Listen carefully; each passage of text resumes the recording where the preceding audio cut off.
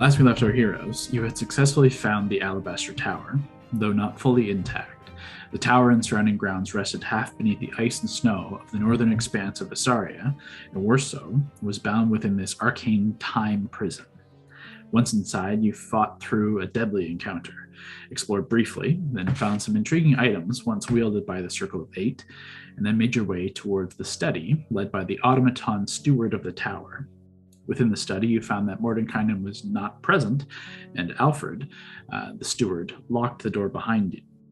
The mood shifted pretty drastically as the automaton revealed that you were all trapped, and your only path forward was to free Mordenkainen from the demiplane of time.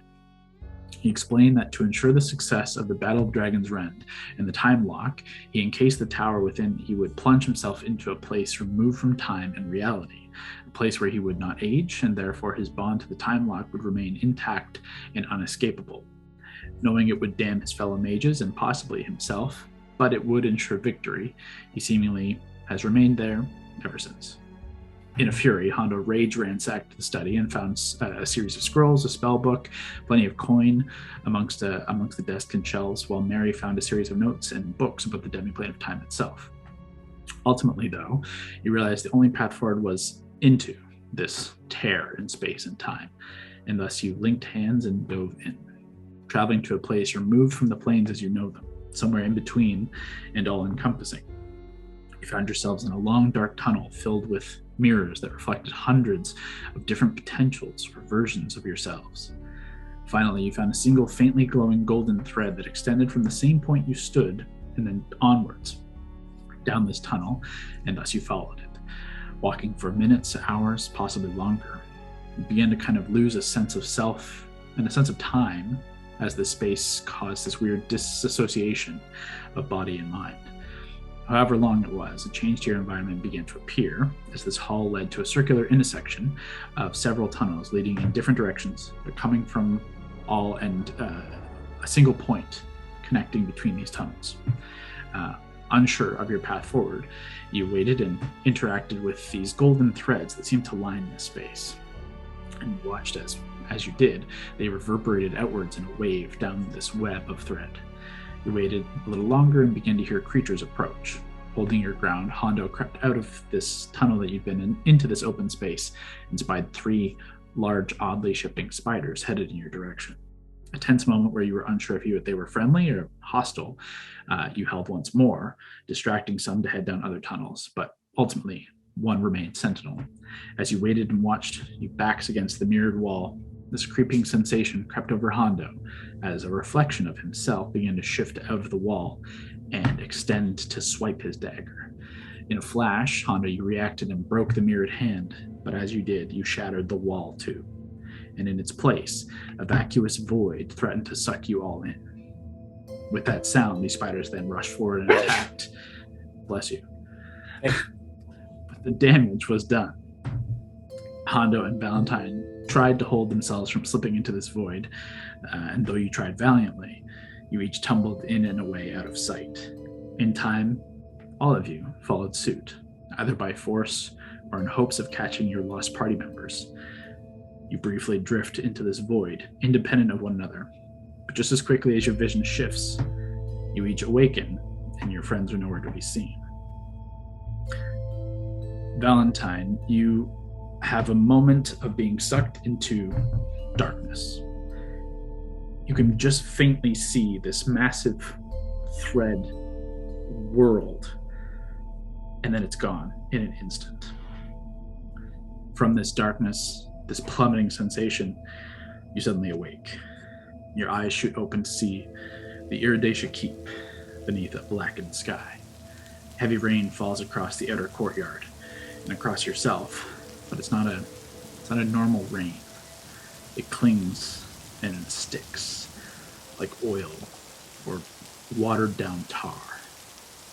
The door ahead to the keep is ajar, and you can see through about 15 feet from this point. Blood is pooling in the entryway along the marble floor. You hear a horrid scream from inside as a bolt of lightning and thunder claps and streaks across the sky. I'd like you to either make an intelligence or wisdom saving throw. Your choice. I think I'll do wisdom. Let me just pull this up.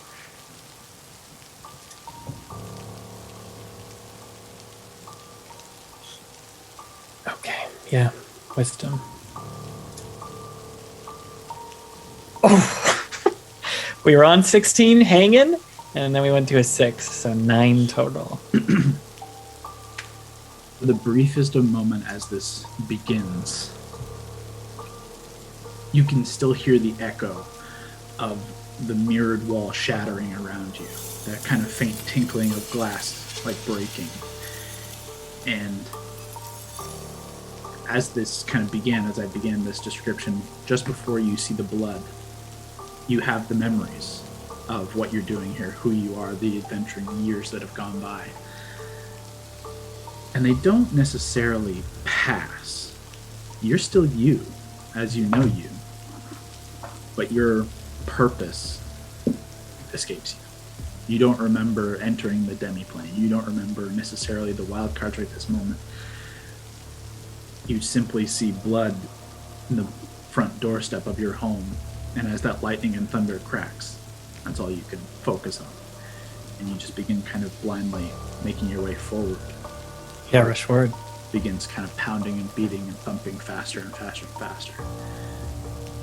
And you're moving sluggish, like in a dream, but it's if this is a dream, this is the most realistic, wakeful dream you've ever had. And in truth, it doesn't feel like a dream. It feels real. Do I have Aetherius? Or a sword? You look down, Aetherius is on your hip, but you don't remember its name. The Warden I'll just take out the... across your chest. It's beautiful. You don't know what its purpose is. But you are armed with everything you have. Knowing I have this strange sword, I'll just take it out as I move forward. You have the same memories of, your arcane ability, though you, again, just you couldn't really replace your timeline. But your skill set is unaffected. But you rush forward, pushing through the one half ajar door and through the open door, keeping your footing over slick blood. You see no source, but there is just a pooling of blood and a streak that goes down the main hallway. Make a perception or insight check. Come on, perception. You've never done me wrong. 27. 14 on the dice. Immediately you rush through, expecting to look in and see the kind of the massive staircase that rises up to the second floor. Immediately in your foyer, to the right would be your dining room, and to the left, kind of a sitting area, like a tea area, or just this small little sitting area, or reading nook that you've many times read books in. But it's not laid out right. This foyer is closed off left and right, and you see a couple of places to sit and places to keep boots and coats and things like that. And it just kind of enters, and you don't even see the stairway. You just see a single hallway kind of stretch forward after this immediate foyer. There is like a faint chandelier, but it is unlit currently.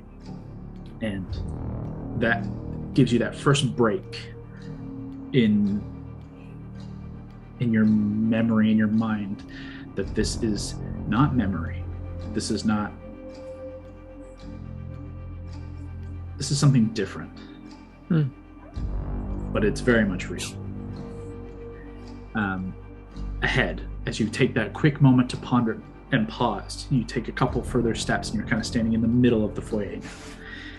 From a door that looks like as it bursts open ahead through this hallway ahead, you can just faintly see the kitchen beyond.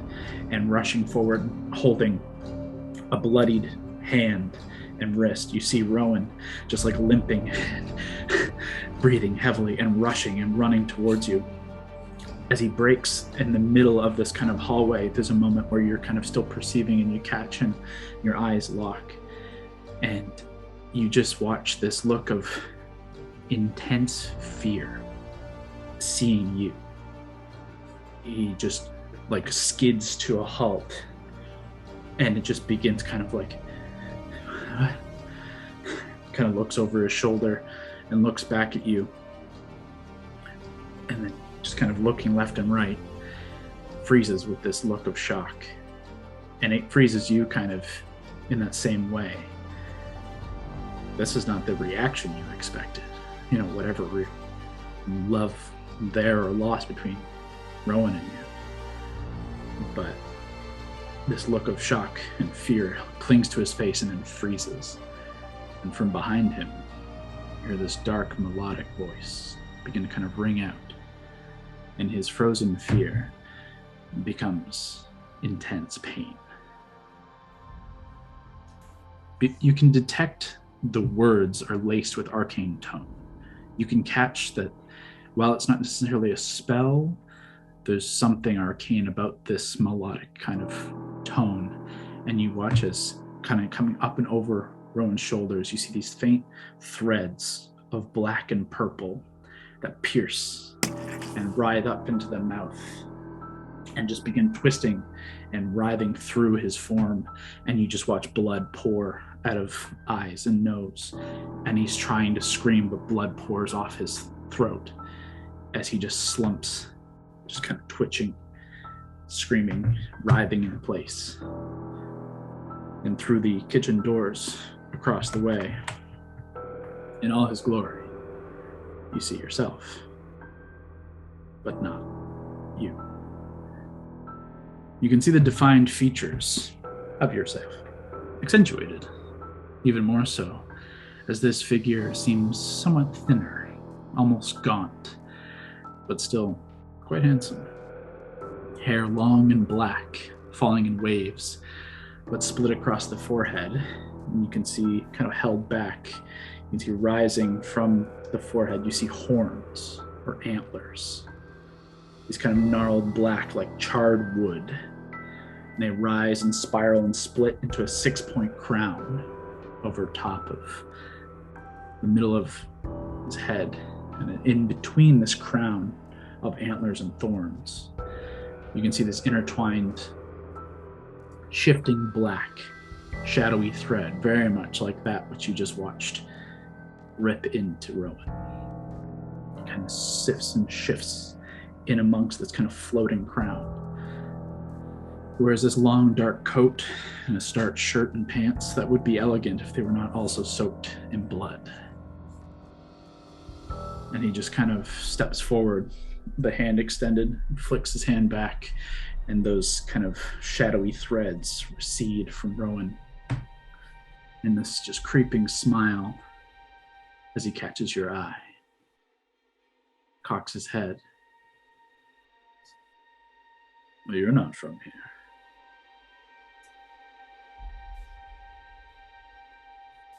Does Rowan still look like he's alive, or is he pretty much dead? He is dead.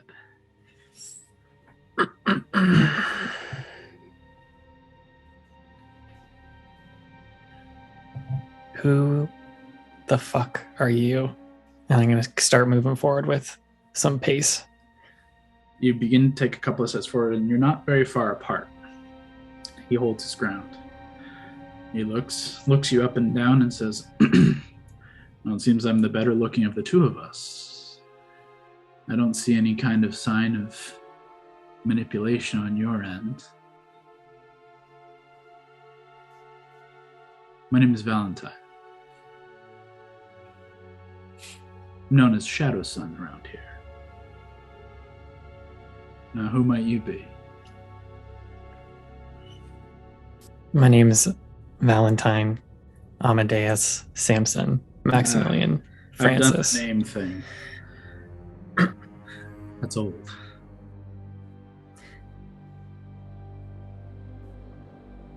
I'm the guy who's killed the other Shadow Sons. Interesting. And he kind of begins kind of pacing around and looking about the room and says, I'm going to circle him, like match that pace. You guys just begin kind of encircling each other, and you're in you can now see as you've crossed beneath this kind of hallway, there's a bit of an overhang. On this side of the hall, past the foyer, you now see the double staircase that leads above, almost like an inverse of your Iridesha Keep. And you guys begin kind of spinning around one another. Can I look at his hip and do a perception check? What weapon does he have? Absolutely. This motherfucker. 25. You can see beneath the coat as he kind of swishes and swirls as he makes his way, circling you. No blade, but the hilt of one. It's black, like onyx gem, and just kind of sits tucked in a little mini sheath or holster. He looks you up and down and says, "You really should have taken them up on their offer. As you can see, turns out pretty well." Black's not our color. You're the one who made the mistake. I beg to differ. You tuck that in with a little bit of purple and you got yourself a good look. I don't like this whole woodland semi-lumberjack thing you have going on. It's not for me. Says the guy with a fucking antler crown. Less antler. It may look that way. More charred bone. Are we always this smug? I really want to punch you in the face. You never talk to yourself, but yeah. At least not this way. Why are you back here? Why did you kill him? Just tidying up things. Some threads that needed severing. We're in the end game. At least my end game now.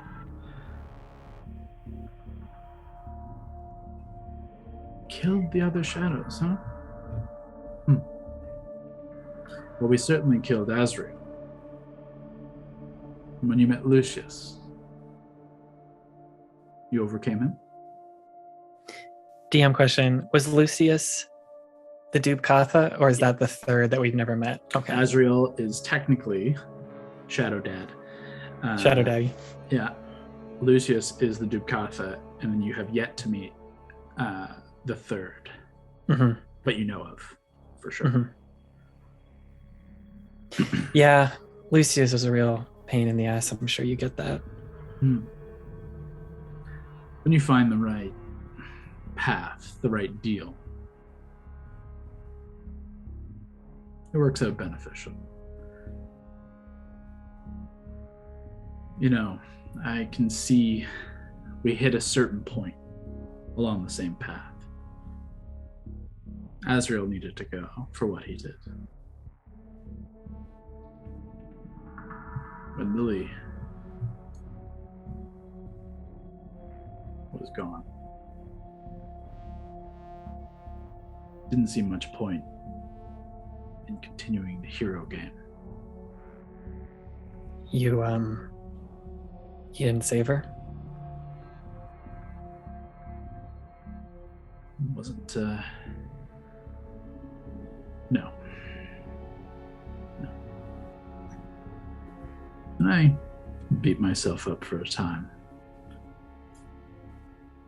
And decided revenge was better than wallowing. I'm sorry. Don't be. Come to find, familial connections are more of a weight than a boon. He kind of gestures and flicks his hand up. Glance up. You look up and you can see more of that kind of shadow thread. And hanging from it are several bodies. Glance down, don't look up. In that little glance, did I catch anything? Make a perception check at disadvantage. As you did make a point to look up, but you tried to do it quickly. It's a perception disadvantage.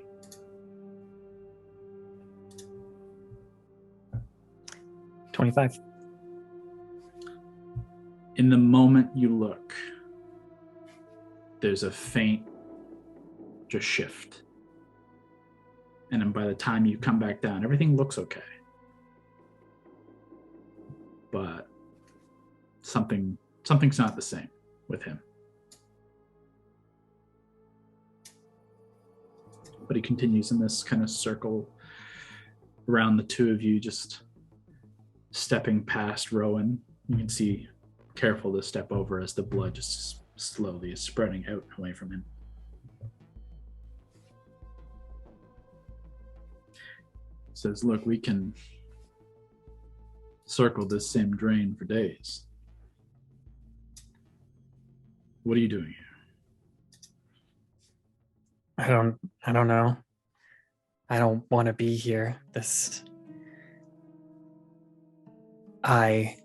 We saved Lily, and this isn't how my story goes. And how does your story end? Still writing it, pal.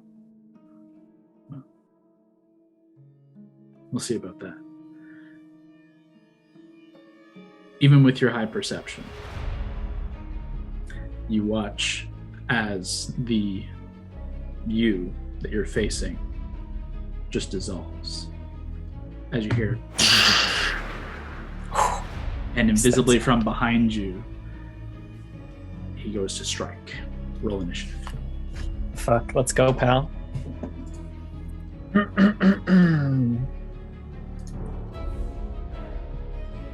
Whew. Danced on the one there, but we're good. Oh, we doing this? Yeah. We going red? Doing red. And we are going here. Of course, this interstellar stone kicks in.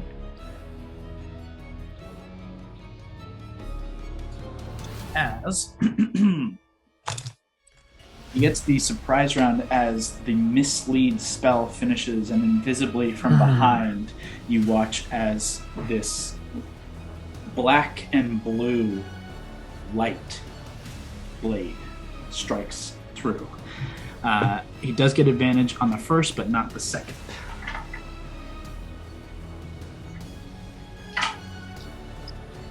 What did you roll for initiative? 25. I rolled a 19. He gets the first surprise, but you will Sure. go first in regular initiative. Oh, not great on the surprise. Your perception might have boosted you here with only a 16 to hit. Oh, Yeah. You watch the sound of the blade clicking on, this old familiar sound that you're so heartbroken to hear as he strikes forward.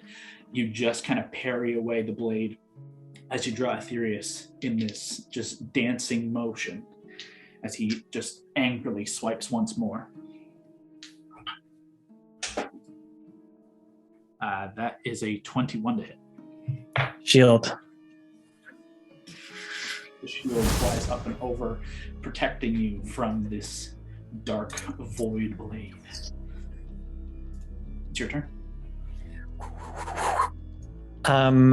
This might be a little bit out of focus. I don't know, but just as a, then don't you worry. Don't you worry. Let's just bring you nice up in focus. Now, is that the handsome one or the bad one? This is you.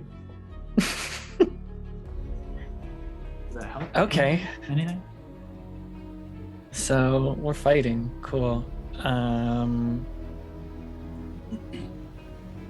me just look at what I got going on here. I'll try and make this quick. I am going to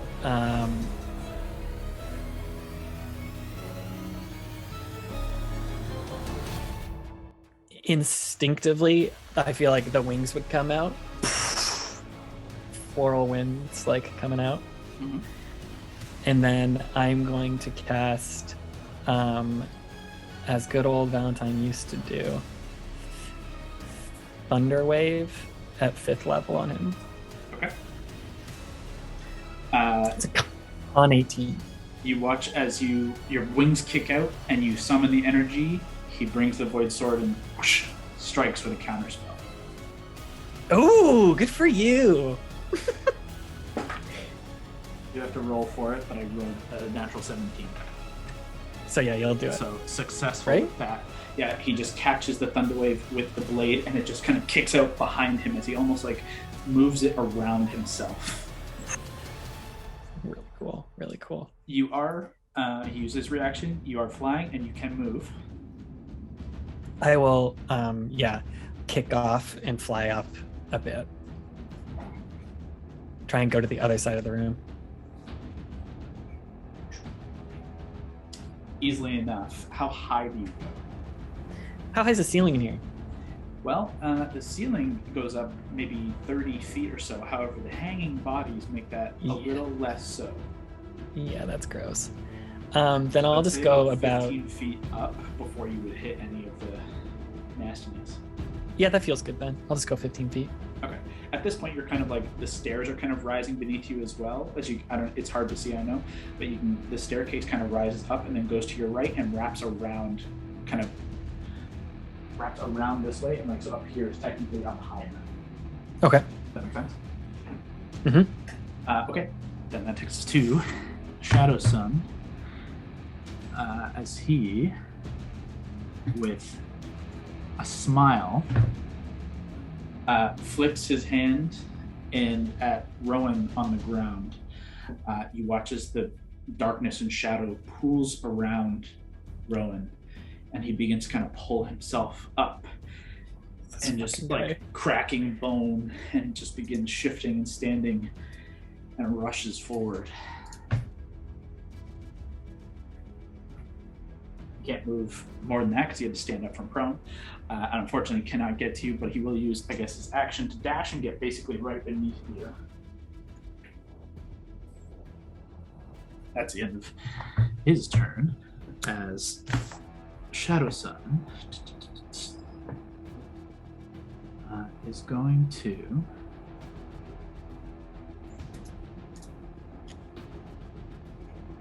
use his bonus action. What you got me? He's going to look to you and using his bonus action with hands spread wide, a flourish of his blade. Just looks around and says, "Is this not what we wanted in the end? To be the storyteller, our own story, to stand above the rest, to make them listen." I need you to make a charisma saving throw. Okay.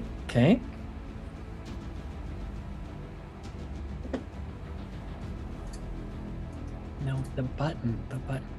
Oh, damn it. It was on the 19 and I went to the 1. It's an 11. That is a failure.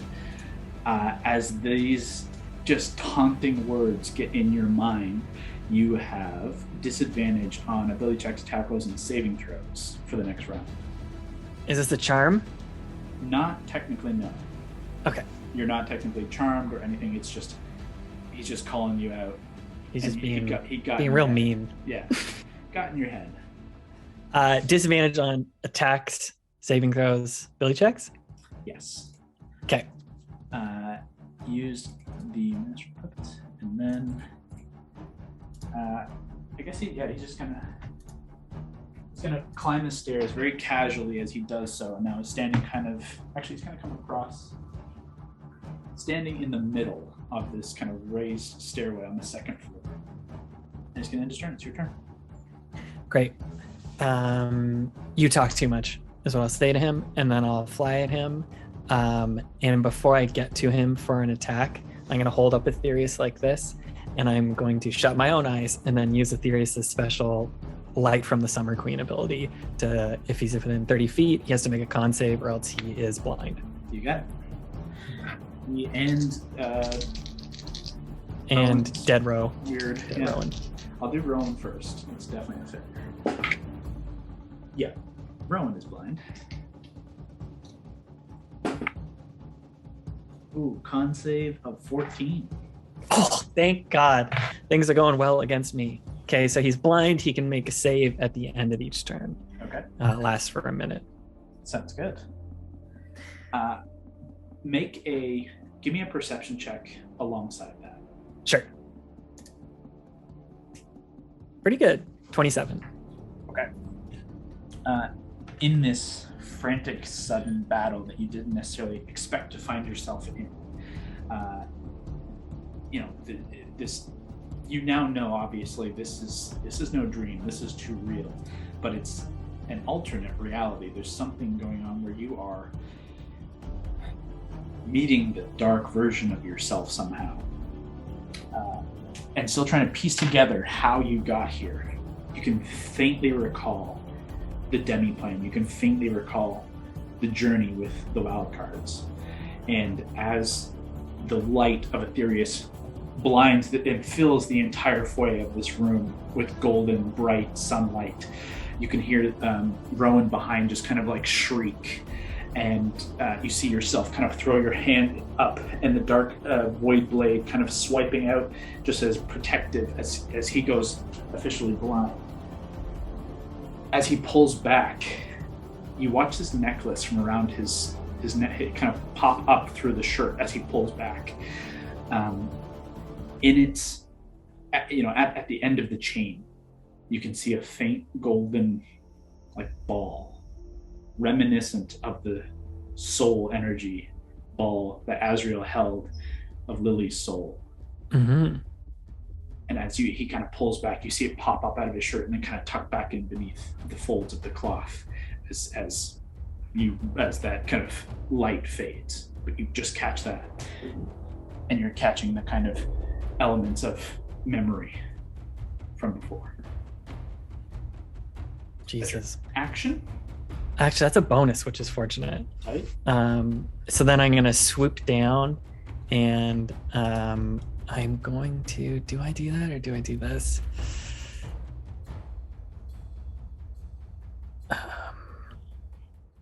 No, I'm going to stay up, like I would have done like a feint, basically, and then fly back a bit. But with still within range, I'm going to fire Eldritch Blast at him with 3 beams.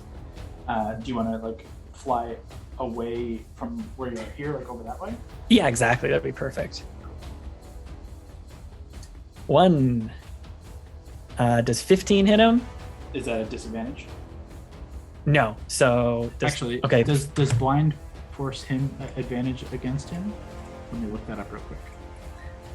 What is the blinded condition?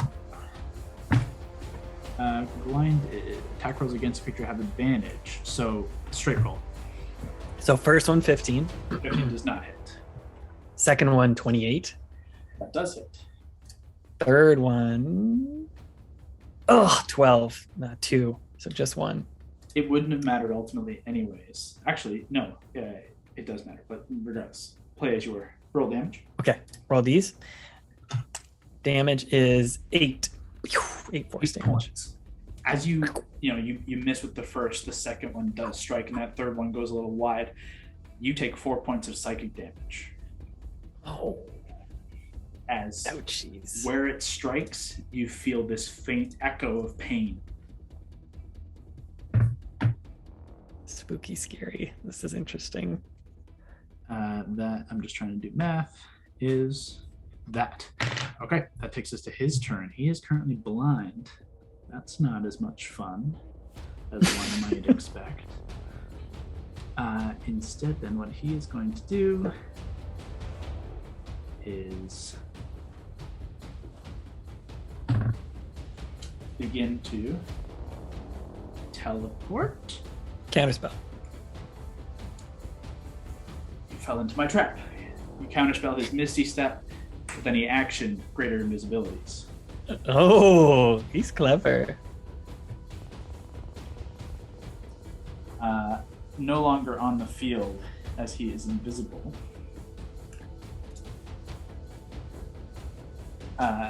You can get a faint sense of using your passive perception.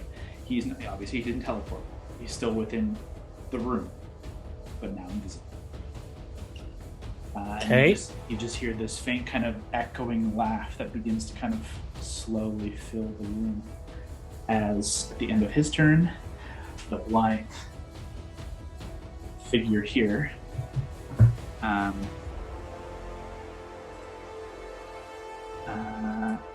Does it say, actually, sorry, this might retcon something. Does it say that that light is sunlight? You flavored it, I think, as light from the Feywild, like Summer Queen light, but let me just pull it up real quick. If I say sunlight or daylight of any kind, let me know. No, it says flash brightly with light of the Summer Queen. Okay, so and then you never say anything about radiant or anything like that. That changed. That's just the caveat there. Anyways, he is going to blinded attempt to make a perception check. Oh, a little dead rose doing that. Yep. And he's just slowly kind of stumbling. He gets an idea because your wings to keep you aloft do have to continuously flap, right? So you are making sound. You're not silent. But he's still just stumbling blindly down the stairs. He is of no use. That ends their turns. Back to you. There's usually so much time for me to figure out what to do next. It's so stressful. He's disappeared. Oh, fuck. How can I do this?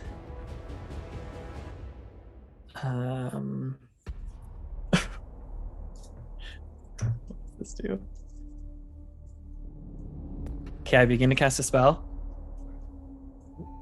You want me? What? No. Said I begin to cast a spell. I'm just seeing if I can bait him too. There's no reaction thus far. Fuck. Okay, that spell was a healing word. It's my only bonus action. I'll just use this little level 1 healing word on myself.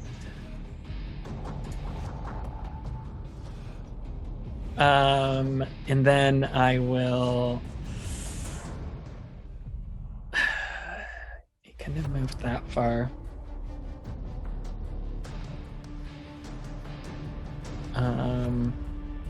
I'll cast Fireball at where I thought he was. In the same spot he was? Yeah, it's a 20-foot range, so I'll just see if I can hit him with something like that. Yeah, I'm just trying to... This would be... Love it. Just protect yourself a little bit, and if you shift back, you'll hit... This is something that is up to you, obviously. Mm-hmm. To hit the point where he hits, it'll go up and it'll incinerate any bodies up in the upper that are hanging. They'll get caught in it as well. Is that cool with you? I don't even know what's up there. No? Just it's something that you saw earlier. Just something to consider.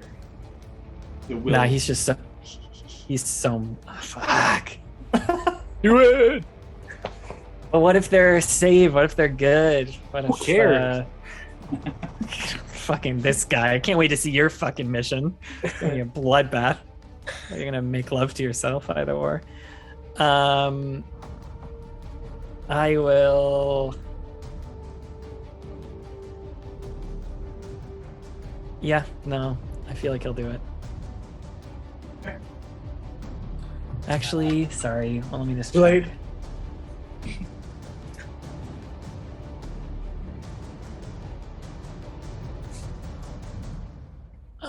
God. Yeah, no, I said it. I'll do it. Cool. Let's see. Deck save coming up. 18. Where's my bids? There's my picks.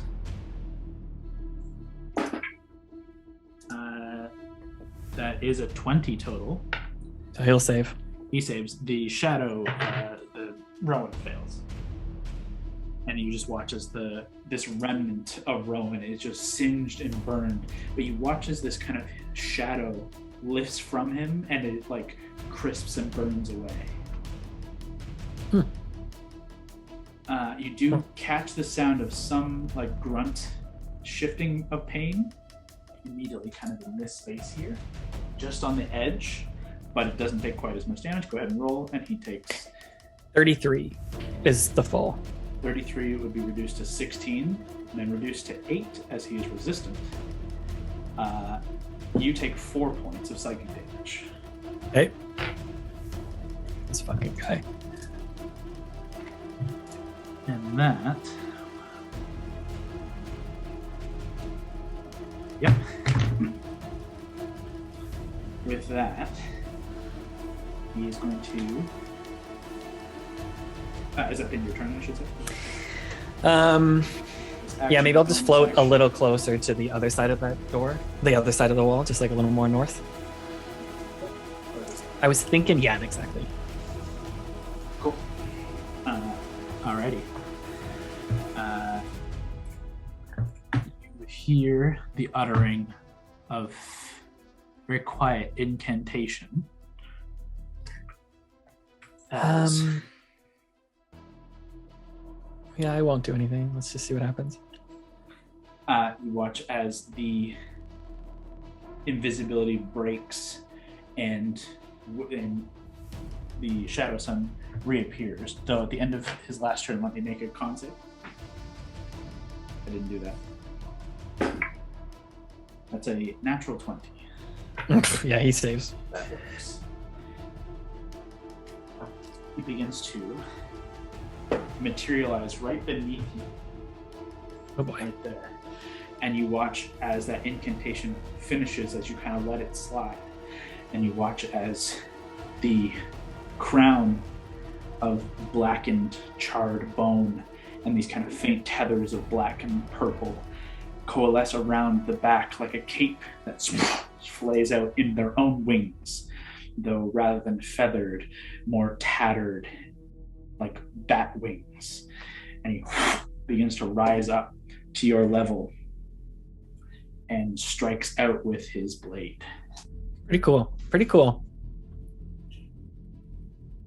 Together, the two of you tangle up in the corner of this Iridescent Keep as he strikes once and strikes twice with the Void Blade.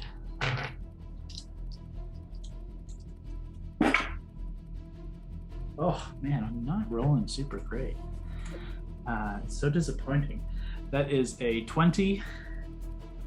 Shield. And a 13. So regardless, you shield, and he just. Oh, actually, sorry. No, it wouldn't make a difference. It'd be 22. No, yeah, still good. Yeah. Up to 24 with that. Nice. It just continually brings the Void Blade across once, twice, and you can see the eyes now are pitch black in this wide, wicked smile. You seem a familiar smile, very reminiscent of when you fought Azrael and when you fought Lucius. There's a faint madness to him, and he just holds his position, almost like pinning you for a moment, as like with the shield, pinning you against the wall, with the blade trying to push through the shield, and just continually just smiling, just saying, one way or another, your story ends here. Your turn. I will say to him, do I want to do anything else for bonus action?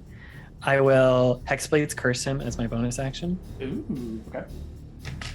But instead, as I attack him, I will say, Lily is still safe where I come from. Oh, can I ask you a question, Kyle? Mm-hmm. Do I have any idea that I'm trying to save the world, which would save Lily? At this point, you know what? Go ahead and make. We're going to call this an intelligence save. Intelligence saving throw? Yep.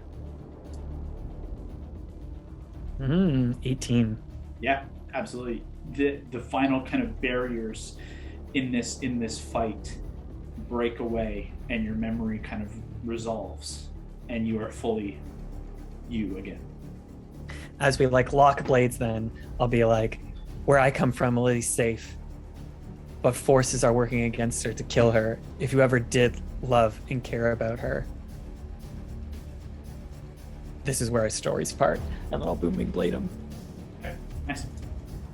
It's no save, it's just if he moves. Yeah, it's just an attack, so I have to hit him. So let me just try and hit him. Okay. I will point out you actually have disadvantage on this strike. Yes. Oh, did that last? That's kept going? This is a different effect, but yes. So Okay, you still cool. have disadvantage. Okay, so first one's 25. Second one is not great. It's 16. as you strike out, you can just see that madness is kind of radiating off of him. And then that combined with this constant psychic attack you've been taking when you strike at this variant of you, it's like subconsciously your body is trying not to hurt. Mm-hmm. So you have disadvantage. But what was the final roll? 16 on that one. 16, unfortunately, does not hit. As he catches the blade and says, I killed her in my reality. So what the fuck do I care? And he parries your blade off to the side as he takes his turn, unless you want to move. Nope. Cool. On his turn, let's see.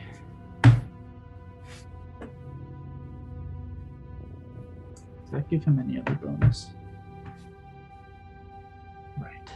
I have to keep this, I have this effect that he's doing. I have to keep over here because it's got a bunch of shit on it. And I keep forgetting. He's just going to continue this attacks as your shield comes down. He's just going to keep kind of going at it. Because why not? It's fun. Strike one. That's better. That's 29. That'll hit. That'll do. Finally. And for the second Now you'll feel the pain I feel when I hurt myself. Oh, the second one sucks. It's a... well, actually, it's a 19. 19 is my AC. Oh, okay. Okay. Are you going to shield or are you going to let it go? I'll shield because I'm scared of what will happen. You get hit with the first full regardless. The second one, you shield and protect. So for one, he strikes with... He manages to cut through, and you're just kind of stunned by that phrase of he killed Lily. A totally different path. Oh wow, just shy of max damage. You take 19 points of force damage. Okay. You do catch with your passive insight a flare of pain in his eyes. The second one does not strike as you manage to shield and protect yourself for that second strike. And he just kind of laughs and chuckles to himself and dissipates from in front of you.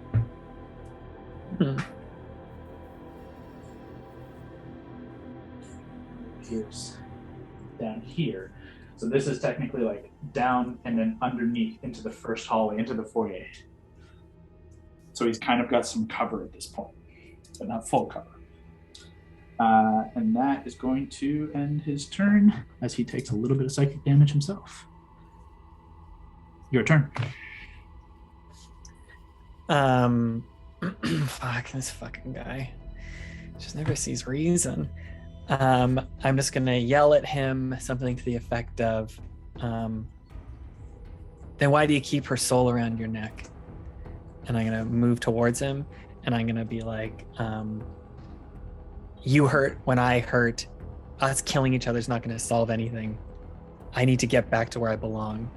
And I'm gonna 3 Eldritch Blast him as I move closer. Okay, go ahead and make the just 3 attacks. Swinging the blade as I'm coming closer.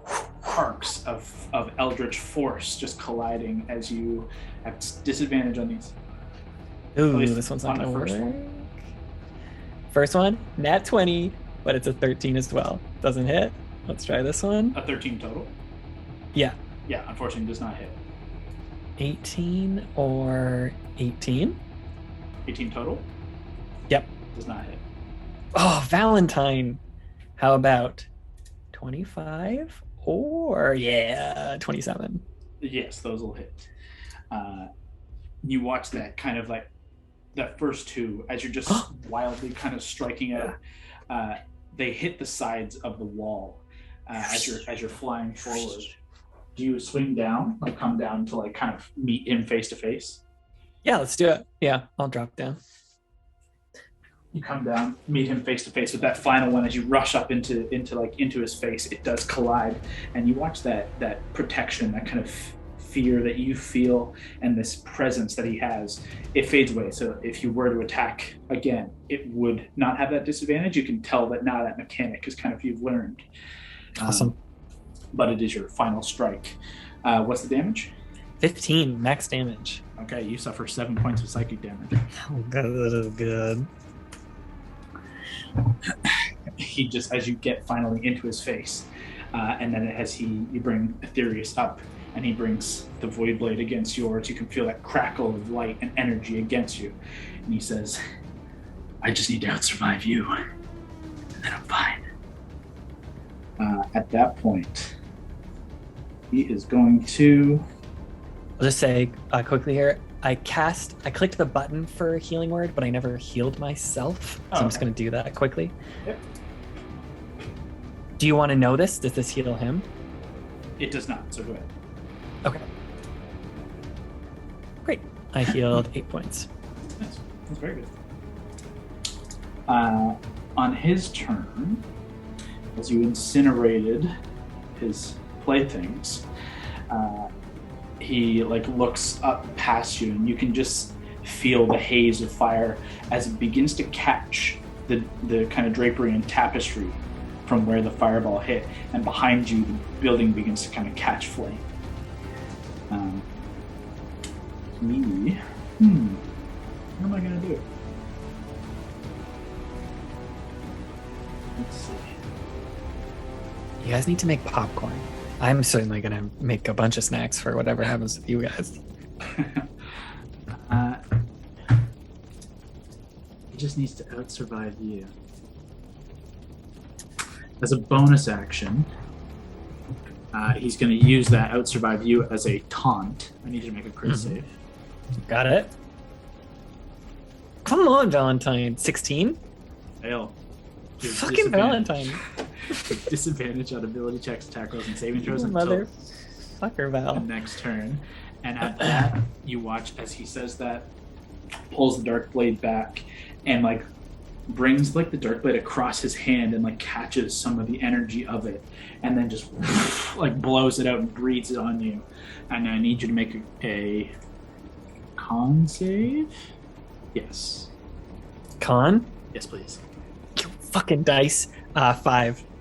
Okay. Dangled on the 19 and then just fucks me. Then a cone of cold flies out and erupts around you. Okay. That's rough.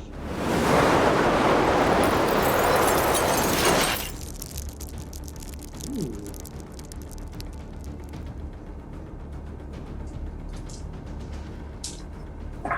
"34 points of cold damage to you."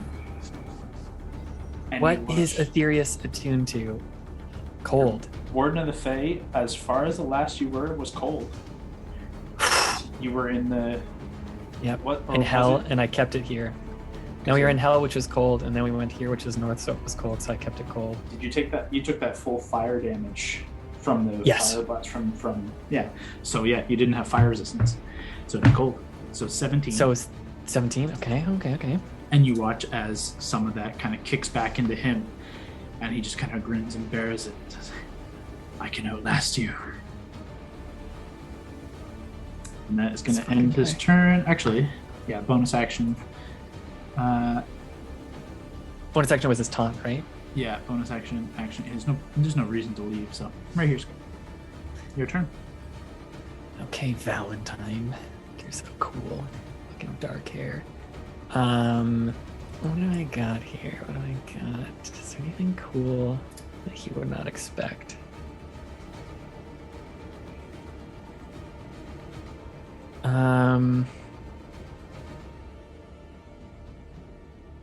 Power of friendship, Mary says. Yeah, I just draw my sword and hug him. I'm like, it's not your fault. Oh, maybe I should just Goodwill Hunting him in this moment.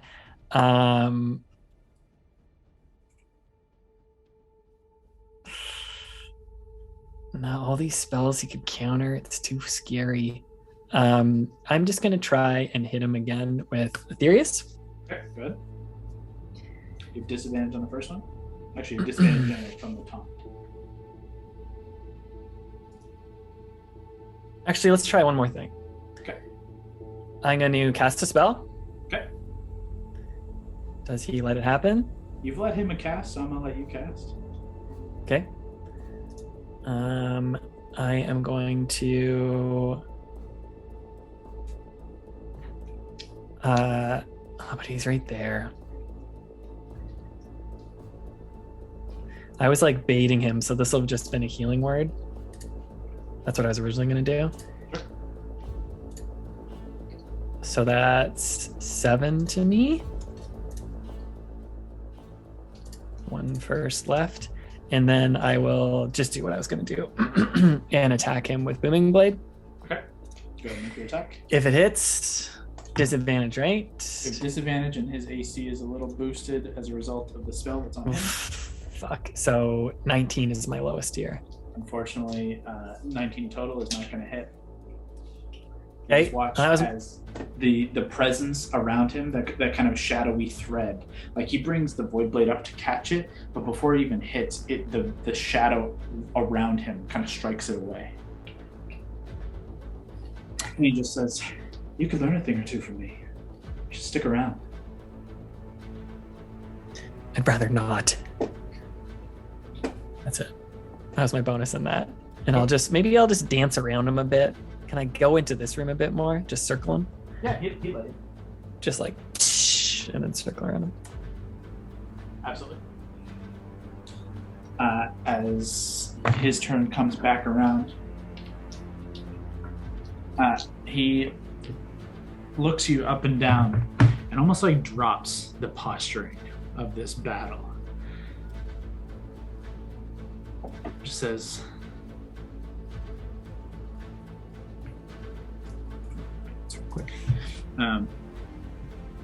says, "I can outlast you here. Your fanciful words aren't going to protect you. You may have saved Lily. You didn't save what really mattered." And he just with one hand kind of holds the kind of around his throat, that like necklace. And he kind of holds it for a moment. And you watch as your vision kind of shifts. And you can tell it's not him. But around the kind of necklace, the bead, almost like an image overlaid, you can see this faint piece of alabaster. You can see white stone. It's like jagged on two sides like a wedge, smooth on the top. It's like he's holding it, and it flashes again, and it returns back to the necklace with this bead. Given the fact that you've succeeded on these other checks to like determine vision and reality, there's an element there that is of both worlds. And as he kind of drops his hand from it for a second, says, "But we're long past that. And I'm done with you." He strikes out with a couple more Void Sword attacks. It strikes. 22 and 11. We're gonna shield it, baby. Okie dokie. We're getting low on HP. We can't fuck around. He counterspells your shield Interesting. Okay. to make sure this attack goes through. It's a good trade. It's a 1 for a 3. As yes, you suffer 9 points of force damage. And as it hits, he like shouts this like, it sounds like arcane phrase to you, but it's laced with these multiple voices. You can hear the voice of the Dubkatha. You hear his voice layered. You can hear like the Shadow Suns calling down into this strike. I need you to make a dexterity saving throw. Dex? Yep. Oh boy. Oh no, that's okay. Disadvantage? Okay. 15. 15 is a fail. Oof! As as he hits with the Void Blade and then goes to strike again, your shield is counterspelled as he kind of catches the arcane energy and he like parries away Aetherius, and he just kind of stands and like lets everything drop, this like fight drop, as the shadow thread from above his head and above his crown wraps around your legs as you're focused on the blade, and then it brings you to your knees, brings you down, and begins winding it around you. You are restrained and drop to your knees. It's not good, folks. It's not good. Kind of stands and spins around, just posturing fully confident. It's your turn. Let me just check out the restrained. Strange creature's speed becomes 0, and it can't benefit from any bonus to its speed. Attack rolls against the creature have advantage, and the creature's attacks have disadvantage. The creature has disadvantage on dex. Got it. Speed 0, but I can still do stuff. And he's right in front of me still? He's pivoted a little bit, but you can kind of still you have enough movement to kind of turn around, but it's becoming more and more difficult. Okay.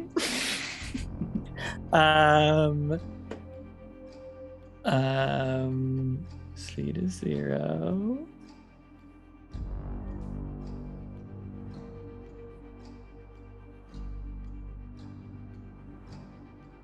Let me just check one thing. No, I don't want to do that. That could be too scary. Is this little puppy still hanging out of his little shacket? Yeah, where he grabbed it to kind of have that moment, he's kind of pulled it up, and it's just kind of hanging outside of the shirt, this like starched shirt that you can see is kind of splattered with blood. Yeah, how hard would it be to try and slice that necklace off as my like targeted attack? It would be your disadvantage given your position, and it's a called shot, so it's a little hard. Though, like the act of actually cutting it isn't particularly challenging. Like it's just like a standard kind of like a leather like necklace almost. So I would say it's still his same AC, but your disadvantage. Okay. You have found his AC is relatively high. He's speedy. I just want to read this thing. He just bears this like enthralling presence.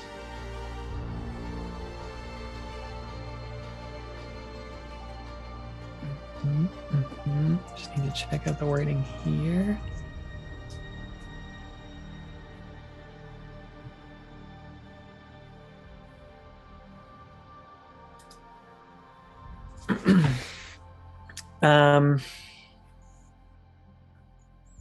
I'm going to try and bait him, I think. I want to try and reach up and grab the thing, but I want to try and like bait him closer, if you will. Sure. So I think I am going to be like, you're right. I didn't protect what was important. And I can see that my power doesn't match the choices you made. Just do it. Make a deception check. And I want to be clear, you're saving an action to try and snatch? Yes. Does this have disadvantage? It does not have disadvantage as the turn has come around where the taunt has failed. Natural 20. Perfect. You hang your head ever so low, but keeping Aetherius held on your offside where he's on the other side. And he just kind of laughs and chuckles. And he gets close. As you feel the winding of that thread energy, that shadow wraps around your torso, and it's kind of winding its way up and under the armor and snaking beneath and getting nearer and nearer to your throat and your arms. But he bends over from behind, and you can just see it just dangle out from around the throat as he looks and just like whispers into your ear. That's all I ever wanted to hear. We're so gullible. Grab it. Okay, go ahead and make, this is an athletics, it's essentially a grapple. So it's an athletics versus his acrobatics or athletics. Oh, fuck. Yeah. Athletics? Okay, all right. Can you if it's an ability check. Yeah, can I use my you thing? use your- Yeah, ability checks are for your bardic. Nope, that's a D100, Scott. It's a D100. I'll tell you right now, 18 on this side. 14 is my first roll. Okay. And then I rolled a 9 on my Peerless skill. So 23 total. With the training of yourself as a bard, you're just boisterous presence, this enthralling presence of your own. You've lied to yourself in a variant version, and as you tricked yourself into getting close, Aetherius flares with a little bit of light, and he just kind of raises an arm that would otherwise protect. And just as you kind of break away and it kind of cuts away at that shadowy energy, the shadows that are holding you, that are binding you tight, kind of begin to fade. And you snatch the leather necklace from his throat and rip it away. In your hand, the golden orb shifts into this wedge of alabaster stone. And you can see a thin, line down its center. The two elongated edges are jagged, but this kind of curved upper edge is smooth. And it flares white.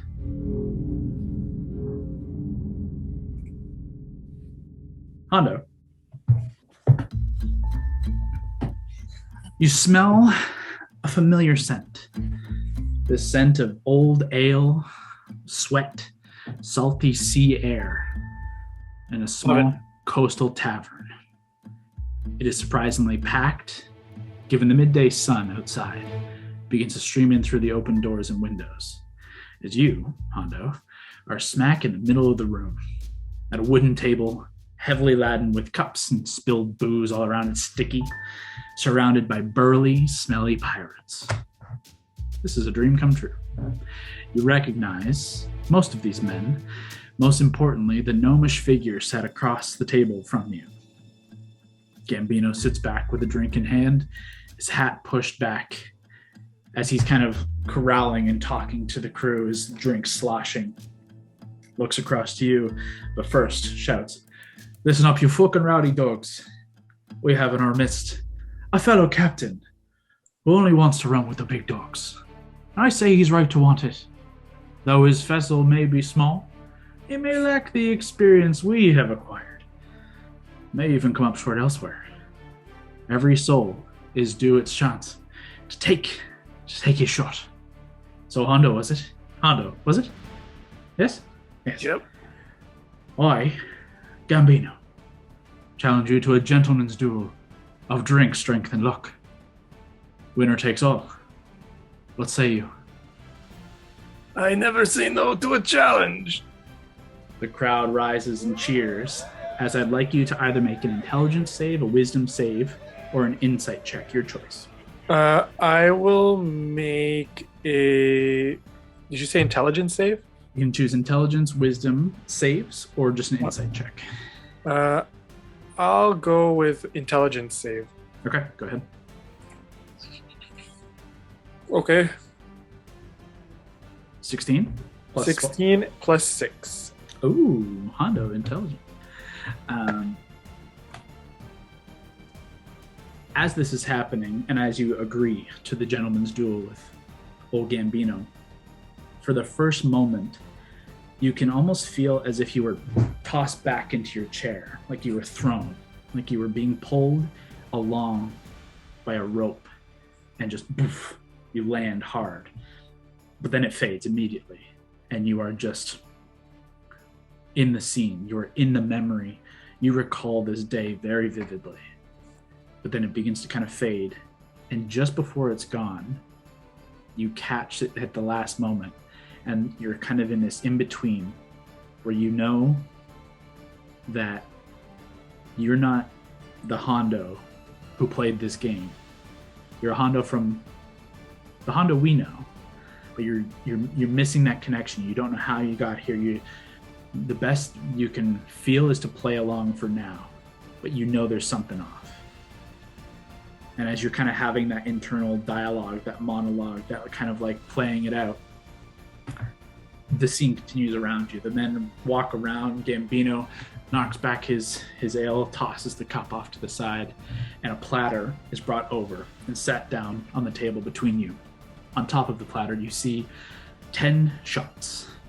5 begin to be laid in front of you. 5 are laid in front of Gambino. And as you kind of get a quick waft, they smell like they are either really, really expensive or horrible, just horribly horseshit. It's one way or the other. They smell strong. But Gambino immediately just begins kind of collecting the focus of the rest of the people around, the rest of the pirates in the bar. As he says, simple drinking game. 10 shots, 5 each. We go back and forth, shot for shot, to the last one. Well, the first one to hurl, we'll say, loses. And as a gesture to you, I'll let you go first.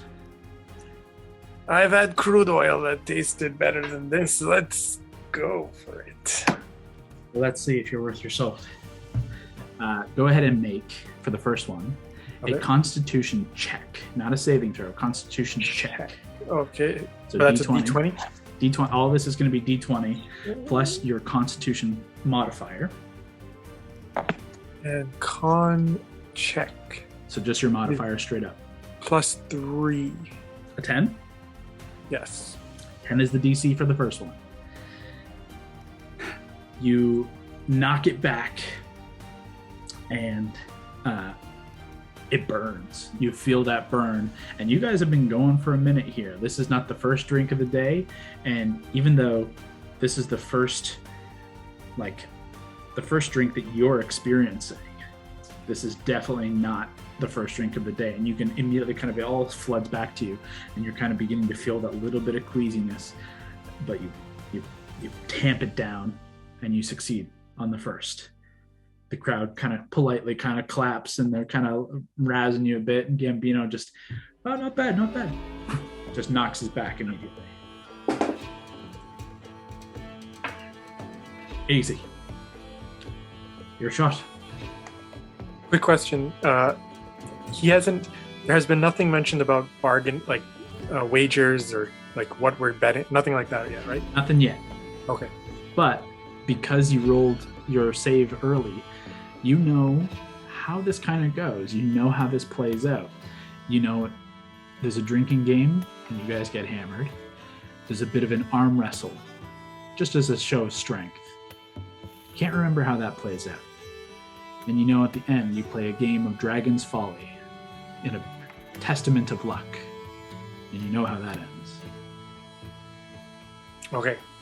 So, Constitution check for shot number 2. 1 success on your part. All right. So, you sure this isn't your piss? I mean, it probably would taste better than this shit. What is this? Some of the pirates just begin kind of laughing, and Gambino kind of shoots them a look, and they quiet down. He says, "Come on, knock it back." All right, and sorry, what is this a check for? D20 plus your Constitution modifier. Okay. So you said +3. Oof. 8 total. As you go to knock this one back, it burns and it kind of gets caught a little bit, and you're just kind of coughing and hacking for a minute. And the crowd just begins laughing after all this posturing that you were doing. They just begin kind of laughing and taking a little bit of the piss. Unfortunately, the DC increases as you have failed 1. So 1 success, 1 fail, new DC. Yep. Okay. Now his go. He's still at the first, so he's good. I need to pull something up. Ooh, that was a fail on his part. Hi-ya! The crowd kind of laughs it up at you. He knocks it back. And there's a moment of just like he knocks it back and he's laughing and then... Ooh. You're not wrong, friend. This is surely piss, but it makes for a good battle. I might get checked what you're drinking, man. If that's your piss. Woo. Well, if it is, might be cheaper. Just keep drinking piss instead of buying rum. Anyways, it's your turn.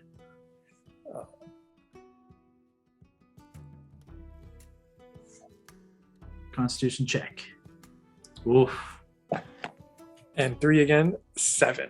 Another fail. Wow. DC increases a little further. At this shot, 3 down, and it's going pretty fast. And you can just feel your stomach is churning. One more fail and you're going to hurl. You know it. You know it's coming. You can already feel that burn. The saliva's building. It doesn't feel good. And you watch as Gambino across from the table of you can see that. He sees it in your eye, that kind of turn, that green to your scales. He says, "Oh, I fucking got you." Natural 20 for Gambino. Just driving him forward. He just knocks it back. A little wink. The DC decreases for Gambino with a natural 20. A little easier for him. He says, "We might need a mop over here in a second, Master Honda. Shot number 4, please." All right. And hey, 18 on the die, plus 3 is a 21. You easily beat this DC. Not to be outdone. You win this round. He says, "Oh, all right, he's not done yet. All right. 4 shots in, 2 successes, 2 fails. Your DC on a success doesn't change in this case, only if you roll a 20. So, DC of 14 now for this last one, but he gets to go. He succeeds. Just knocks back another one. He says, "Whew. All right. Let's see. Have you got the stones? Or your little pissant? Knock it back." all right. Oh, a 19. Even with the harder DC, you come up strong. You take the final one back. Everyone cheers. At the same time, Gambino knocks his back. He succeeds as well. Sputters and coughs a little bit. It's not quite as smooth as yours. He says, "All right. I thought you could handle your own a little bit. You look like you're made of somewhat hardier stuff." Well, I've got to admit, you surprised me too. You look like someone who can't digest corn, but here we are. I may be small, but I got balls. And they're big. You do well to remember that. Now, you make light about my size. Let's see just how tough you are. He begins kind of pulling off his jacket and rolling up the sleeve. And he is, admittedly, a much smaller man, but he begins to set up for an arm wrestle as the crowd just begins to kind of hammer down. And they begin kind of setting the table and clearing things off. So you have a clean, open table for an arm wrestle match. At this point, as you're kind of getting yourself ready, you look about the space. You can see Gord is with you. You can see the younger Gord, and he's just kind of drinking quietly. And in one hand, he's got a cup, in the other, old pipe that you've seen him long smoke for years and years, just slowly blowing smoke rings across the room. But he's hanging back. He's watching, making sure you're not dead, but not really interjecting. As you catch just faintly a shift of movement out of the corner of your eye at a table along the left wall. Something that wasn't there a moment ago suddenly is there. Val, at a table in front of you, you see papers and notebooks strewn across. There's a goblet, a kind of a half-drank cup of wine, and you can faintly taste the taste of very, very poor red wine on your lips. But you're barely focused on it. You're almost drinking just to make it look like you're allowed to be here. As you look across the table, an early draft of kind of your journal, your notes from your early days of adventuring. You can see very quickly, and you can remember being only a couple days out on your own. You look down, you don't see the warden. You don't see Aetherius. You just in relatively nice leathers, but nothing special. I'd like you to make an intelligence saving throw. What? Mhm. Oh, shit. Fuck. 6. Oh. You are just like looking down at your notes and remembering, okay, I have a storyline I was kind of working on. I'm just trying to like gather my first notes, and you feel the jubilance and excitement of the early days of your adventures just kind of kicking off. As you hear some rabble rousing off to the side, you're not concerned. A handsome blonde adventurer sets out for the tale of a lifetime. Anna, you just at the corner of your eye catch a young half-elf. It doesn't matter to you, though. There's an arm wrestling match going on as Gambino and you clasp hands at the middle of this table and begin to set up for an arm wrestling match. Before I grab his hand, I spit in my hand. He has his hand at the ready, and as you do that, he holds back for a second, reaches down his pants, and gives like a real big swish and swirl. Oh yeah! Pulls Bring it it out up. with a little, and reaches over and clasps your hand. As you begin, both of you make strength checks. Straight strength modifier. Strength modifier, you said? Mm-hmm. Strength. Oh, yeah. Okay. So, my strength modifier is +3, and that's what I rolled. Oh. As you clasp hands and you begin, Gambino rolls a 14.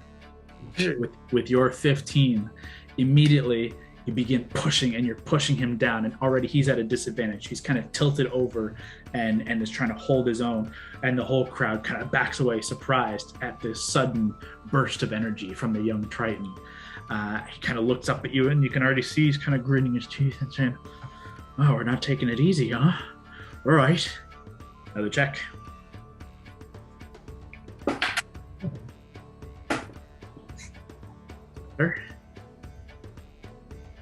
Okay.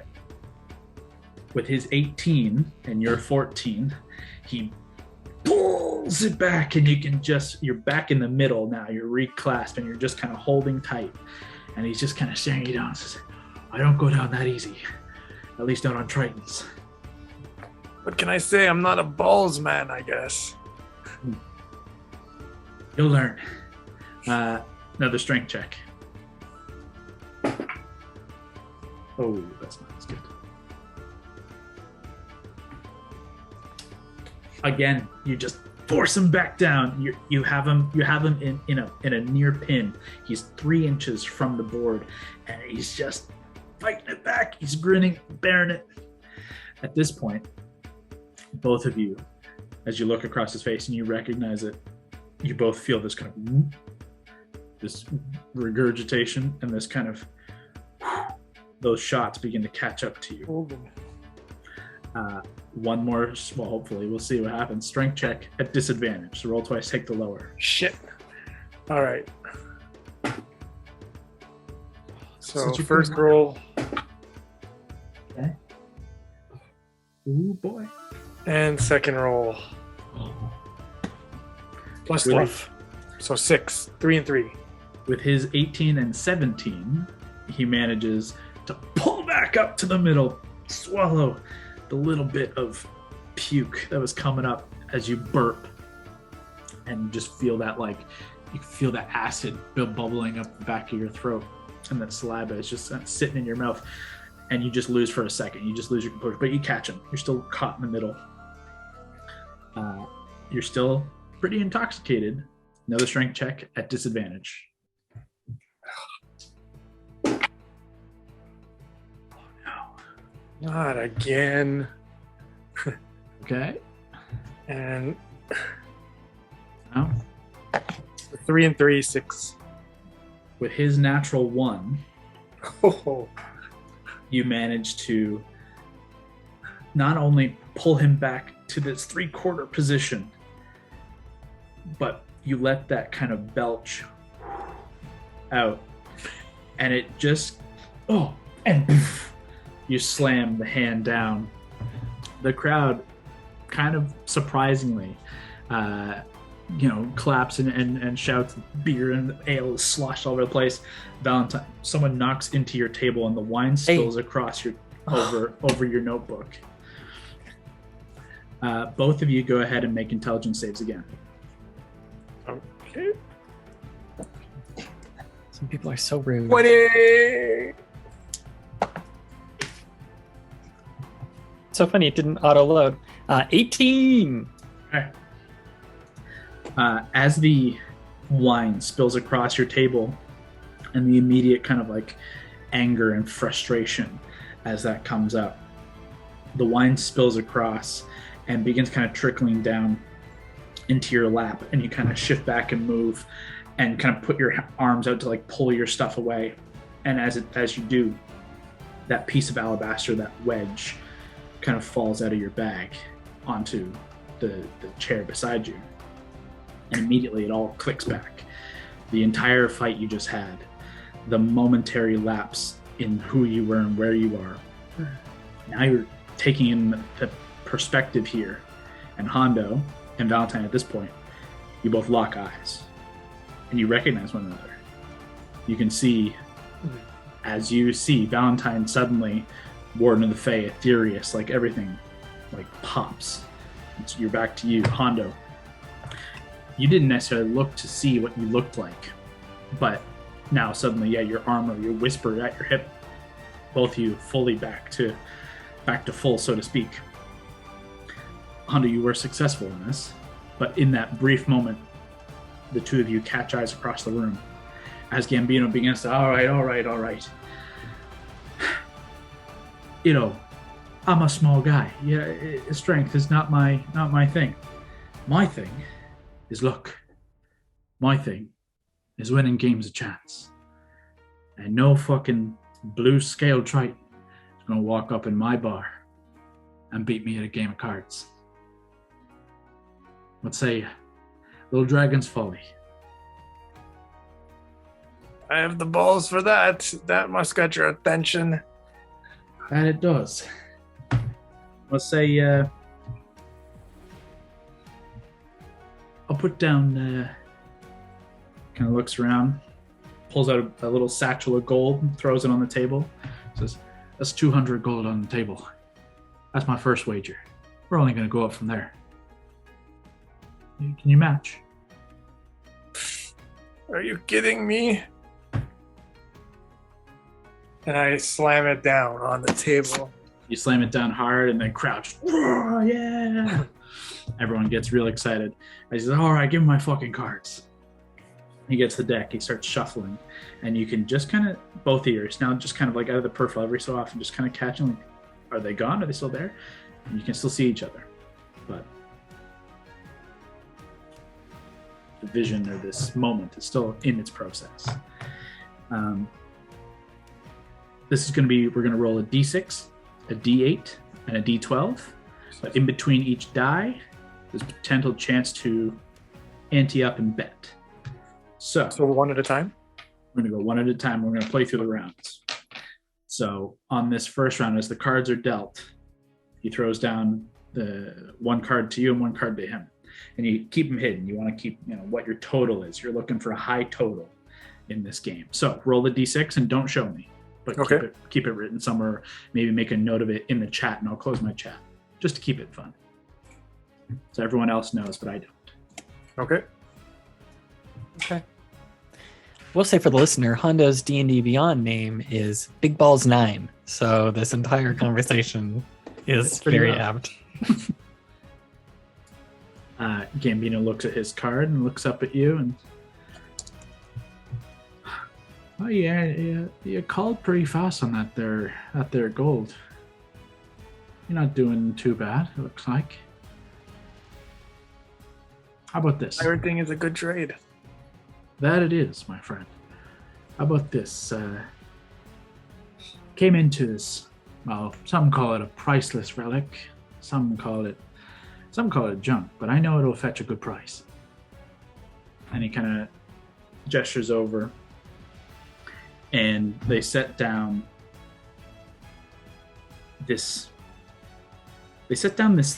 item, and it has this kind of twitching to it. On one hand, you can see what looks like it could be like a helmet, or like, but you can't even see it long enough to get an idea of what it is. As it twitches and it kind of shifts back and forth, but it kind of solidifies into this wedge of alabaster. You see two jagged edges, you see a smooth edge, and you see some etching along the edge. And he's just kind of going over, talking about what it is. And you can tell that it's not what he's talking about. You can see the alabaster, and you've come to a point now with like realizing like this is part memory, but something else is at work here. That's not from here. Mm-mm.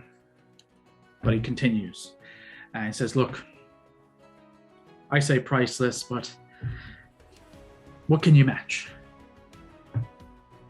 I mean, you call that priceless. I call that a piece of marble I can get down the market for $2.99.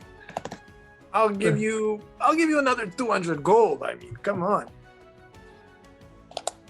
All right.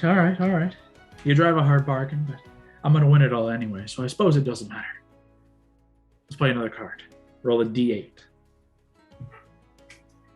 Hondo, I will have bent down and picked up the thing that fell, or Kyle, I guess. Mm-hmm. My own version of that.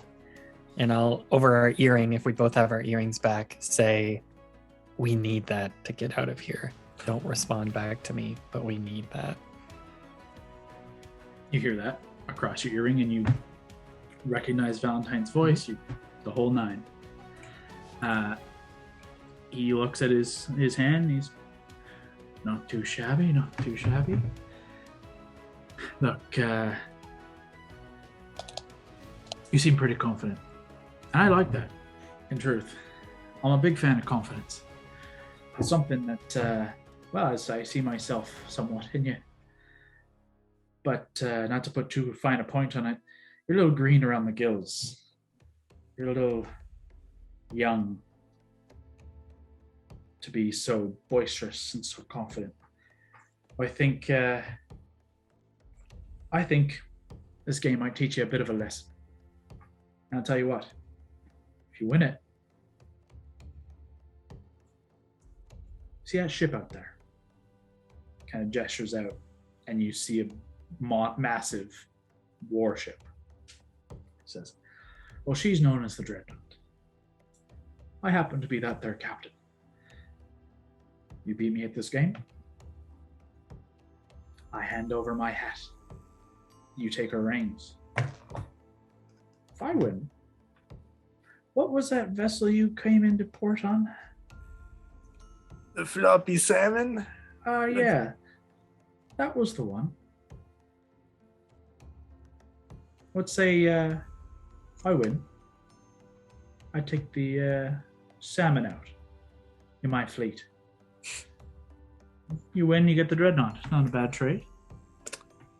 I like it. I mean, let's just be careful here, because there's a reason it's called the floppy salmon, because it will slap you around if you don't handle it right. Well, there's also a reason mine's called the Dreadnought, but let's see if you can learn that about in time. Let's find out our last card.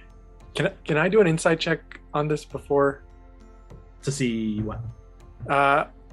I want to judge if he's doing what, like, is he covering it up, or is he like legitimately think like, yeah. Okay. And also, am I able to do a sleight of hand? If I do badly, can I use a sleight of hand to like change the roll? Yes and yes. You can do both. But You are still intoxicated, even though you are the liquor you're drinking in this moment, it feels real.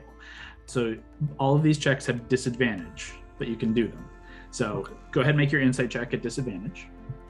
Okay, so first roll. Ooh. Good first roll. Second roll. 19 and an 18. Oh, no. Over the last 2 cards and his confidence, though he is a charismatic and very confident fellow to begin with, he's got reason to be happy here. He's got good cards. And he's letting you know. He's doing all right. He's not lying. He's not bluffing. He's, if anything, goading, knowing how well he's doing and knowing that you can't back down surrounded by all these men. Like, you would look like such a little bitch. So he knows he's got the upper hand. That's what you get. Okay. But let's go ahead and roll our d12. Let me know if you want to try and sleight of hand to try and get better, because that is a whole different thing. So I can roll first before deciding. roll first and then see what you get, and then you can go for it. And D12, you said? D12, the big Okay. guy. I am gonna try and sleight of hand that. Hidok, you have disadvantage on the check, Okay. and there are eyes on you. So it's going to be a hard DC. You're in a group full of people. First roll, That's a good one. 19. And if you get a 20, that'd be great. Second roll, not so great. you have a minimum of 10. Yes. Sleight of hand is yep. No, sorry, sleight of hand is not a full circle. Oh, what a strange rogue. Oh. So what's What the a total? strange rogue. All right, sorry. So sleight of hand is plus 7. So 7 and 6, 13. It's not bad, but it's not great. You don't get to swap the card. Whatever you rolled is your card. Okay. As the hand comes to you and you try and almost like as you're taking the card from as it's being dealt to you, you're trying to grab the another one behind it.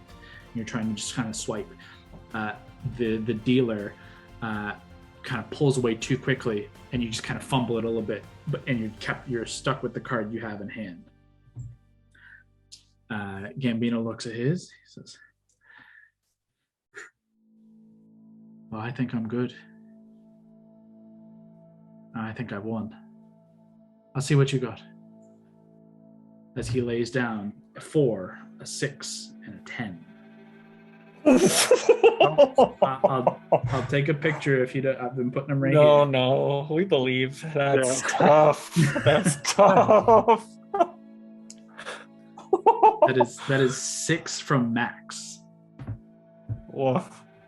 Some This good feels rolls. like it was real life, like the first time it happened. It feels right. Oh no, you reveal what you got. I lay down a 4, a 2, and a 6.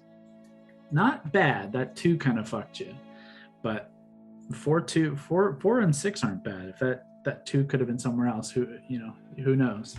But as you lay down your cards, and Gambino puts his hands up, says, "Sorry, Blue. Them's the breaks. We'll be sure to drop you off somewhere warm. But we'll be taking that salmon with us." And he begins scooping everything back across the table towards him. "Someone get this poor sap a drink. He wants to go shoot down a ship." And he begins kind of getting up from the table with all of the spoils. What do you do? Are they shooting down the floppy salmon? Is that the... That's what they did. Oh. That's what He they destroyed fucking it. did.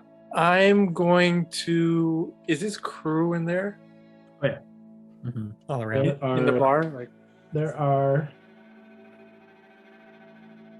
16 other pirates in the bar, oh, with him though. seemingly. Uh, It's hard to tell. Like some of them could be like, not everyone is 16 people aren't around you guys. There are like 4 or 5 other guys around you.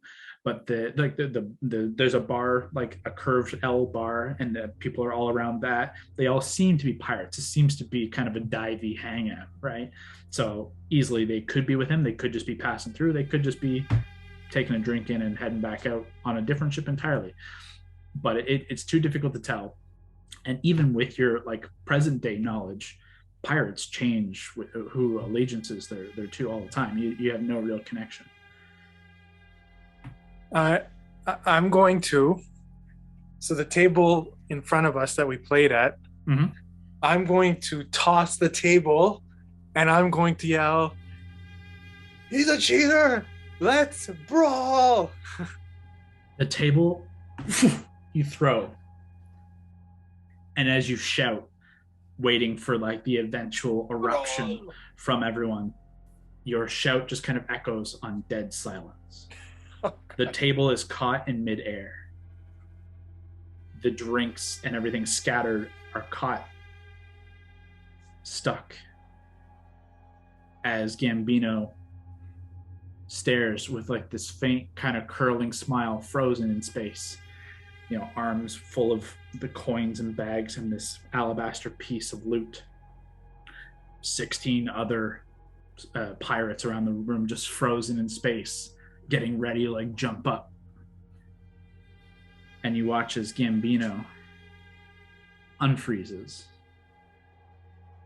The hands and all the stuff just falls to the ground as you watch his eyes just turn silvery like mirrors.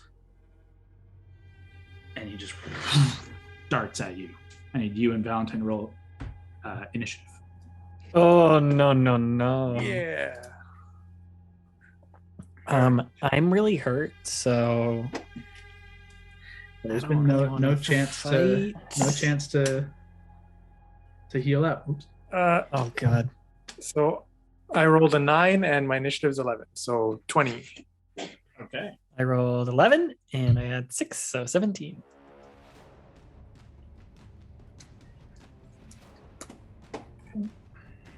Battle cam number 2.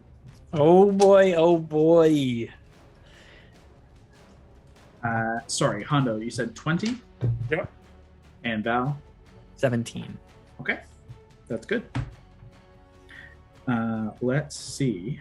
Hondo, Val.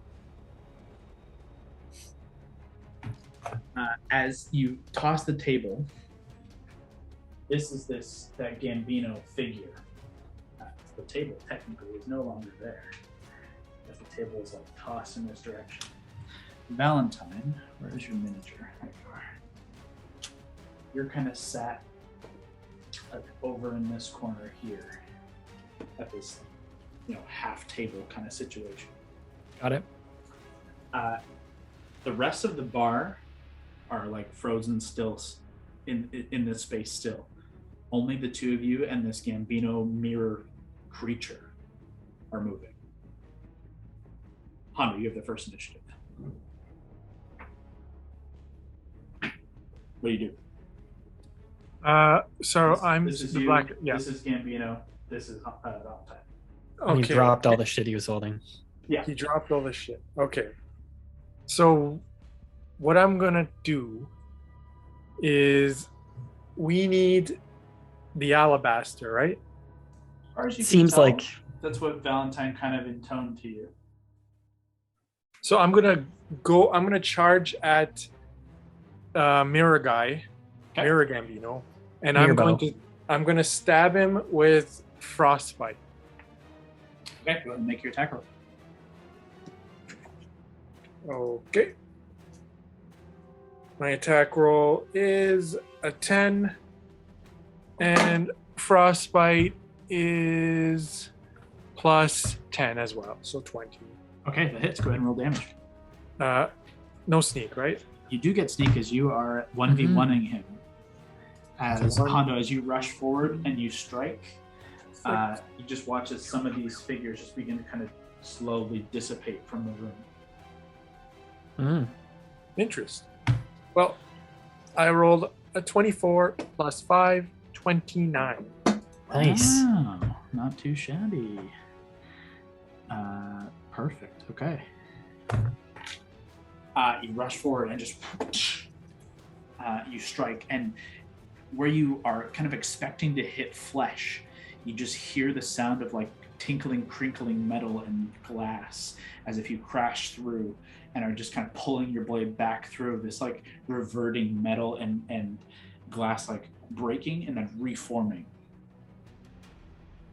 It's a weird sound, and this creature, it makes no, like, Gambino's like boyish charm falls away. This creature is just like a flat stone face. That's your action. Can I do a sleight of? I want to basically, because it's on the ground and he's distracted by my strike. Mm-hmm. I want to swipe the alabaster. Okay. I'll give you a sleight of hand or acrobatics. If you want to try and pick it up, it's sleight of hand. If you want to try and just kind of kick it away, it would be acrobatics. But it'll be a contested roll against his acrobatics or athletics to kind of like block you from doing that. I'll do acrobatics. Okay. He will do the same. Go ahead and roll. You still have disadvantage on this as you're intoxicated. So first roll 16. Okay.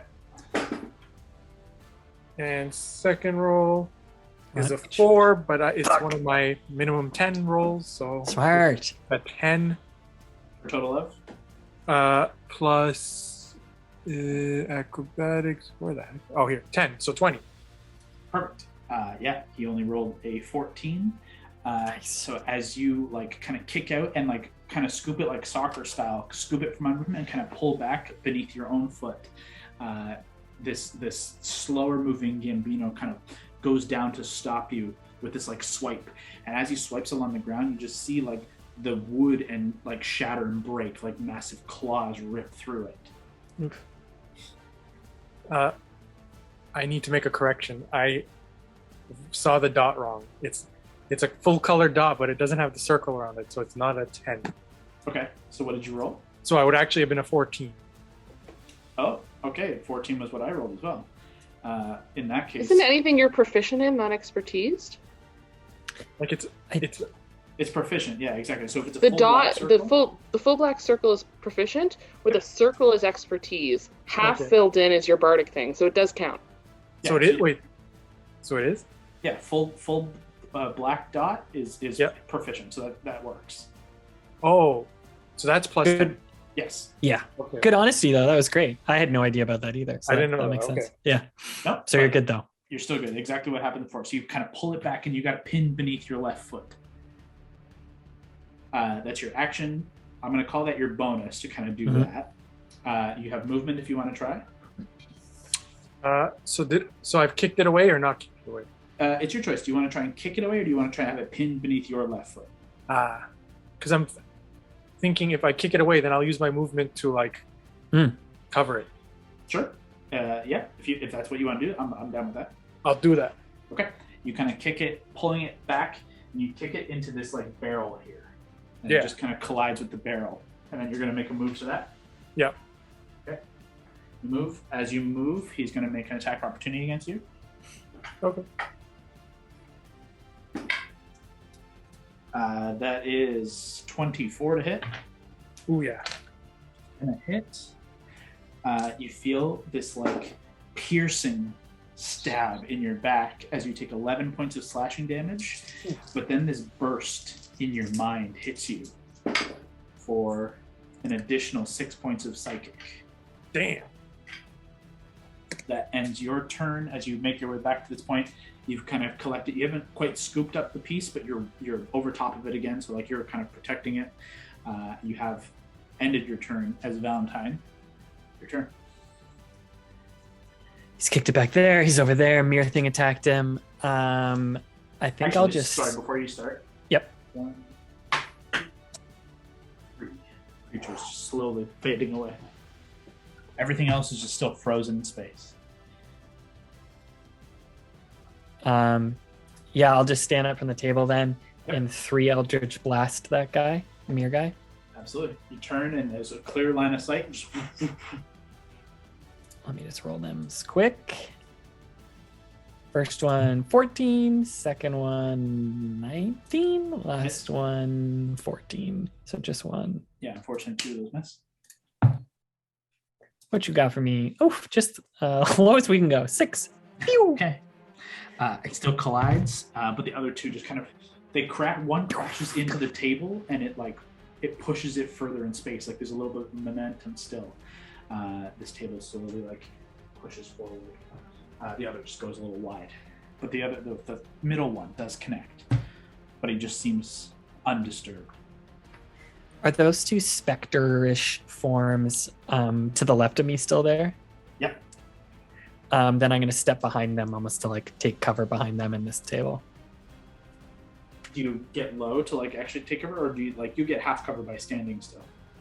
Yeah, that sounds good. And I'll just yell at Hondo that piece of alabaster is the way to get out of here. We need to use it. That's it. You shout. At the end of your turn, takes us to its turn.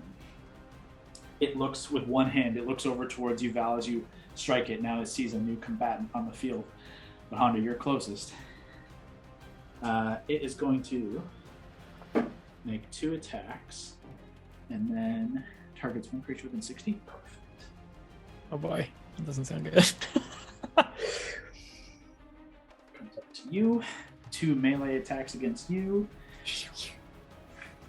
And Val, as it looks at you, you feel this psychic disruption around you. I need you to make an intelligence save for me. Oh boy, oh boy, oh boy.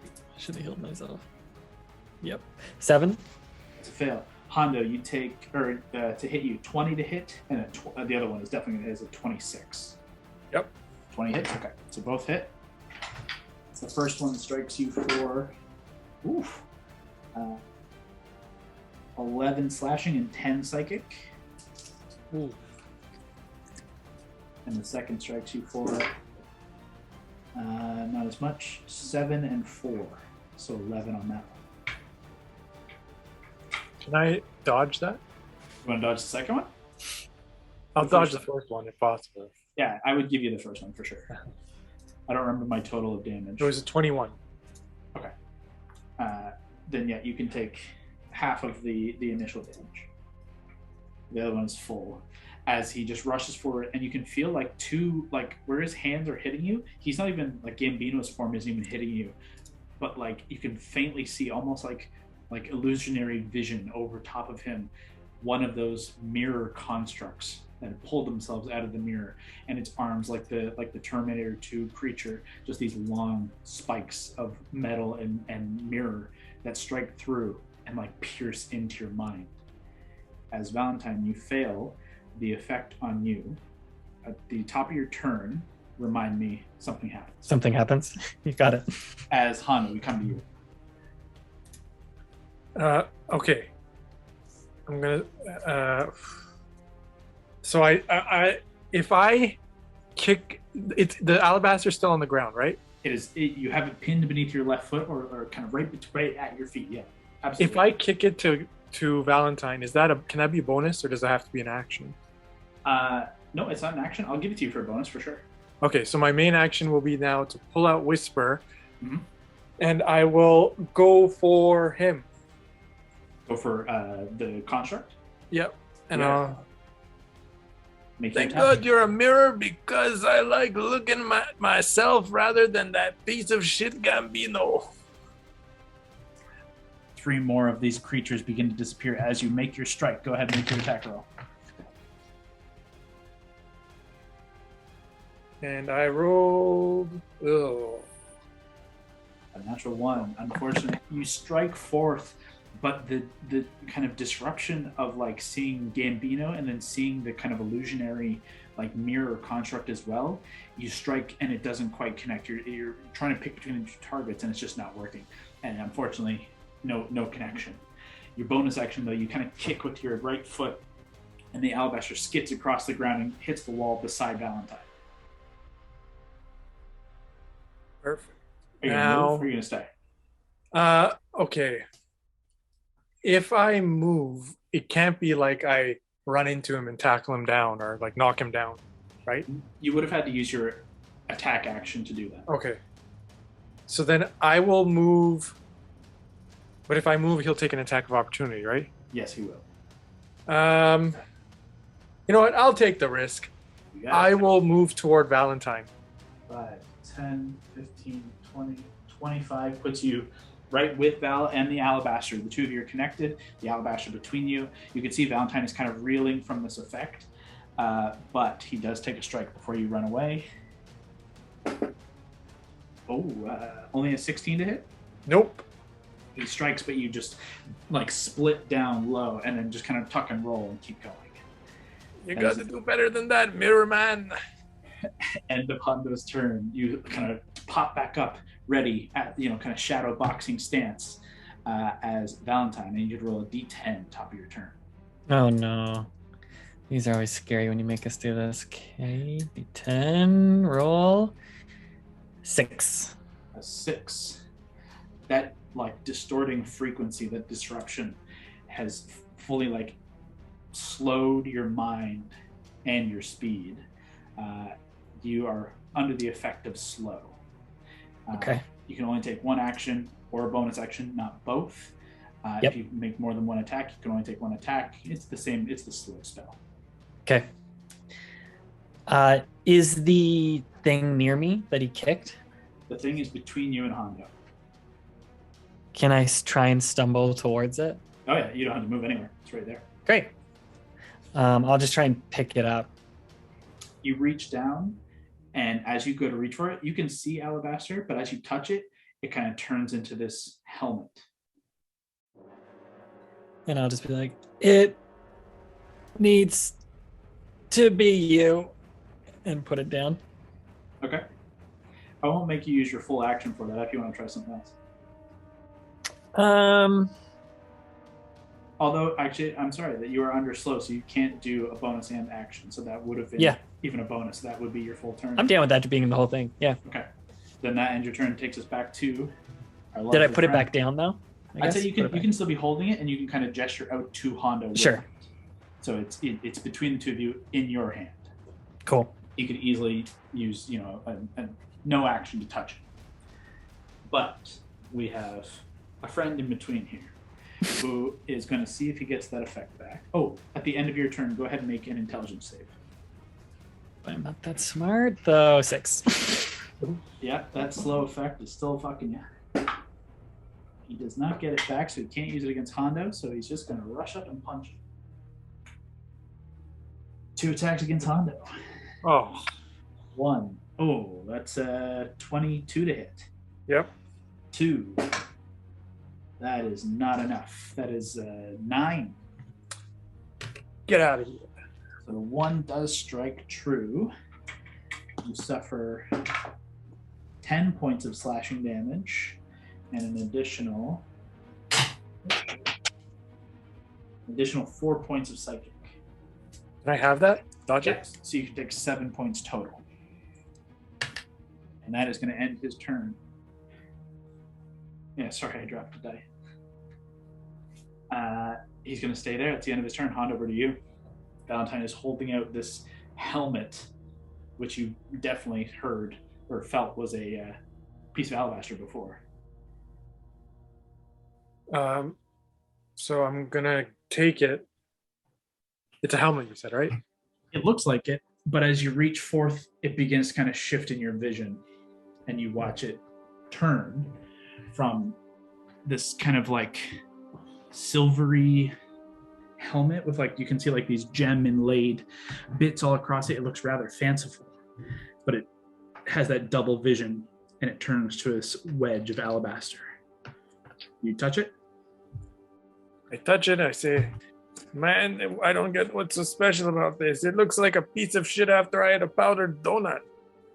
You finish saying that, this blast of white light surrounds both of you. Lana. A darkened forest is filled with the sound of a bellowing roar that freezes your blood in its veins. Massive trees ahead of you snap, and they fall like grass beneath a scythe. You see 4 figures ahead in battle with a monstrous creature, like a dragon, but no wings. But you can see these front arms are smaller and jagged. this immense head of razor-sharp teeth. And you can see yourself in amongst the combatants. Younger, a vibrant mohawk of red hair, 2 gleaming battle axes, both drenched in blood, and so too are you. As you look down, blood cascades down the front of you, and you look across, and this other you is hurt and dying. You can feel the rage flowing from the other you, and it begins to kind of spark that same rage that you feel always just beneath the surface. And as you watch your variant lifted from her feet in the jaws of a massive beast, and you're about to charge forward, you watch the scene before you freeze. And a hand clasps onto your shoulder. And suddenly the vision before you is gone and immediately replaced with a different battlefield from afar. You're standing at the edge of the veil, overlooking a scarred battlefield. The hand, you feel, remain, and you look to see the stoic face of the angelic seer, Erithal. His eyes are pure milky white, and you see this concerned, grave look on his face. He looks out, not to you, but he looks out across the scene as he says, "For thousands of years I have seen many potentials, futures, alternate realities as seer, but now all I see is this sight, this end of days. I know not how you've come to see as I do. I cannot see your form. Your soul is lost beyond sight of the gods. Yet I hope to take this chance to guide you once more. I hope, too, you will return. And though I am barred from telling you what I have seen, I can show you." The hand clenches on your shoulder once more, and you shift. The vision before you suddenly reforming. You now are in the midst of the battle that you saw from afar, at the base of an immense gate of flame, standing in the midst of a ruined battlefield. At its fringes, in slow motion, you can see thousands of soldiers and devils at war.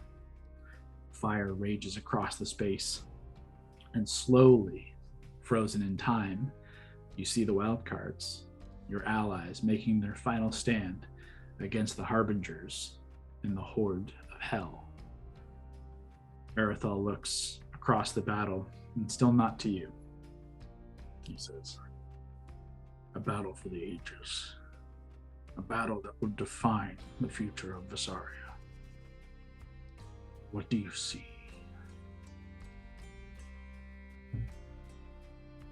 You can choose to make a skill check.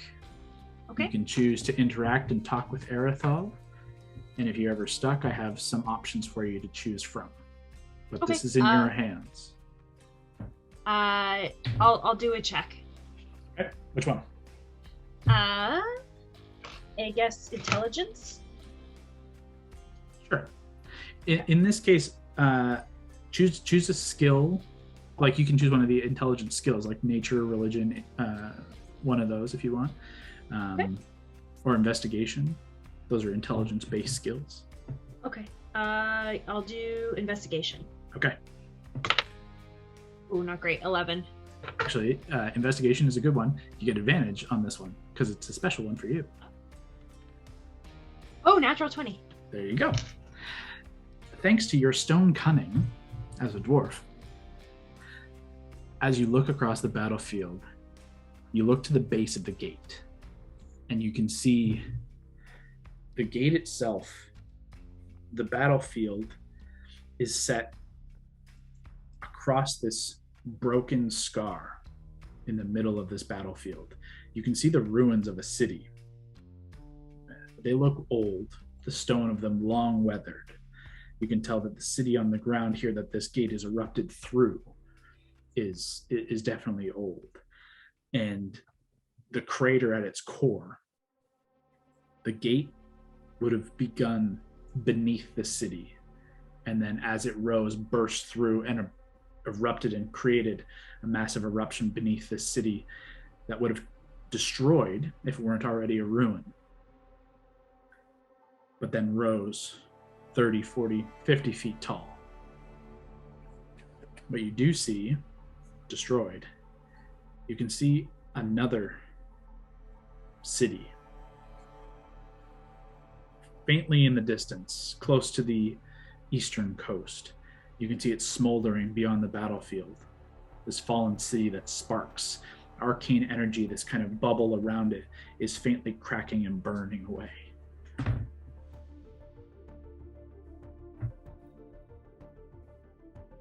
can make another check if you want. See what else you can find. Choose a different skill, sorry. Okay. Let's do religion. Okay. And I rolled a 2. Okay. You look across the scene and hoping to find some kind of thread or inspiration through Erethal as this angelic figure, this being who you've been so kind of innately connected to as this force for good and a guiding force behind everything that you've kind of done pre-Wildcards and then through the adventures with Wildcards. And he just is looking across the battlefield and he's just crestfallen. And there's nothing to read on his face. The best you can gather is that as you look across the enemies that you've faced, they're slightly different. But unfortunately, you just don't have enough to pull from that thread. If you want to learn more, you can choose a nature or insight check. Okay. I'll do insight. Okay. For your third check. That's an 8. Okay. A little bit more. You can tell that the harbingers themselves have changed. You can see the three. You can see a massive armored warrior in the midst of battle with the Wildcards. It doesn't even seem humanoid anymore, but you can recognize the flame engulfed and the black hand gauntlet of Egoth almost fused with him. In the sky, kind of flying around, you see two other figures. You can tell both are arcane in nature. But one, you can see has full-on wings, blackened, like leathery wings sprout from their back, and a massive scythe. And you can recognize this change to Throat here. It looks like him, but almost more fiendish. Like he looks like a tiefling, but this is full devil. And finally, you can see that Raymond is almost wasted away fully. No human left to him. The skin fully changed. A fiendish quality to him as well. You can't gather more. For your last check, you can choose either perception or survival. Oh boy. Let's do survival. Okay. And that is a 17. Excellent. In these last fading moments, that Erethal has provided you this insight to the battles that come. There's nothing more to gather from the battle itself. Too many things could go either way. You know, there's no point to look at your friends and found family to see how they're doing, because that can change in a matter of moments. And so you look to the heavens for some sign, and maybe not quite the heavens, but the sky, you can see the full moon still high in the sky, though a faint light on the horizon. You can tell this is the same night as the full moon that's to come. It's later than midnight. You can tell by seeing the first hours of dawn on the horizon. But it's that night when this happens. As you look up to that sky, your attention is drawn once more back to the gate as it flares and time suddenly begins to rush forward. And the battle before you continues. But through the gate, you see this massive black peak begin to pierce through like the tip of a blade or the tip of a ship near the apex of the gate. It slowly glides forth, and over a few rounds, as you watch your friends fight and fall, you see this triangular monolithic structure slowly crest over the battlefield. And as it does, the devil army roars and howls gleefully as a 20-foot tall, devilish figure, horns and wings of pure flame, glides down to the ground, and from whence he looked above, the moon and the faint clouds turns to flame and pockets of fire as it begins to rain down from the sky. A wave of despair washes across the space as Asmodeus casually smiles and the earth erupts with liquid flame and blackened chains that snake around the battlefield. They wind their way around you and bind you in place.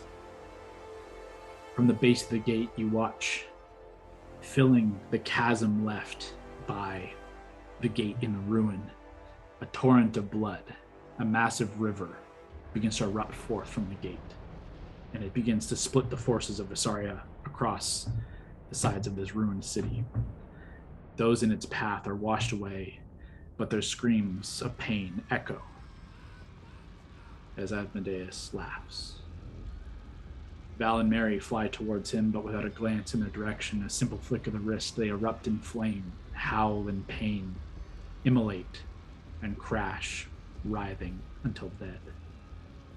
You watch a hammer get thrown from the offside, glancing against his shoulder, and Baldora leaps in a fury towards him.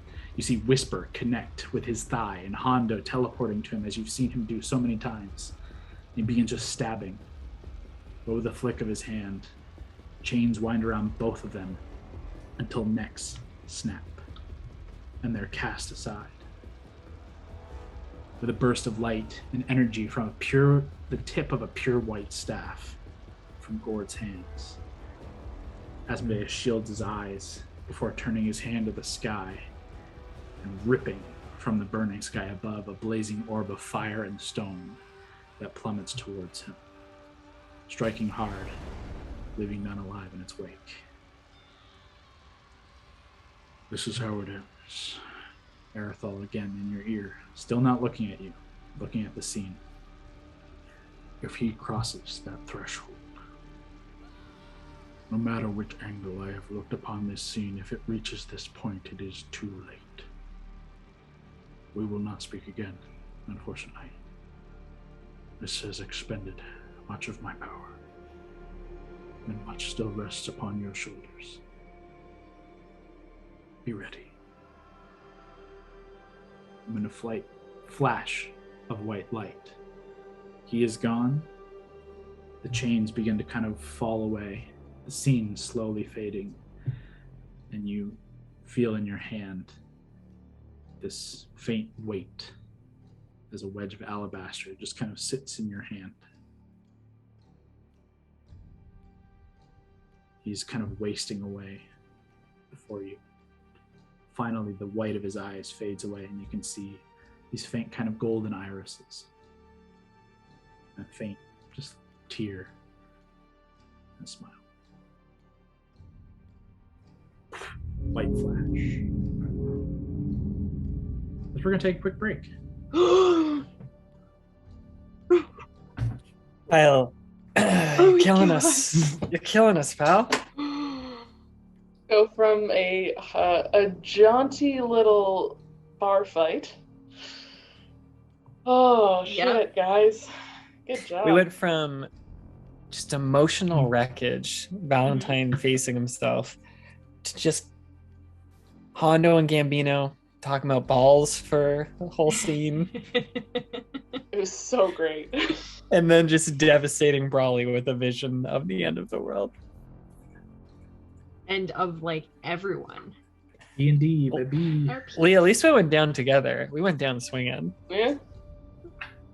And That that's sounds so fun. like Hondo to try and jump on him, you know? And just get on his stab him? back. We know what's gonna happen. Just like Drax, you know, Yeah. that scene is like, stop. It's like picture Hondo doing. Yeah, we know what's gonna happen. It's just a Oh, matter God, of I'm- time. I'm not excited for Mary's. This is gonna be rough. Fuck. Oh. Or Okay. Gord's. Or Yeah. Gord's. Hope you're enjoying this week's episode. If you like what we're doing here, check out the other videos on our YouTube channel, including D&D tips, discussions, recaps, character interviews, and more. You can find us on Twitter, Instagram, and TikTok at Hexplorers DnD, or join us in the live chat when new episodes premiere on YouTube each Tuesday evening at 8 p.m. Eastern Time. Thanks for watching. Now back to the episode.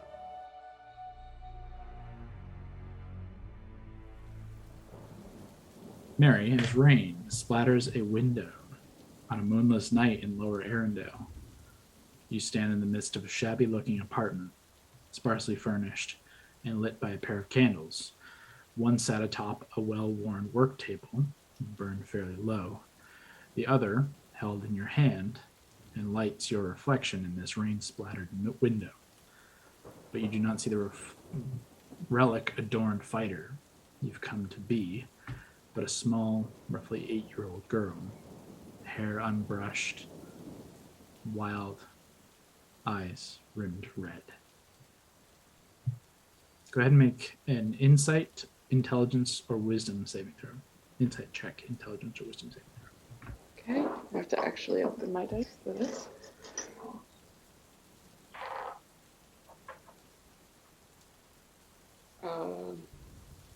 So I'm supposed to get, if I roll lower than an 8, I'm supposed to get an 8.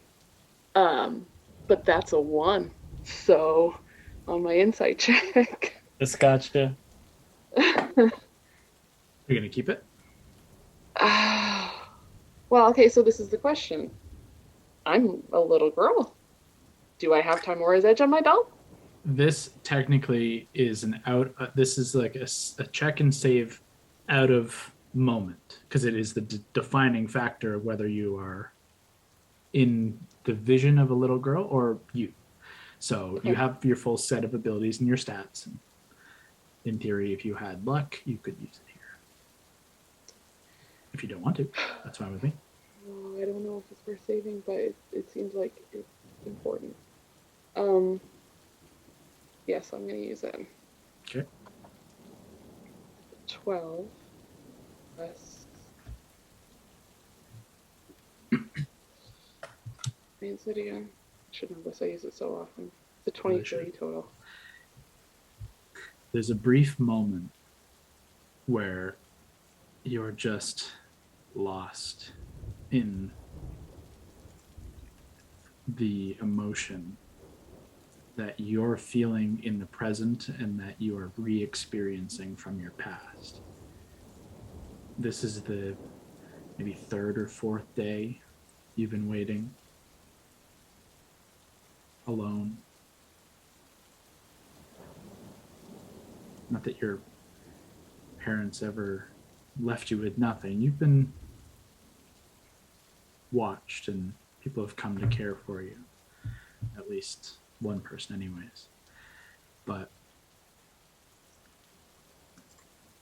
there's a defining moment in the break of your memory and your reality where everything floods back to you. All the experiences and the knowledge of what is going to happen next. And it breaks you from this vision. And you kind of pull back. And in third person almost, you look at your younger self looking out the window. You've you're able to pull away from only your vision, and you can see more. Your perception widens past the small apartment that you grew up in as you hear shouting in the street that draws your attention. And you can see, again with your heightened perception, as your adventuring career has taken you, you can see people rushing through darkened alleys and darkened streets, seemingly headed towards the apartment. Almost instinctually, the vision shifts, and like a teleport, you're on the ground in the pouring rain. Mud splatters and kicks up as, hands bloodied, your mother and father run through the night. Thomas is seemingly in a state of shock, while determined Sarah pulls him along, just dragging him forward. They pause and hold for a moment in an alley that leads to the apartment door, and you can see it across the way. You're standing beside them, but almost like a ghost, like they don't even know you're there. They have no reaction. They pause for that moment in the alley, looking to the door, and you look past them as a voice calls out from the shadow to the right of the apartment from the continuation of this alley. Made quite a mess of things tonight. Come with us before things get messier. And you watch, stepping from the darkness, an imposing young Goliath from around the space kind of steps out into the light. You watch as people from around the corners, you can see people slowly coming in from the shadows. These enforcers stand with him. You recognize a young Egoth Vansroy as he sets a thick maul down in the mud with a thud and this gruff look on his face. You can tell your boss the people of this city will not bend to his greed or his threats. We did what we agreed to do, and let us pass. Your mother takes a step forward, but Egoth steps in front with a shake of his head. I'll tell you what he told me. Either you disappear, or that apartment gets painted a new shade of red. Your mother takes another step forward, but your father kind of draws himself up tall with a hand out. There's no need for that. Let's be reasonable. We'll meet with your boss again. We'll find some agreeable arrangement, but not if you keep threatening my family. You know we're more used to your boss alive than dead. And it's late. We'll make amends in the morning. Egoth seems to kind of doff his head, so to speak, and kind of steps away from the door ever so slightly. And your parents begin stepping across the space as your father kind of reaches out to push in the door. Egoth kicks hard at his legs and he falls to the ground. And immediately your mother, prepared, draws a very thin, like stiletto blade and is just on Egoth and stabs him like 3 times before he is able to catch her arm and squeeze it to the point where the knife falls into the mud. Shoves at her. You overestimate your use to us alive. Death can still serve a purpose. And he kind of, with a spin, brings the hammer up and down hard on Thomas. How far away am I? Be anywhere you want. I'd say like... Oh, fuck, that wouldn't work. Like, instinct would immediately try to... Intercept. Smack it out of his hand. Yeah, I have disarming. Go ahead and make an attack. Like, not even thinking. Oh, no. Was it good?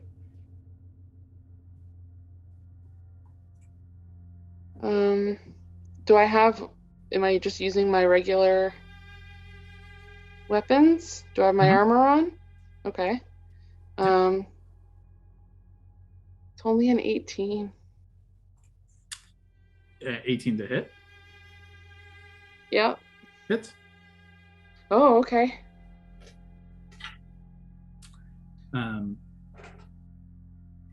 As you intercept and you go to disarm, is that the maneuver you chose? It's a strength save.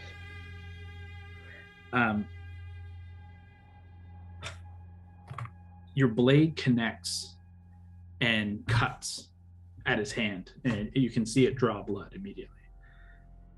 And he kind of pulls back, unsure. Thomas and Sarah begin to kind of scrabble and pull themselves through the mud away. And the others in the alley kind of just begin to kind of back up. And you go, "What the fuck is this? What are you doing?" Still hasn't seen you. How many people are there? You can see like 3 in the shadows, your parents, and you go.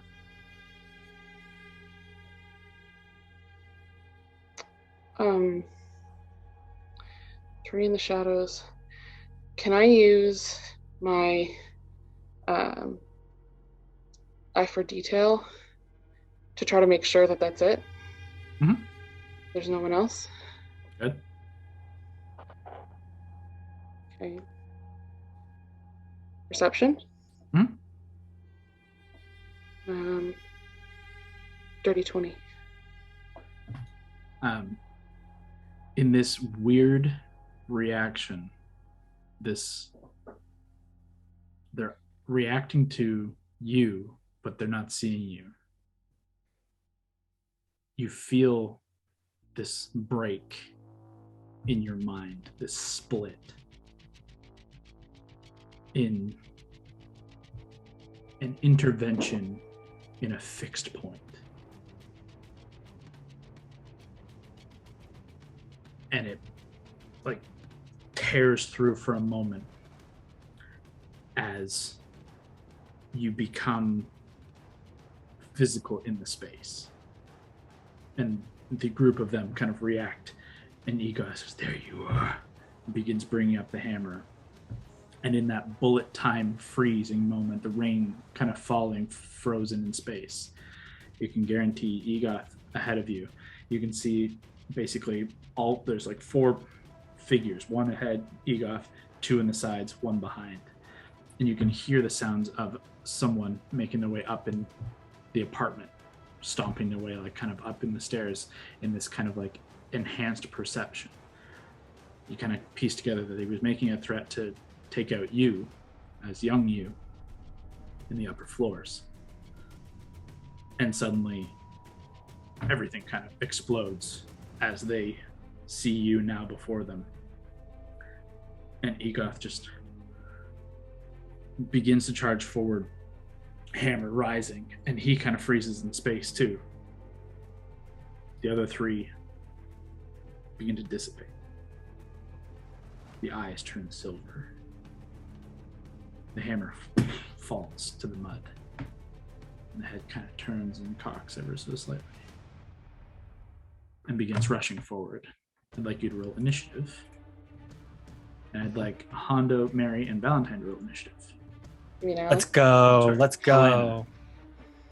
Alana, Hondo, and Valentine to roll initiative as well.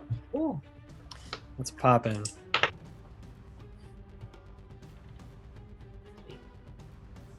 Go ahead. What do you got? 21. 22. Mary, Valentine. 16, Allie? Yeah. Hondo? 8. I rolled a 1, so 12. Okay. But he still beat the one guy, so that's good.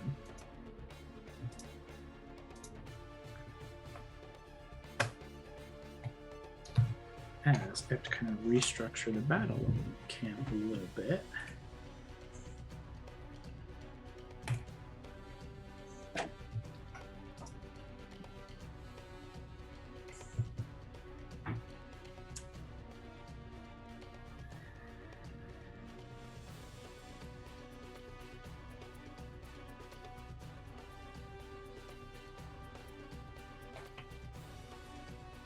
as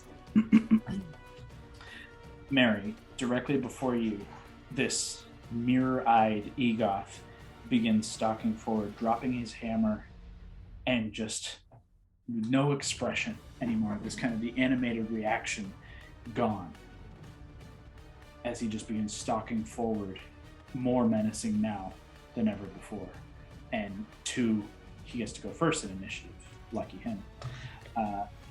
2 attacks, and I need you to make an intelligence saving throw.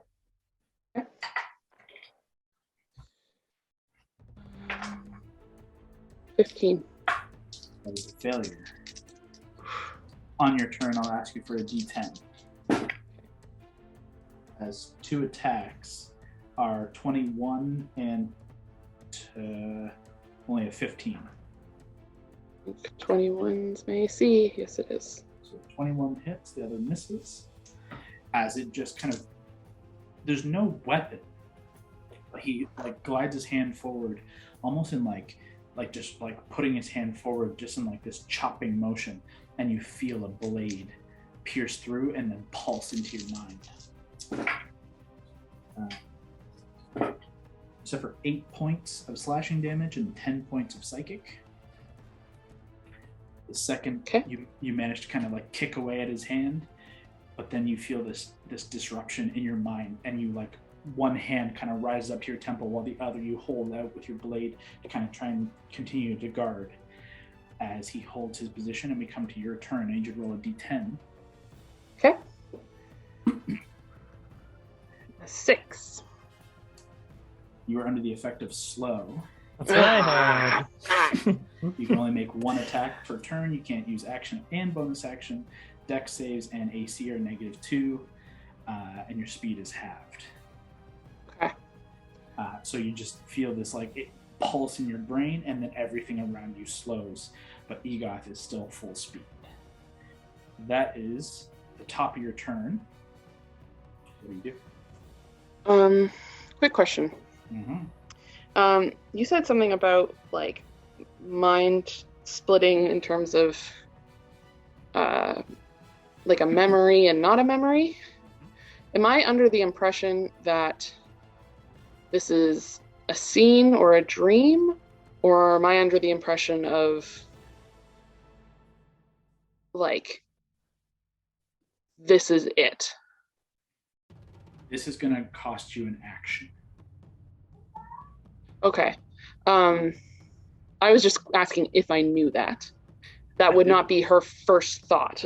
No, at this point, you've hit a weird crossroads where this will cost you an action, and we've kind of like the whole thing was it jumped into this action moment. So now to try and suss that out is more than you have the time to do. Yeah. Okay.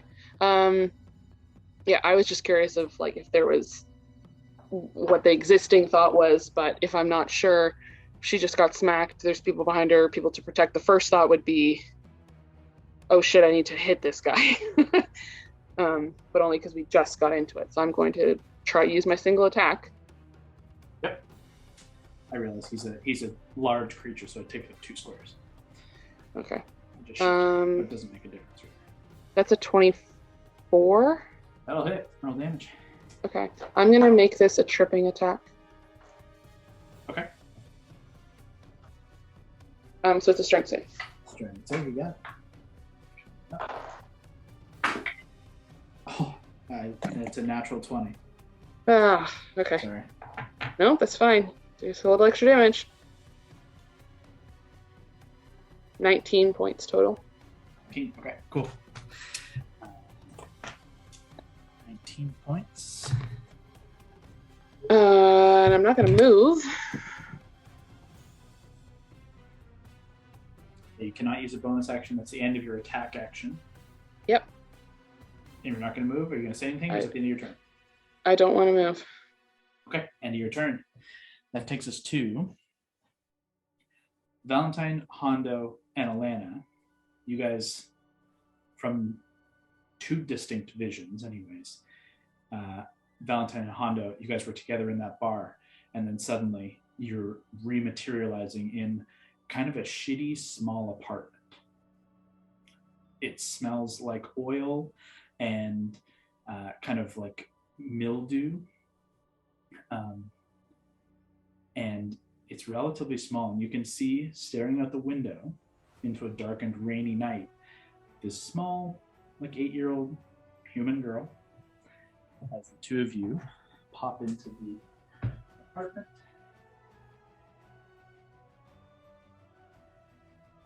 In terms of layout, need a door.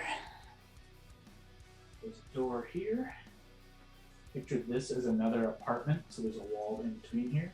And there's Gotcha. a hall here. So basically that upper left square is the entire place. And Alana, basically the three of you rolled initiative basically all together. So Allie will pop in independent of the two of you, but the three of you kind of all appear. In Hondo's hand, a white piece of alabaster. Valentine, you've tucked yours into your bag, but you have it and you know it's there, and you can both see Alana holds a similar piece. But all of you see this little girl who does not react to you. You can, however, hear heavy footsteps from the door to your upper right. What do you do, Valentine?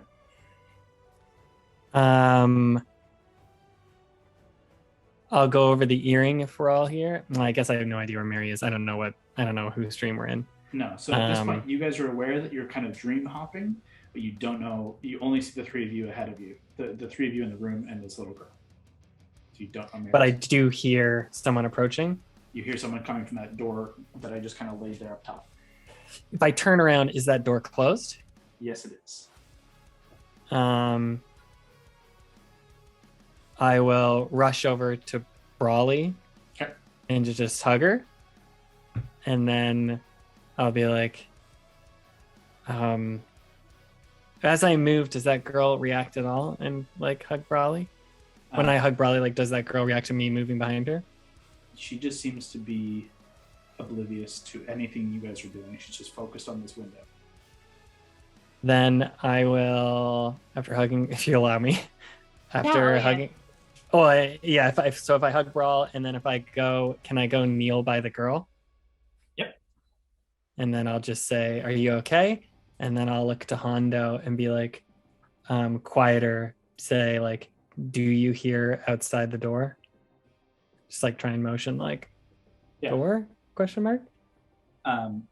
Mary, you hear Valentine in this kind of faint, echoey voice. "Are you okay?" Kind of whispered to you, but you don't see him. And it's in this kind of weird, like, echoed down a hallway, and yet still whispered, just kind of off to your right. If you'll give me one more thing, I've done a lot. I'll just glance at what she's looking at. Yeah, there's no response from this kind of little girl, but you can use your action to make a perception check. Done. Let's do it. What you got for me, dice? Ooh, 32. It was a 19 on the dice. You can see almost like a pocket of Arendelle. You can recognize the city. You spent enough time here, especially in your early days, like with around in the slummier parts of Arendelle. This is familiar to you. At the very least, it's a recognizable city, though maybe you haven't spent time in this area too much. But you can't quite see just by the straight angle, Egoth, but you can see these two figures are kind of pulling back from something, and you can make out the sounds of a fight. I don't even think, well, you did roll a 32. You could probably see someone that you connect with as Mary, given your like understanding of this dream kind of hopping you're doing. I think you could tell that's Mary. And yeah, maybe I'll mutter that like, this must be Mary's. That's it. Okay. Then that is going to end your turn. Takes to Alana. Okay.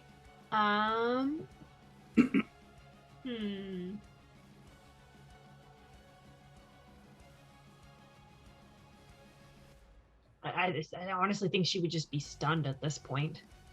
Yeah, I mean, you just witnessed something wild and then just get dropped into this like totally different thing. Valentine comes and hugs you, and like there's a moment of solace and a moment of like, okay, maybe things are back to normal, but there's still like, as he even hugs you, you also just watched him die. Mm-hmm. I think taking a moment to get your bearings. Yeah. Go ahead and make either an insight or wisdom or an intelligence or wisdom saving throw. Your choice. Okay. Let's do. They're both pretty bad, so wisdom, and that's a 9. Yeah, from the moment that you fought those spiders to now, everything is untrustworthy. Like even Valentine, who just hugged you, like it feels right, and yet you just can't trust it. What you just saw was wild, and what you're seeing now can't be real. You're even beginning to forget how you got here and what you were doing in the first place. I think, not to impose like the stun condition on you, but essentially like I think that would burn your turn just trying to figure out what's going on. Oh, 100%. Yeah. Okay, then you kind of hold, and you're kind of gripping. You can feel Stormbreaker in your hand, and that's reassuring to have a weapon. At least you can feel that, like, okay, if I need to, I'll fucking throw down. Like, you're just kind of taking solace in the physical element of you, but the surroundings are unknown. Hondo, to you.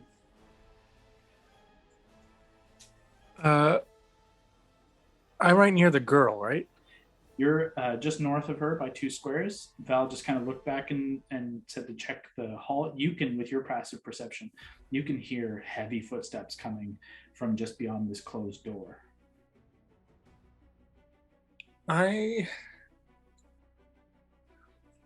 Sorry, I just want to quickly check my spells. Mm-hmm. So I can hear I can hear a loud thumping coming from the door, correct? Yeah, you can tell there's a creature coming who is not particularly stealthy, and with your passive perception, like you can tell something's coming your way.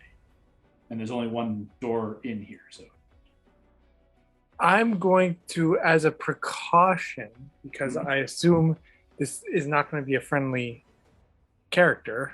that's fair. I'm going to cast over the door a fog cloud. Okay. What do I have for fog cloud? I'll just use this for now. It begins to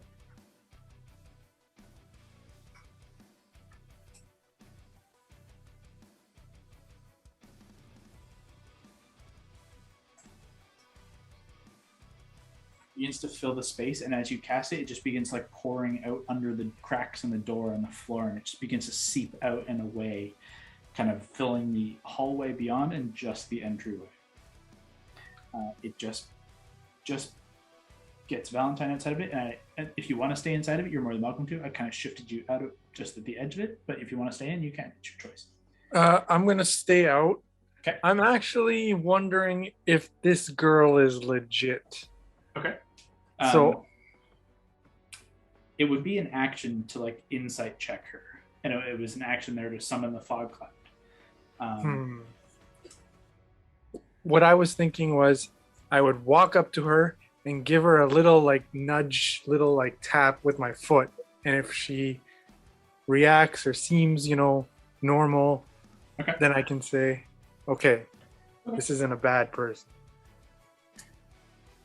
You were leading to I stab her. That's what you were saying. I nudge her, and then I think about stabbing her. You make your way forward, and you just kind of nudge with a foot into, and you feel like a connection, but she doesn't really react. There's a physical person there. There's a small person there, but she's almost like a stunned or a comatose. But she's standing, looking out the window, holding this candle in one hand, but just has no reaction. Okay, Pass So- the test for now. Yeah, she use your action, bonus action, movement, and that'll be the end of your turn. As this guy blasts through, and you just hear and the door just splinters. You all just hear the shattering of wood and the breaking of the wood door frame. As it is in fog, still has some move. It's gonna just push through until it can't be in the fog anymore, but it does burn its full move, so it can't get its melee attacks. But it will use its temporal disruption. And Hondo, you're in the fog, it doesn't see you. Alana and Valentine, I'm gonna just roll evens. It's Alana, odds Valentine. And that is a 4. Alana, I need an intelligence saving throw from you. Okay. This is not our specialty. No, 12. Yeah, unfortunately. At the top of your turn, I'm going to need you to do something for me. So try and remember. Okay. And that's going to be the end of its turn as we come back around to Egoth's turn. And he is going to double down. Actually, sorry. At the end of Mary's turn, you get to make an intelligence save to see if you can shake the effect. Okay. From before.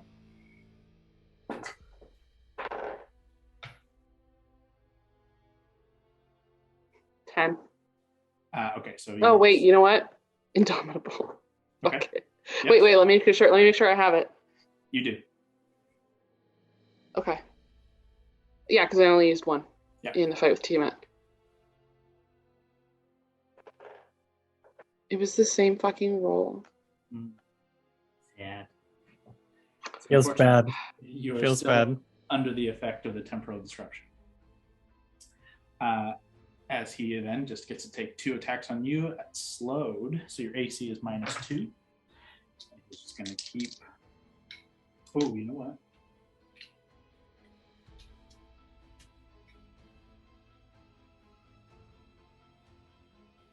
He's going to put 1 attack against you and then 1 at your mother, who is just still kind of reacting and unsure of what's happening.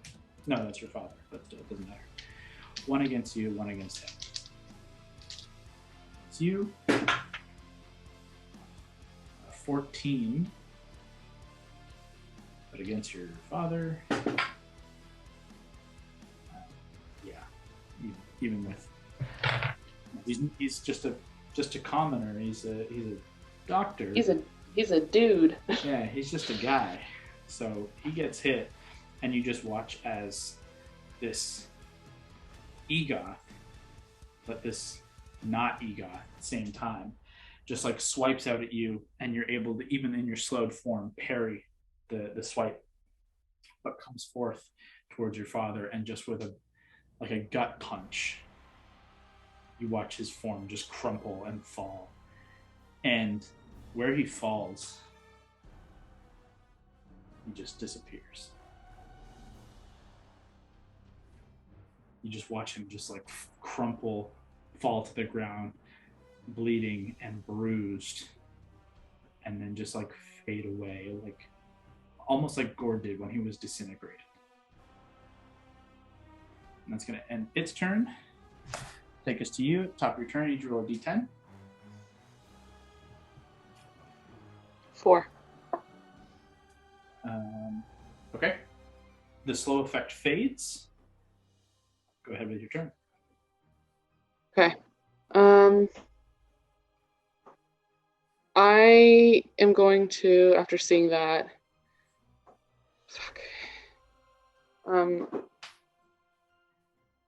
pivot between him and my mother.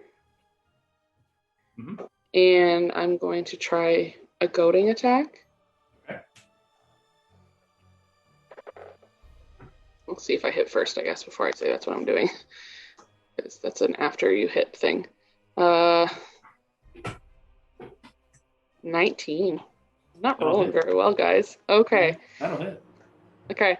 So this is a goading, so I think it's a... What kind of save is that? Probably a wisdom. Okay, whiz save coming up. No, 7. Ooh, okay. Let me give you the damage. Oh, it's not good. My damage has been bad. All my rolls have not been good today. That's 15 points of damage. Okay. And Not bad. goading means basically just until the end of my next turn, he has disadvantage on attack rolls against targets other than you. Okay.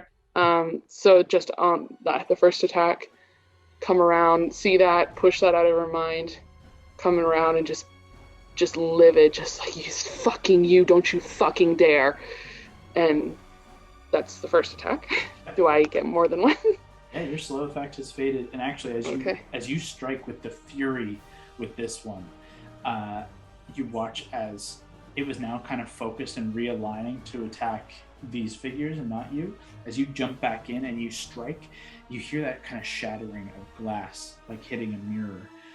But as you pull your blade back, it like reverts that sound, like rebuilding the mirror. But you watch as the face, where it was kind of placid and just kind of empty, it suddenly it looks like it took like a psychic disturbance. It reacts, and you feel that disruption kind of in your psyche dissipate entirely. You seem to have stopped it from concentrating on whatever it was doing. Cool, okay.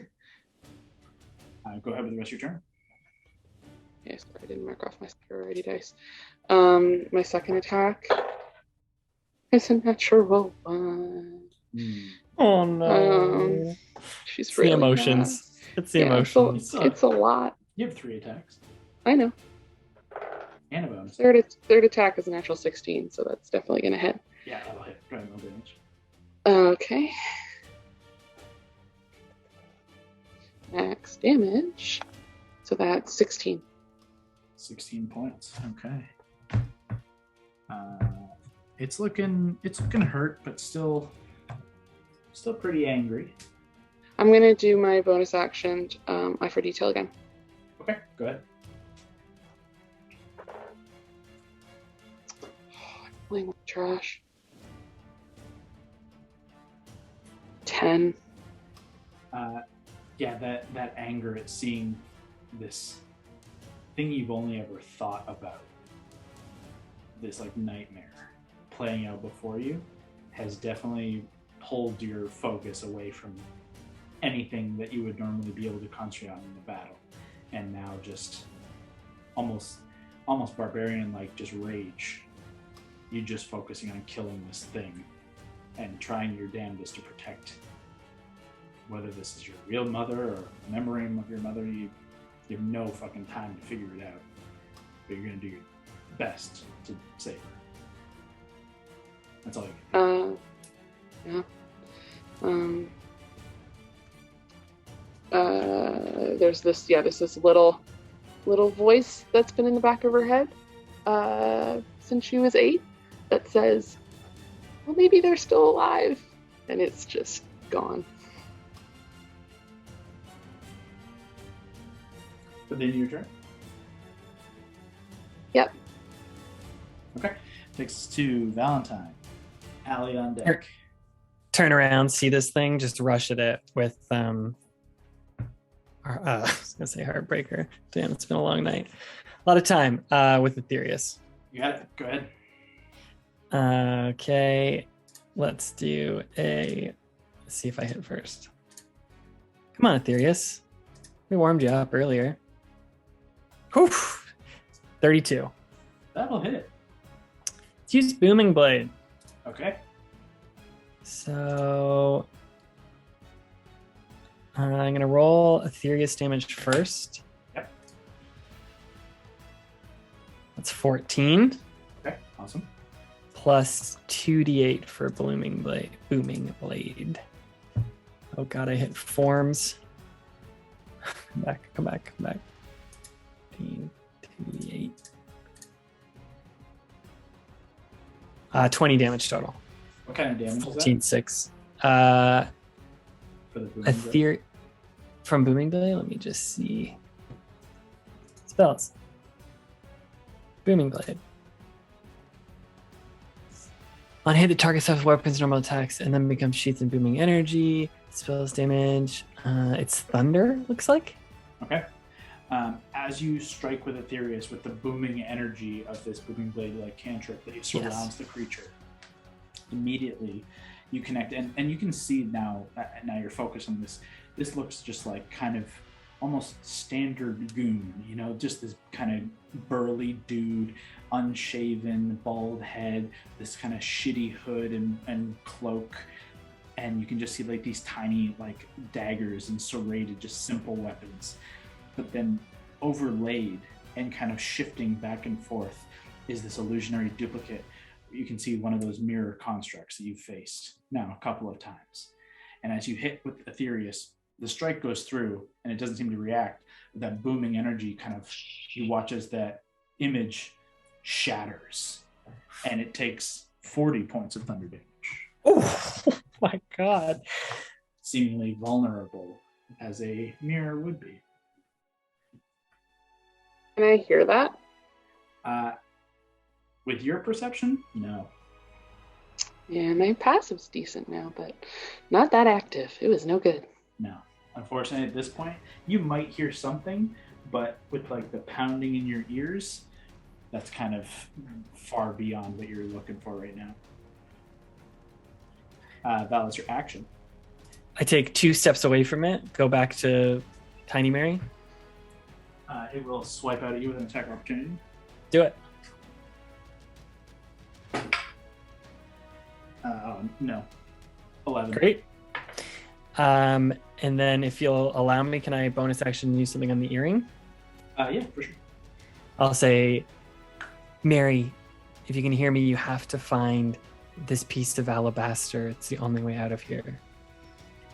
Mary, you know the voice is coming from your earring, and yet it still seems like it's coming down this long tunnel far away and discordant. But you do recognize Valentine's voice and the instructions he gives. Val's at the end of your turn? Yeah, I'll be like, I think that's the baddie Hondo, not the little girl. Awesome. That takes us to check. Alana. I need you to roll a d10 Gotta for me. check.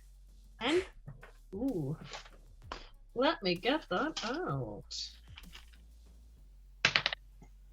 That's a 5. Ooh, a new one. Okay, you can feel this kind of like well begin to kind of spin in your stomach, like in the center of your gravity. Everything feels a little off, but nothing seems to change for the time. As you have your action, you can see this creature rushes in. Valentine comes in and hits it. You have your action, you have your turn. What do you do? Am I able to attack it as well? Absolutely. If you want to move forward to get in its range. Yeah. Ooh, and it hated thunder stuff, Brawley, so this could be interesting. 22 to hit. That'll hit. Mm-hmm. Okay. Mm-hmm. Let's see. So for me, tell me which is the hammer damage and which is thunder damage, because the thunder will do more. So just, I think 1d8 regular and then 1d8 thunder. Okay. So one is 4 and the other is 5. So the 5 is the thunder. Yep. So 14 total. Okay. As you strike once with the hammer, and where it hits that thunderous kind of boom, you hear a massive cracking sound, seemingly doing a little bit more damage. Go ahead and make your second attack. Mm-hmm. Mm-hmm. Okay, hold on. 23 to hit. Yeah, go ahead and make damage. Mm-hmm. Okay. One is 2 and the other's 3. Okay. So, it should still be plus your modifiers as well. Oh, true. Okay.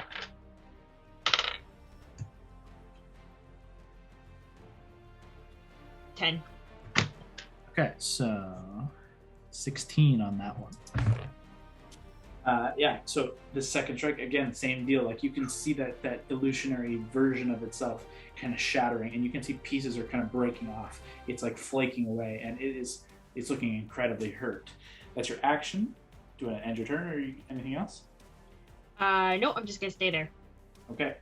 At the end of your turn, that well of energy and this reaction to you coming in and fucking its day up, you watch it focus its eyes on you, these silvery eyes through this goon exterior, and you feel a familiar forced teleportation effect.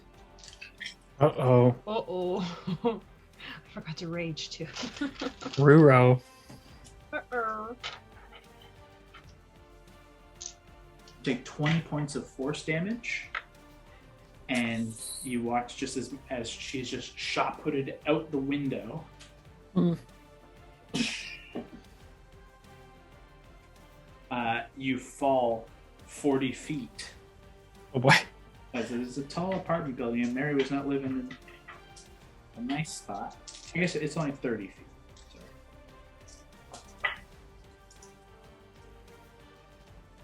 You take an additional 7 points of bludgeoning damage as you land hard in the mud on the ground. That is the end of your turn. At the end of your turn, go ahead and... Does Mary see that? Does Mary see that?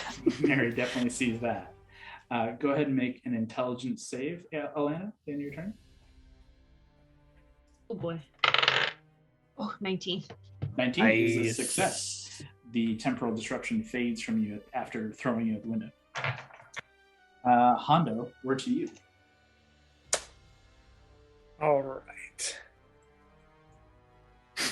I'm gonna Twirling his blade, looking at the girl, looking at the goon. I'll go for the goon this time. I have Whisper. If you use your bonus action, I guess you could just get sneak attack by just 1v1ing it anyways, because you're in the fog cloud. You're kind of partially hidden. So if you were to use like your bonus action to hide, you could get sneak attack and advantage, but you can also just walk up and get sneak attack by 1v1ing it. But you would just get advantage if you were hiding in the cloud. But it's up to you. I'll definitely do that then. I'll take the advantage. Okay, so use your bonus action. Go ahead and make it a stealth check at advantage. Okay, stealth check. I think you take the 10 there. Is a 10, yes. So, and stealth is 15, so 25. You get advantage. All right. Mhm. I mean, 25 is pretty solid. Well, it was also an 8, so so 10 anyway. So you like it damp. So you have advantage on your attack, so go ahead and make your attack. All right. My attack is a 9. Roll again and see if you can get higher. Get that 20, Hondo. My attack is a 5. So 9, and Whisper I think is 13. 18 does hit. So you get your sneak attack, you get the full damage, but it's just not the fun crit. So 66, 4, 5, 6. And with Whisper, it's also 3d4. 1, 2, 3. All right, pretty good. Ooh, that's very good. That's really good. Tell the listener what you got. Plus your modifier. Oh yes, I rolled 34, and I also get an 8, so that's 42. Yeah, Hondo, as you get low and sneak across in your fog cloud and just leap out with Whisper and just bring the dagger down atop this goon's head. You continue plummeting through as it just shatters and dissipates, completely destroyed. I guess he couldn't handle the smoke and mirrors. He is. Oh god, that was actually really good. That is your action, bonus action. Unless you want to move any further, that is the end of your turn. No, I'm good. At the end of your turn, that takes us back to Egoth. Egoth, down on the main stage, wants to go for your mother. However, Mary, you've made a point to stand in its way. And it's going to make 2 attacks against you, and I need you to make an intelligence saving throw as you feel that same disruption come out from it once more. Natural 20 on that one. Okay. Finally. 2 attacks. Too angry. This one is definitely going to hit is a 24, and the other is only a 10. So 1 hit, 1 miss.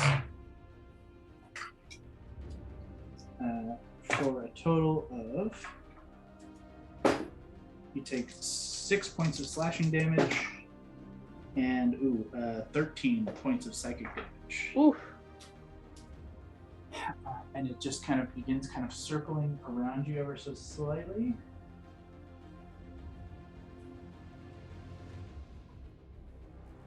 To that point, yeah. And will end its turn. Mary, it's your turn. Okay. So I heard Valentine You heard say Valentine, something weird that I don't really understand. and then you watched Alana just fell. fall out of the window that you recognize to be your apartment. And at this point, as Alana falls through it, you can still see your younger self, and then you can see Valentine beside her. Okay. Mother's still here, just still kind of in a daze almost is the best way to put it, as Egoth begins to kind of swirl around, bear down on both of you. Okay. You said it would be an action to try to figure out what the fuck is happening? Yeah, it would be to try and sift through the elements here. It would be an insight or intelligence/wisdom saving throw. Okay. She's not cooled down by any means, but forces herself to, separate. No, you need to think tactically what the fuck is happening and needing to understand what's going on. I'll try that insight check.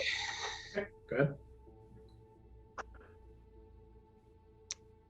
It's only okay. 25. Okay. That split in your mind is still there, but you're managing it as you've now focused on other things. But you could feel that there was a point where you slipped between dream and reality, and where this moment broke away and almost forced a new path. You have not the wherewithal to know whether it's your reality, a different reality, just another illusionary reality that doesn't mean anything. But this was not ever supposed to happen. But you've made it happen. Okay. That's as much as you can get. It's my action. Yep. I'm going to try for detail again. It's my bonus action to try to alabaster white chunk of marble. With no very little context of what that means. Just glance around. Sure. Perception check. That's much better, thank you.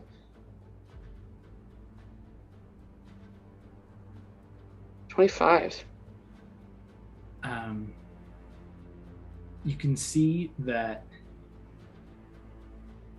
as you're looking about the space, obviously this Egoth takes up much of your focus, and your mother beside you, and it's hard to not focus on her, but you almost just tell yourself you have to look elsewhere, just hoping to find a spot. And I'd say, because combat is fun where everything is kind of happening simultaneously. Say at this point is when you see Alana get thrust through the window and just shatters out as you look up, and you see her just collide into the ground. But you can look up and you can see Valentine, and you can see your younger self. And in that kind of same shifting illusion, the candle in her hand and this kind of wedge of alabaster are occupying that same space. Okay. That, I don't really know if moving makes sense. Oh, this might be stupid. I'm going to look over to my mother, and I don't know if she's reacting. Does she seem like she sees me? At this point, yes. There's like a stunned, weird, not sure what's going on. It's kind of like slow, like she's not fully here. Yeah. I'm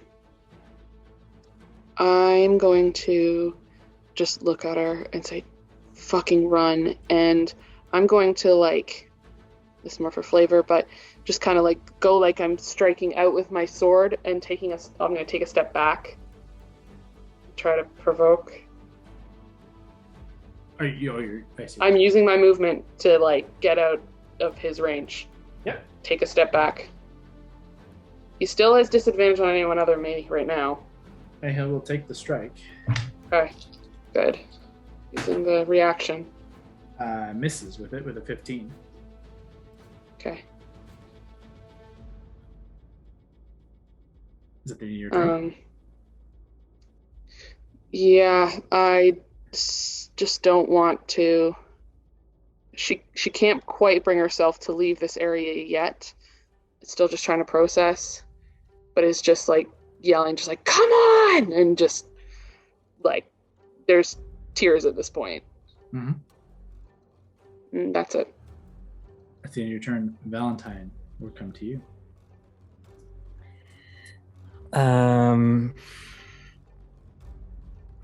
Why don't I make a perception to try and find this alabaster thing? Sure, go ahead. I will say as well, at the end of Mary's turn, she does take a couple of steps away from Egot with no reaction. Trying to follow the instruction. Roll my thing. Mm-hmm. Yep. Pretty good. 22. With a 22, as you look down into young Mary's hands, you can. It's hard to see, but you can see that the alabaster and candle hold that same place.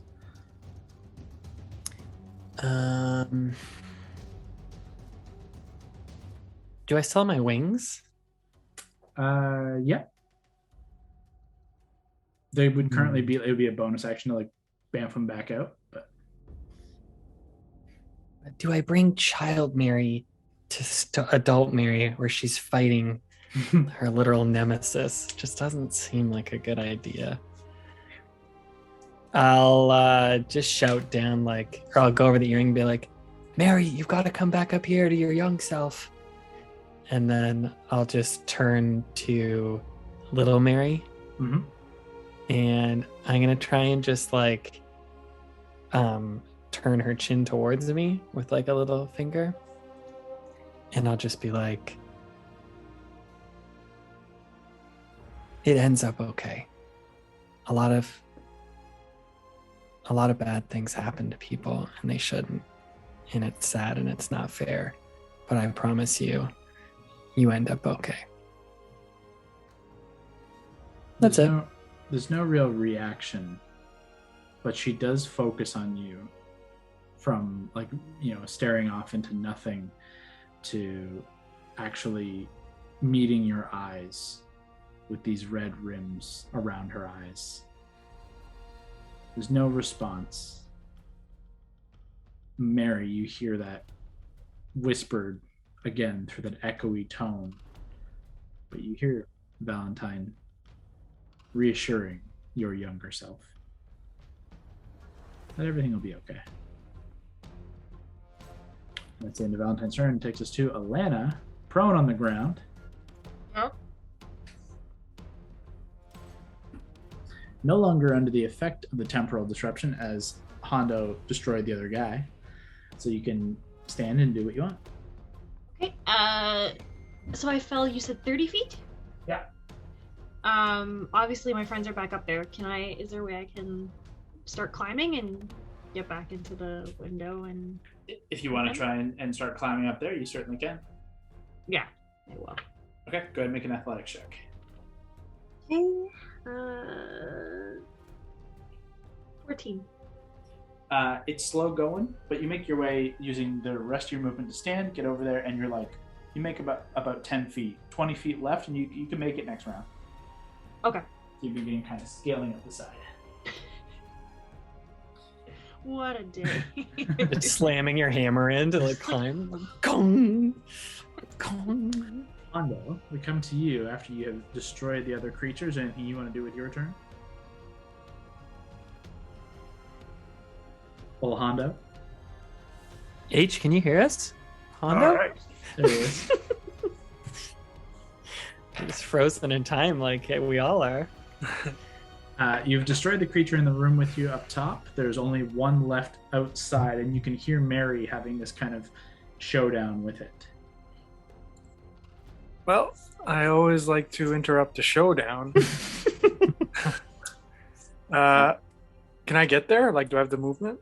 Well, you can come to the window, which is 10 feet of movement, and then he's about 40 feet from the window. So you can either try and jump out and make your dash towards him. He's within your sharpshooter range for Whisper. What do you want to do? Because I can teleport with Whisper. Yeah, I'll go for the sharpshooter. Okay. That's dope. Go ahead and make an attack roll.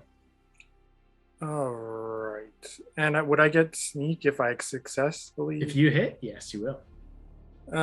It's 9 and 13, so that's 22. That'll hit. Wicked. All right, so 1. Mary, as you're calling out Egoth, Alana begins scaling the apartment back up to the upper floor as Hondo just teleports down and connects. Where he hits, there is this embedded shatter of mirror and glass. Go ahead and roll damage, Hondo. I rolled a 25 Okay. plus 8, so that's 33. Okay. Looking pretty hurt, but still standing. That is your action. You still have about 10 feet of movement and a bonus. All right. Well, with bonus, I might as well pull out Frostbite and give him another stab. Sure. Go ahead. All right. Let's see. I rolled a 19. That'll hit. Go ahead and roll damage for frostbite. Let me just. That's 1d6 plus 5. So that is a 3 plus 5. 8. Still standing, but looking much rougher. My friend, you should get a drink or two because you look like shit. There is no like verbal reaction from any of these creatures. Like there's been no like response. They're seemingly simply like fulfilling a duty is the best way to put it. But that is the end of Hondo's turn. That brings us back to the monster's turn. This construct.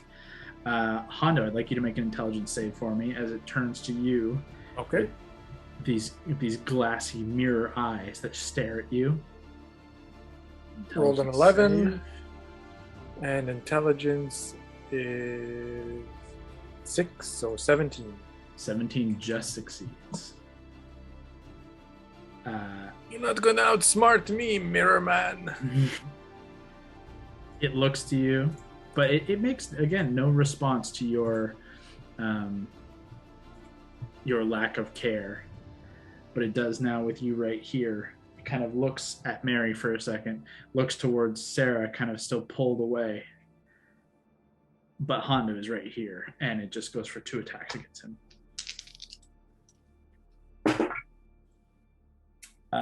That is a 20 and a 21. Well, they'll both hit. And Hondo. You know, no, I'm gonna retcon that. Doesn't want to attack Hondo. He's way more interested in attacking Mary or Sarah. Mary called him out. He's gonna follow her. So 20 and 21 against Mary. 21's my AC. So the first misses, the second hits.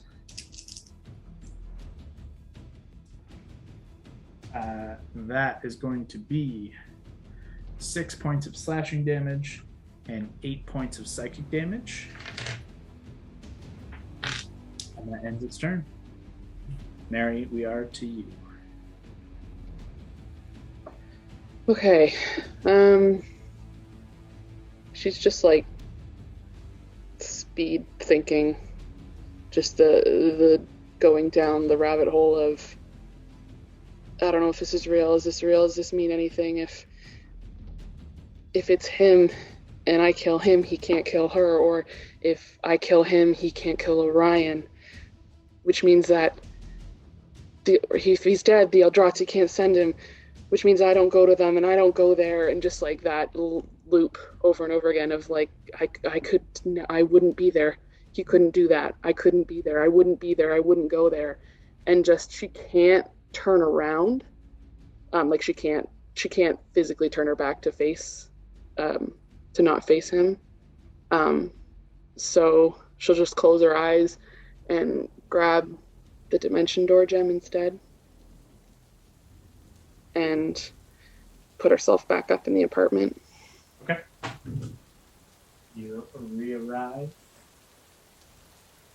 beside Valentine and your younger self in this puff of arcane cloud. Attraction. Yeah. Is it a bonus action or an action to grab? Or just look at the alabaster and see if I can take it? You can see it plain as day. It is no action. Okay. Just look outside and take one last long look at the not Egoth, kind of Egoth. That loop still running in her head. And takes one last look at her mother, and then just reaches down and takes it. Okay. As you reach down and connect with the piece of alabaster, everybody shifts. Gord. Acidic bile fills your mouth and burns your throat and lungs as you fight the hundreds of hands that cling to you and pull you deeper and deeper. Fur and skin is torn, and the sting of bone and teeth rake against your flesh, and it sparks this feral fear and anger, but it gives you just enough momentum to kick free and burst to the surface of this steaming, bubbling, acidic pool. The sky above you is hazy and smoke and noxious fume.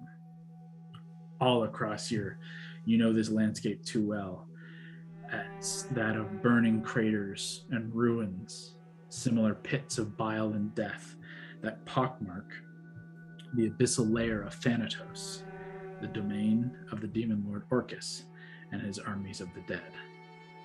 At the edge of this pool, you can see two figures stand guard, a hulking skeletal figure draped in tattered robes, its elongated arms and these 1.5 foot long claw spears. They spear into a creature at the edge of the pool and then plunge it back into the depths. As this creature kind of squeals in pain, this skeletal head cackles with mad laughter. To its left, you see this large toad-like creature, singular, with these pustules and boils that cover its back and shoulders. It sits hunched, and with this long kind of prodding stick, just pokes bodies back into these acidic pool, this torture pit. As you break the surface, go ahead and make either an intelligence or wisdom saving throw, your choice.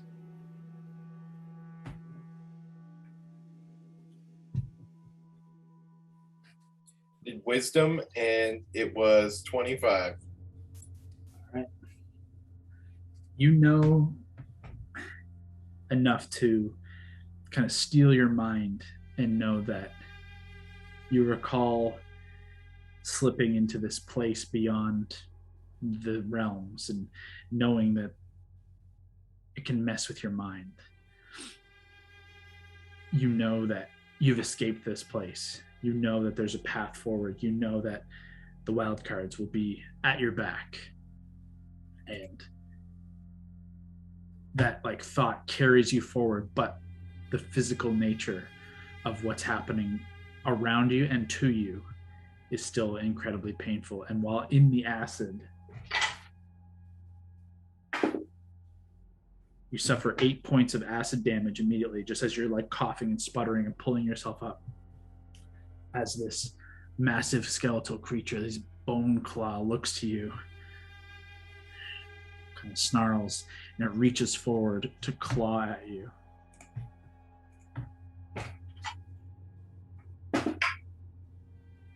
Does a 19 hit you? Yep. It pierces through your chest and in through like ribs and in through that like the chest plate of your bone. And oof. You suffer 27 points of piercing damage as it just and lifts you free of the pit. At this point, you can see 4 flashes of white light as the rest of you suddenly find yourselves deep in the abyss, standing around a boiling, bubbling acid pool while you see Gore lifted and held aloft by this horrid, monstrous creature. And everyone roll initiative. Let's go. Let's go. That's funny. Ooh. Ooh, cool. That's a nice one. Damn. Oh, look at that scary thing up there. Ugh. It's the Kraken. That's just off camera. There we go. The Kraken. No, thank you, sir. Let's see. Where are you guys? You guys are on the other map.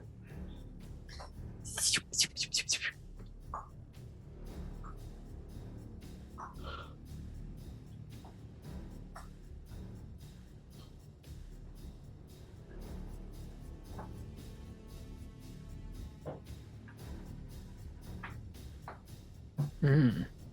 What the fuck are those things? Didn't even see those things. Okay. 25 to 20. 21. 22. Atta boy. Hey, Atta boy. get it. Gord, what is your dexterity? 1 moment, please. I've also rolled a 22. It is Mhm. plus 3, Ooh, 16 or 17?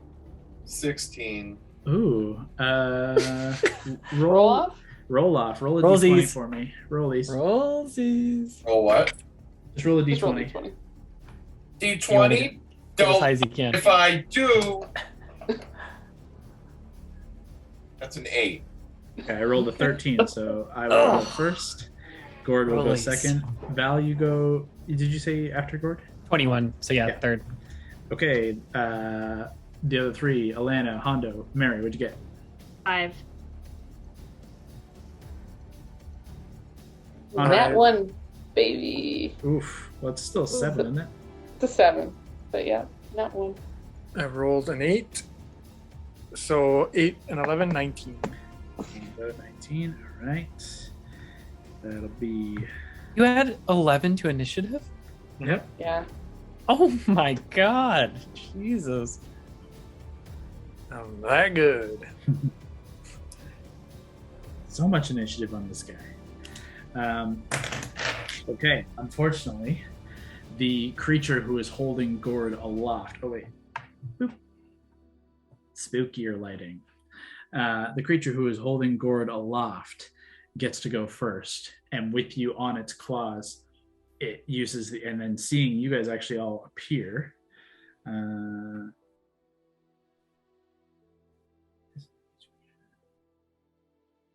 Each creature within 5 feet of it.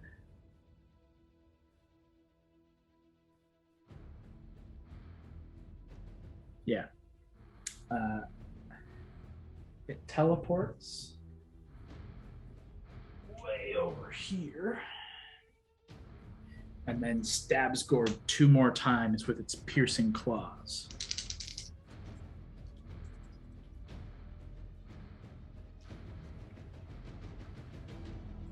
Gord, that is going to be a 20 and a 12 to hit. The 20 hits. 20 hits. And deals 15 points of piercing damage. And I need you to make a Constitution saving throw.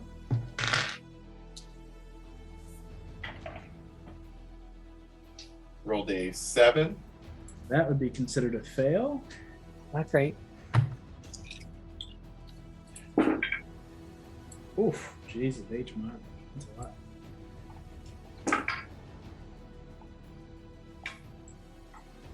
You take an additional 36 points of necrotic damage as this teleportation just like saps the life from you, and it uses your life to like teleport and jump through shadow. That'll end its turn and take us to Gord. It's your turn.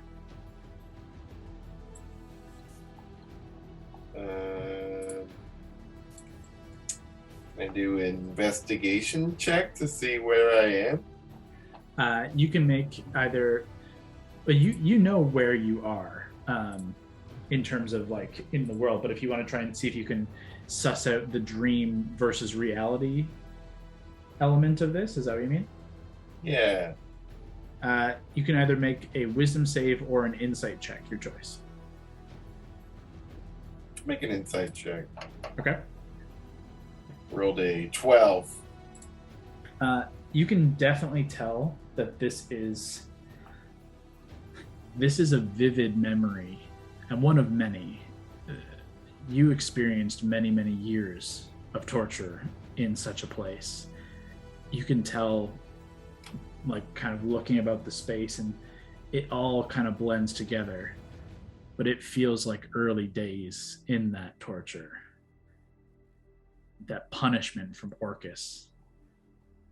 And you are not happy to be revisiting this moment in your history. But you can also tell, obviously, as you kind of look around, you can see that the rest of the wild cards have kind of appeared. And you can recall, based on your save before, that this is not reality. You know, there's something wrong here. There has to be a way to break it. But thus far, you cannot make out where or what.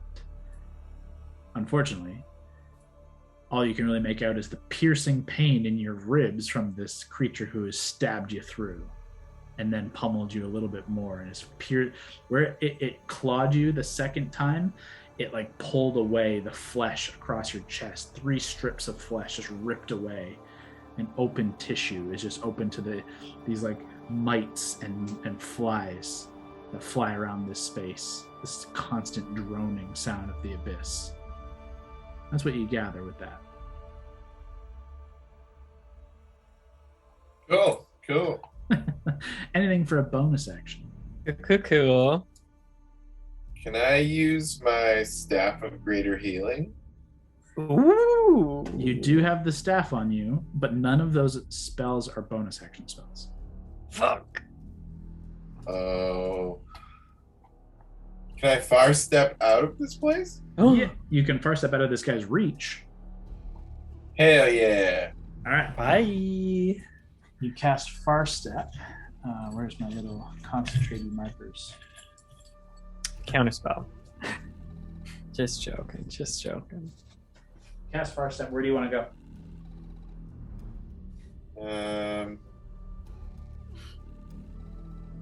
You can see basically all your friends have reappeared in this kind of ring.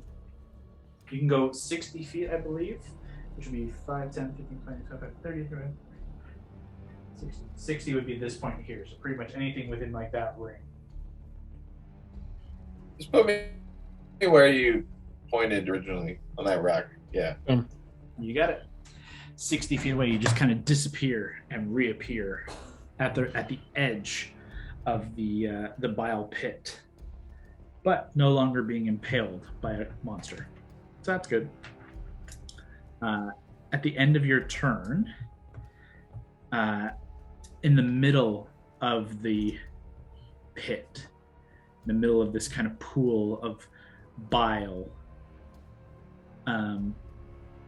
this light blooms from beneath, this bright white, right at the middle of the pit. It like silhouettes this deep chasm that you're seeing surrounded by these rocks. This acid and bile descends for maybe 30, 40, 50, maybe more. And deep down at its core, you can see this beam of light kind of radiate and then sink once more. This white, kind of gold white light. That takes us to Valentine. Oh God, what the hell is that? On the earring, I'll say, Gord, we need to find a piece of the white alabaster staff. And then I'll just try and make a perception check for it. Why not? Go ahead. Use your action. Yeah. Ooh, it's really good. 31, 18 on the dice. You're in the midst of calling out to Gord that you need the alabaster as that white light flares and it begins to recede. And as you take like a step forward into the pit to look down into it, it's too difficult to really make out all the way to the bottom. It's too far, and this is a mess of flesh and bone and bubbling bile, this toxic sludge. But that light is white and gold, way deep at the bottom. God. I think it's down there. Could you imagine if it wasn't? That's pretty much my action. I would say like a bonus to stay that on the earring. Which one am I? The one on the left? I'm gonna run towards I'll try and get closer to Gord, so I'll run over to where Hondo is. Go ahead and make an acrobatics check. If I still have the wings, could I just kick those out? Or do you want to do a bonus to have those go out again? It's a bonus to reactivate. No problemo. Acro? Yeah. Equal 12. Okay, that's enough. That's your full move to get over beside Hondo there. Done. And not slip and fall into the acid. That takes us to Hondo. I'm pretty far from the guy, right? Like even if I bonus. So you're on the left, yeah, right beside where I moved Valentine. So that's you. You can see that these creatures are like zombies and like skeletons are like thriving and moving within this pile of bile and stuff. You can see this creature also is in the mix. This like large like frog creature. But this guy's the big spooky guy. I think the guy across from me on the other stone, I could sharpshoot, right? And Yeah. teleport? Yeah, he's in range. Okay. Go ahead and make an attack roll.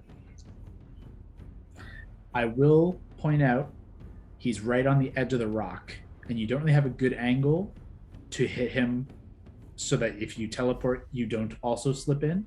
So what I'm going to say is you're going to have to, like, you can roll the hit. If you hit, you'll stand there, and I'm going to need an immediate dex or acrobatics check. And if you fail it, you will fall into the pool. Cool? I'll take that risk. I love it. Roll your attack roll. So 5 and Let's- 13. 18. 18 hits. Not a particularly armored individual, just kind of relying on this kind of like thick skin. So go ahead and roll attack. You do get sneak attack as you're kind of 1v1ing this guy. Okay, so 1, 2, 3, 4, 5, 6, and 3, 1, 2, 3. All right, so total is 30 plus 8, 38. 38 Loud whisper. points of damage. Yeah, it strikes true, and this creature was just kind of like lazily sitting there, barely reacted when you guys showed up. But then you throw a dagger, and it pierces like into that like bulbous toad-like throat that was kind of like mid-croak, and you pierced it with this weird like sound as you punch through the flesh sac. Immediately it lets loose this just like this howl, and then this stench just pours from its mouth. This like horrid. Oh, it's just disgusting. I do need you to either make a dex save or an acrobatics check. No, actually, you know what? Dex save. I'm going to call that. All right, so dex save is plus 10. I rolled a 9, so 19. Where you pierce and kind of like and swing down using the momentum of your teleport to like swing and land on this side of him. And you kind of just drag Whisper across him as you use your action to teleport and attack. I have a bonus? You have a bonus, and you have most of your movement if you wanted to move. I'm going to go... Well, I can't. Probably too far from the big guy. Am I? You could get close. Let's see. 5, 10, 15, 20, 25. No, you can get there. You didn't use any movement, so... All right, let's do it. Get right up on him. And I will use... I'll use my Gambler's Blade. Okie dokie. As your bonus action, go ahead and make a strike. All right. And I roll That'll hit. 14 and 8, I think it was. Or 10, yeah, so 24. And this it's one's- 1d8.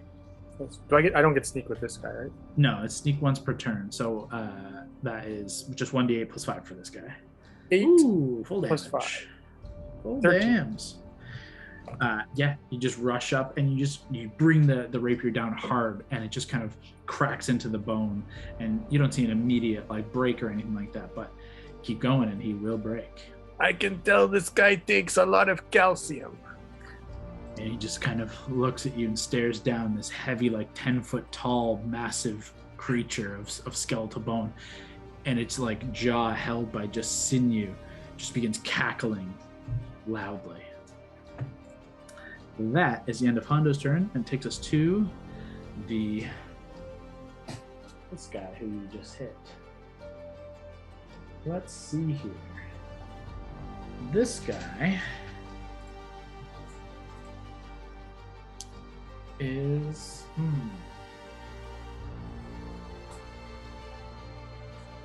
get advantage. Yeah, he would get advantage. Yeah, that's a good call.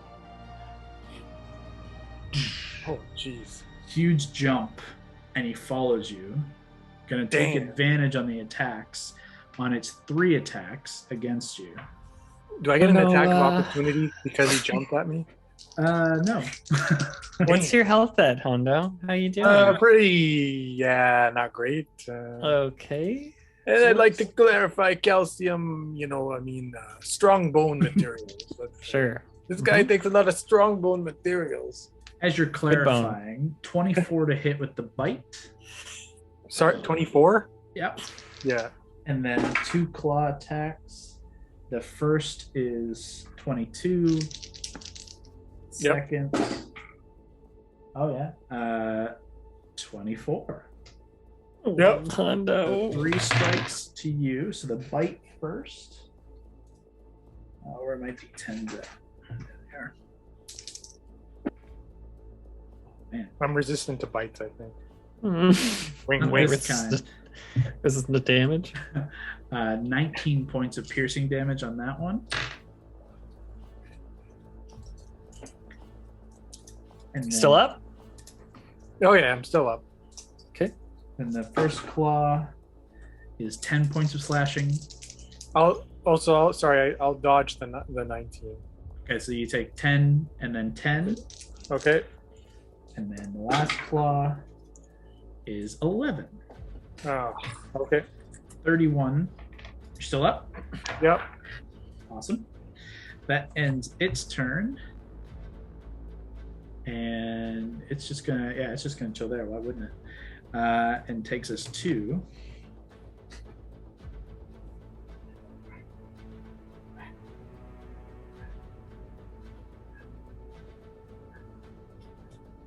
these skeletal and zombified creatures just begin kind of pulling themselves up and out of the acid pits, and you can just see flesh is just sloughing off of them, and they're just mostly bone, and each of them are going to attack.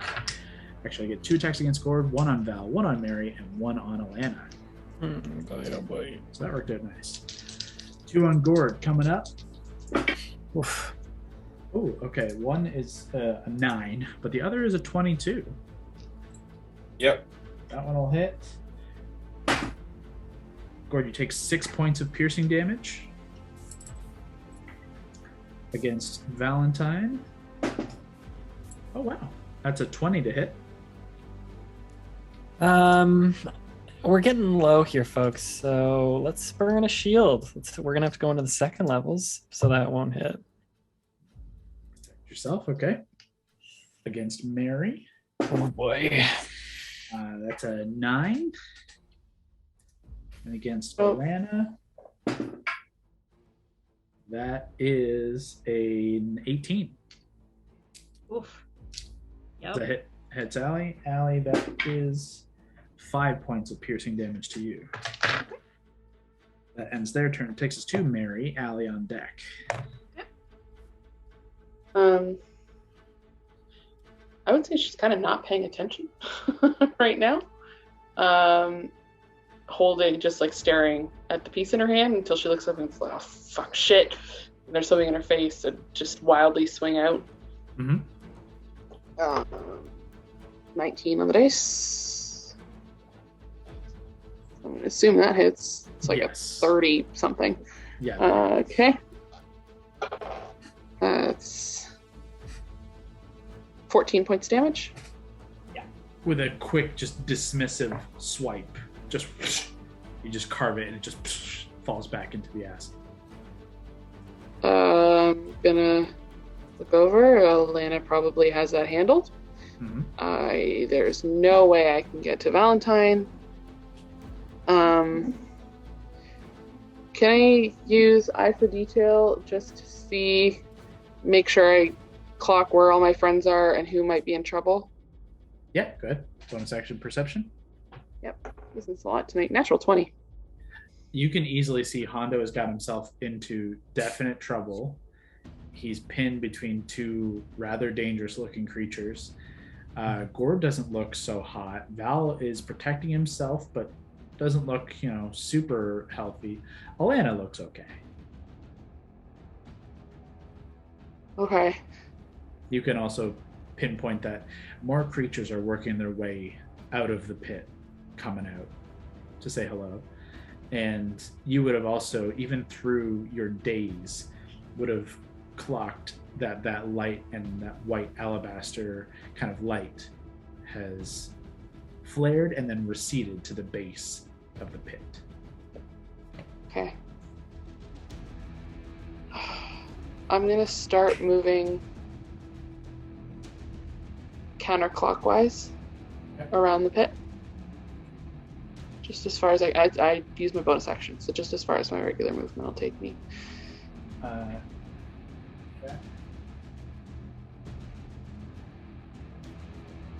To make an acrobatics check for me, unless Sure. you want to stop there. You could get to either of these points if you wanted to. It's not a very good check. That was a 3 on the dice. It's still a 14. 14's enough if you want to make your way either here or here. Yep, just run as I run by Atlanta. Just, you got this, and I'm still going. You will take an attack of opportunity from that creature as you do run by. That's fine. Okay, he's gonna try and swipe. Is a 12. Ew. Okay, that's your action. Well, your attack, your bonus action, your movement. Yeah, I guess I could have hit that guy as I was going by Elena, but I wasn't thinking about it. No, you weren't. And I can't use a ranged weapon because I already used my sword. That's right. So I think that's it. Okay. End of your turn. Alana, we're to you. Okay, so I'll hear that from Mary, and I go like, all right, I guess I'm taking care of this, and then I'll attack the guy that's near me. Go ahead. Okay, 18 to hit. Yes. Okay. Very hit.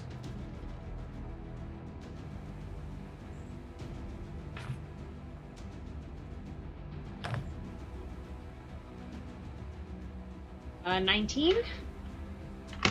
You just, with the hammer, you just kind of uppercut and you just like take its head off of it. Its body slumps back and the head slumps back into the pool. You have your second attack, your bonus action, and your movement. What do you want to do? I'll attack him again. He's dead. You killed him. Okay. In that case, is there anyone else near me, or can I just start running towards where Mary is? You've got enough range with the hammer. You could throw and hit. Pretty sure you could hit anybody on this field. You could even hit all the way across to the one with Valentine. So you can hit anyone you want to if you want to throw it at range. Otherwise, you can make your movement, and you could easily also get up on over to this point here, so you could battle with these guys on this ridge if you want to use your movement. So it's up to you. What do you want to do? Okay, yeah, I'll use my movement and get up that way. Okay, go ahead and make an acrobatics check for me as you have to try and jump across this chasm here.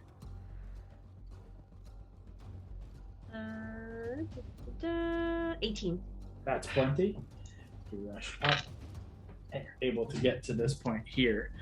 You have advantage on the last attack here against this guy if you want to try and hit him. Okay, 21 to hit. That'll definitely hit. Go ahead and roll damage.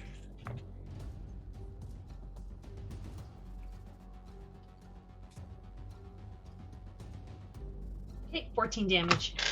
14 points. All right. You just come up from behind and just, and there's a rumble of thunder as you hit behind, and where you strike on the back of this creature, you just watch as you burst a bunch of these pustules and boils, and this horrid stench just begins to fill the space. That's your action movement. Do you want to do anything with a bonus? No, I'll just kind of yell at everyone. What's going on? What are we doing? We're going towards the light? End of Alana's turn takes us to the Bone Claw. With Hondo right in front of it, it's going to try and pierce you with its Bone Claw at advantage.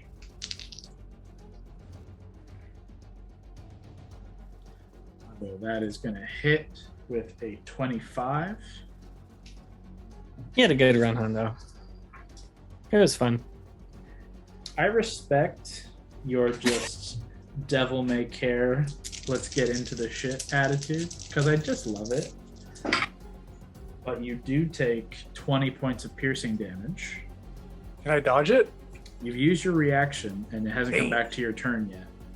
What are we at, Hondo? I'm still hanging in there. You are grappled as the claw pierces through you. Okay. At this point, he uses... No, it's an action. So, as you're grappled, he's going to make a second attack against you. Fuck. Yeah, that's a 22 to hit. And...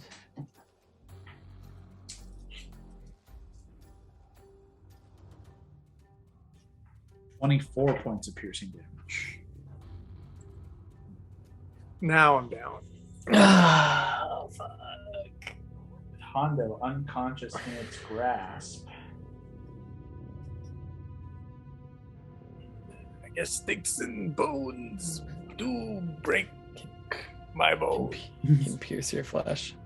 Third time's the charm of Hondo teleporting onto a monster that murders him, and then I'm gonna fucking try to run after him and shove a potion in his mouth. Yeah. Let me out, man! Hondo in its grasp. It is going to...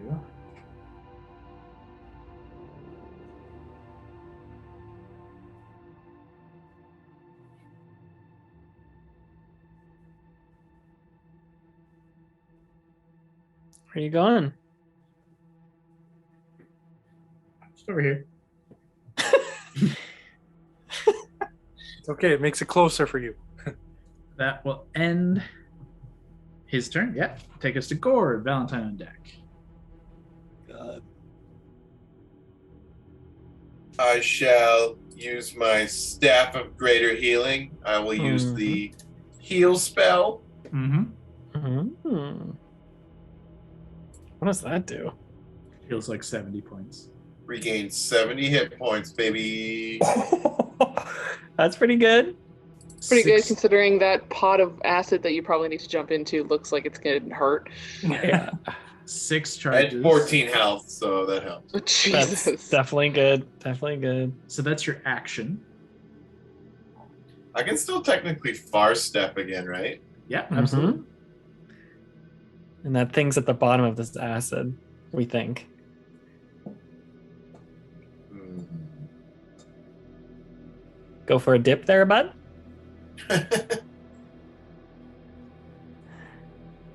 You far step in and out real quick. You'd have to. It'll be 2 rounds minimum.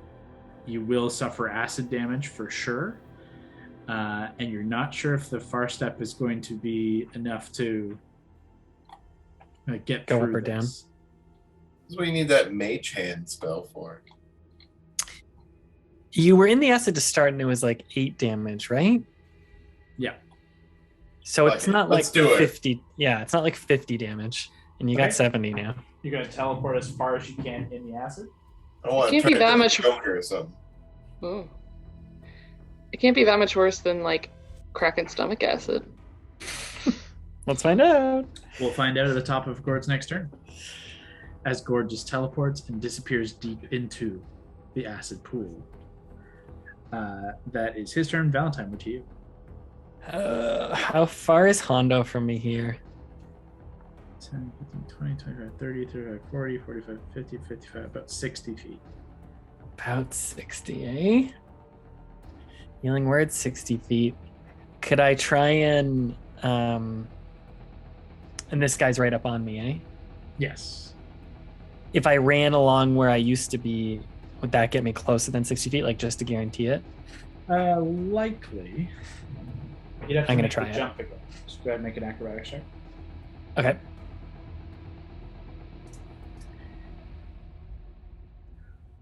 $11. That is not enough. Oh, fuck. You jump, and at the edge of these rocks, it is slick, and you just slip and fall into the acid. Immediately taking 7 points of acid damage. Okay. Should just flown. That was dumb. What's my fly speed? Well, it's a bonus action. Yeah. Your healing word was going to be a bonus too. How far can you fly?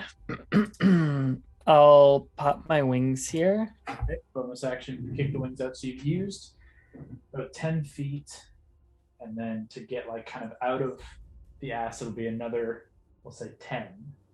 Consider flying, you've used 20 of your fly speed total.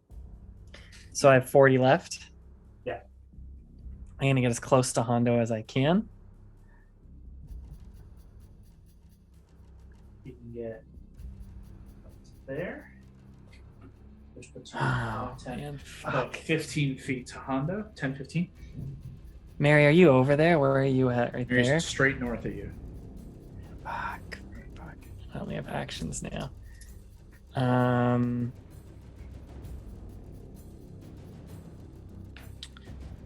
What do I got? Yeah, fuck it. Let's try this. Aura Vitality is it won't work right away, unfortunately. It's a good idea. But how about this? Just where are you? Just show up on my fucking thing. Mass Suggestion. 60 feet.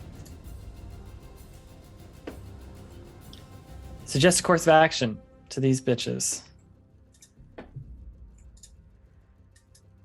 What do you think? Can they understand me?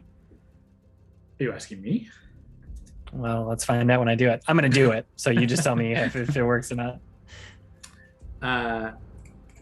Unfortunately, neither can be charmed. Is this a charm? Let's find out quick. I'm pretty confident. You suggest a course of action. Limited to this. Creatures can't be charmed or immune to this effect. Oh no. Okay, it's Unfortunately, wasted. both of those creatures are immune to charm. In theory, you could get some of the like undead in the pool. Then I tell them to crawl to other pits, like stay away from Gord, basically. Okay, you'll affect the 3 who are still on the field there. You can see those guys. They will begin to make their way away. Yeah, run away as far as you can. Cool. Is that a concentration? I don't think it is actually. That's why it's insane. Because it just happens and then it happens for the duration. Yes. Yep. Exactly. Cool. On their terms, they'll begin making their way away. But unfortunately, 2 big bats here are immune to charm. Nice knowing you, Hondo. At least I get to watch you die from up here. That ends Valentine's turn. Takes us to Hondo. I need you to make a death saving throw for me. Fuck, I didn't realize it was this quick. All right. Remember, it's a -2. So death save 9. Just a 9. 9? That is a failure. One failed death save. Moving on to this guy. With Alana having shown up, any creature that starts its turn. Okay, so the start of your turn. Okay. I need to remind myself of that. With Alana right there, it's just going to use all 3 attacks to claw, bite into her. Here we go. With the bite. That is a 14. Oh. With the claw. That is a 13. Misses. With the other claw. That is a lot. That's a 25. Oof. So that last one gets you. But that's not too bad. Yeah. I'll take it. That is 11 points of slashing damage as you're just kind of battling back and forth, dodging the massive jaws that bite down. However, as you are, that stench is very difficult to avoid. And on your turn, we'll come back to see how that affects you. On the Skelly's turn,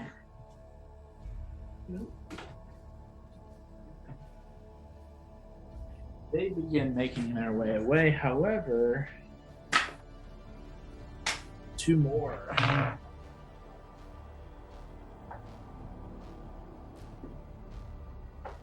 Boop, boop. These are cool little minis. Mm-hmm. Yeah, they're little ghost minis, but they work for this nicely. That is all they can do. Actually, one can get to Gord because he's in the pit. So Gord is going to get attacked. Gord, yeah, that's going to hit. That's a 19 to hit you, Gord. Yep. And unfortunately, you take 5 points of piercing damage as it strikes into you. And then takes us to Mary's turn, Alana on deck. Okay, Hondo. Is he Last reachable from standing on the platform? Well, this creature is grappling and holding him. So it's not like he's just lying there on the ground. You have to jump onto him like I would. Shove a vial down your throat. Dumb. Exactly. Okay. It's the only way to save phrase this it this way. asshole. How far away? I have to try to figure out what I'm doing. How far away is he from that? Like, it looks like a platform. Right here. He would be jump down 5, 10, 15, 20 to this creature who is grappling. Oh, but that's ground. I thought that was acid pit. This is all like fine ground. This is the pit. Okay. This is not particularly nice ground. That changes things. That makes things a little easier. It's not okay. Pit. Okay. Well, I'll get my ass to him. Okay. With just it only takes my regular movement, right? Using its reaction. Yeah. It has a deadly reach reaction that when you get within range, it is able to make a bone claw attack against you. Actually, its range is over here. It's going to make its attack. That is going to hit. 24 to hit. Mm-hmm. As it hits you, it deals 15 points of piercing damage. Okay. And as it kind of turns with its free claw to strike into you, those piercing claws, they get into you and they dig in and they begin to lift you up, dropping Hondo. Okay, interesting. There. But now you are grappled.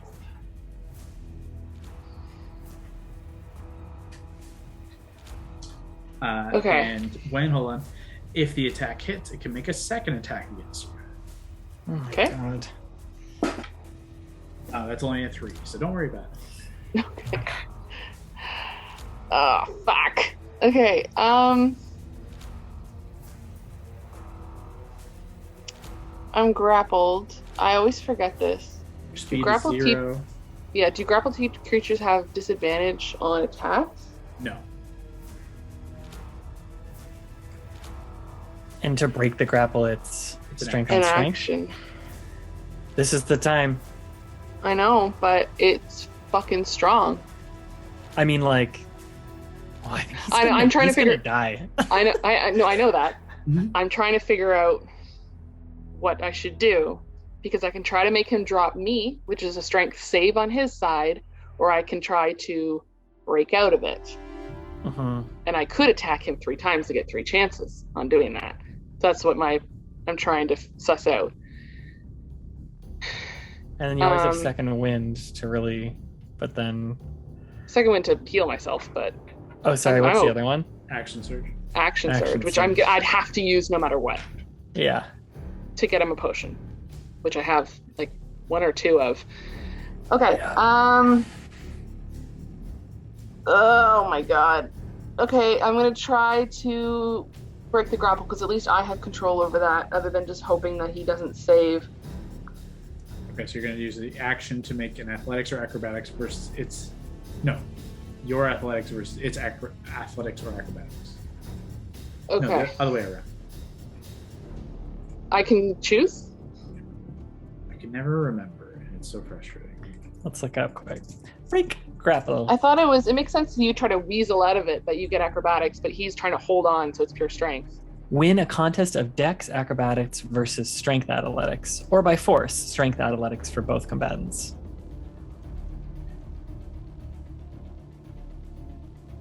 So you decide. Yeah, your choice, whatever. I will obviously choose acrobatics because I'm pretty sure I'm better at that. Let me check before I. Yes, that's way better. I thought it's decent, but that's way better. Not bad. It's an 18. Okay. Okay. Oh, okay. I rolled an 11 on the dice. What and do you I have add? a plus 11. Use your action to slip free of its grasp. Look Can what I your use my- friends do for you, Hondo. Are you witnessing this? I'm still dead. Yeah. God. This is deja vu times 3. This is the 3rd time that this has happened. Can I use my bonus action to dash Yep. and use a fucking action surge for the 3rd time to give him Save a this man's potion? life. You free yourself from its grasp and just kind of slide down, flipping him over, already a practice maneuver, popping the potion and pouring Jesus. it into his gullet. Go ahead and roll. Which Okay. one? Which one? It's just a regular. That's all I have. Whatever keeps them alive. Is it 1d4, 2d4 plus? 2d4 plus 2. I can never remember. Let me update my potion tracker. Oh, that's a 1. Okay. That's a 2. All right, 3 and 4 is 7, or 3 and 2, sorry, is 5. Here he You have has 5, but you are one regular conscious. potion. Left. Yeah, I took it off. Yeah. I had 2. Now I have 1. The bone claw, as you manage to slip away from it and then bring Hondo back, it was kind of this cackling low cackle, but as you've undone its torment, it just starts like this mad howling. Oh. It's quite. Gorod, get us the fuck out of here! That's the end of And Mary's you, turn. and then like to Hondo, you get your ass up. About Nice time. turn, It took forever. Alana, You were dead. we're to you. You were Okay. dead. Is there anything I have to do at the beginning of my Yes, turn? thank you. Okay. At the top of your turn, I need you to look it up. I need you to make a Constitution saving throw. However, you have advantage on it as it is a poison effect. And as a dwarf, you have advantage on poison. Okay, that is a 19. 19 is a success. Though it smells just fucking horrid, you're able to withstand the stench. Continue your turn as normal. Okay. The guy's still in front of me? Yeah, so you're up in the top corner there fighting this, like, the frog creature. Yeah, I'll just finish him off. He's still standing there. He looks still pretty hefty, but you might What be is able he? to manage this. That is a 24 to hit. That'll hit. If anyone can do it, it'd be you. Oh, we can only hope. Let's see.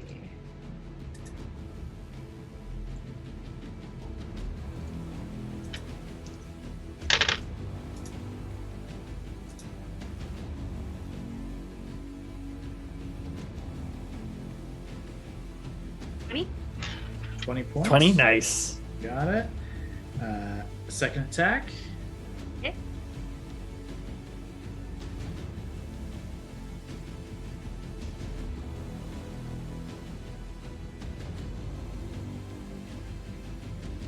Sorry, what did you roll to hit? 15. 15? 15 unfortunately misses. Okay. Shit. You go to connect and a like belches like in your face. And it just like it's just enough to like you're swinging and it just kind of like you just lose the momentum as you're just like God fuck. And he just like holds his ground just This fucking guy. She's mad, so she'll just spit in his face. Yeah, it's good. just barely even notices of all the other bile and horridness that's on him. But you take your revenge. That is your action. Do you want to do anything of bonus or do you want to stay there? No, I'll just stay there. I'll finish him off. You got it. Okay, at the end of Allie's turn, we come back to the Bone Claw. Did you want to rage there, Al? Or are you cool just like chilling? No, you know what? I'm gonna save because I only have 2 left. Gotcha. So they're not doing. I mean, I'm not great, but they're not doing enough damage that. To make you real scared? Okay, cool. Yeah, I'm gonna save them. Unfortunately, Bonesy. Bone is going to go for 2 attacks at old Hondo here. Oh, H. no. H. At Advantage. while you're Good prone. advantage. How's it on my turn? Because you're in No, you were 3 dead more during it. turns. Yeah, you rolled a death save on your turn. But for its attack, it's a 24. Now Connor, do you have anything cool to use here? No matter what I roll here, you're unconscious. Because you have 5 Yeah. hit points. Its minimum is +4. It's going to hit and knock you unconscious. Its second strike. Fuck. Mary, do you have anything here? You can like parry this or some shit? Not for other people. That's on Allie. That's 2 Allie failed told me death she can add saves. to AC, but not me. It strikes down Mary. It cuts through Hondo as he's kind of making like kind of jib remarks at you about coming too late to save him. You just kind of get him up as that first one slices across his throat. Not even piercing, just slices across the throat and the blood begins to pour as the second impales deep through his chest, pinning him to the ground or grappling him. Jesus Christ. Yeah, goading Mary about being too late to save someone is not the correct thing to do right now. Not a good time right now. Or not the kind thing to do like right now. Let's say it like that. He's gonna go. Stop stealing our rogue's body. No, I want it. That's gonna end its turn. Yeah, that's it. Takes us to Gordon. At the top of your turn, Gord. Get us the fuck out of here. Or you. It's difficult to see. So when you far stepped into the pit, you were just kind of guesstimating as close as you could get. And as you get inside, I need you to start with a Constitution saving throw.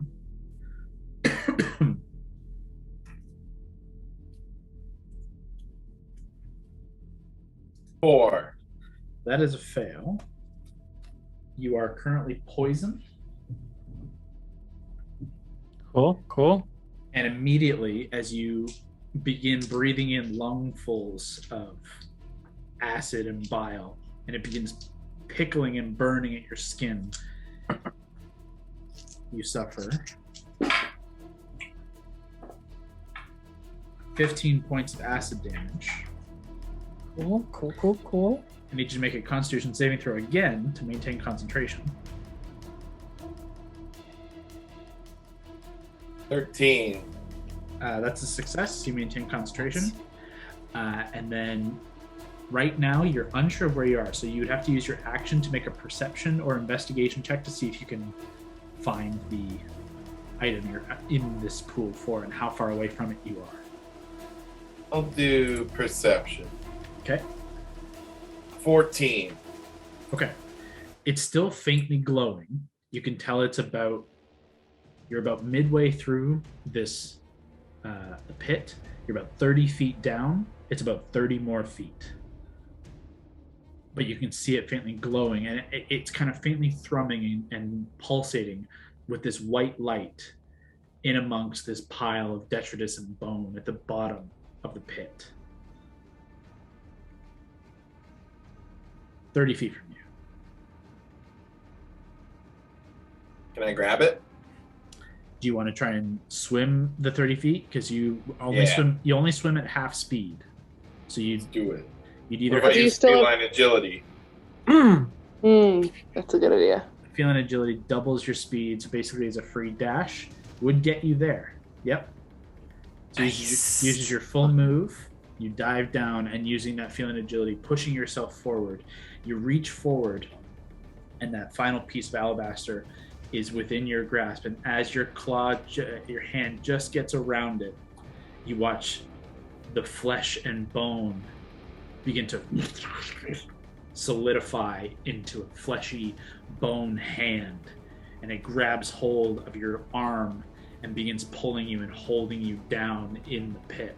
You can see the hand vaguely resemble Orcus's fleshy, ragged, clawed mitt as he just tries to hold you in place.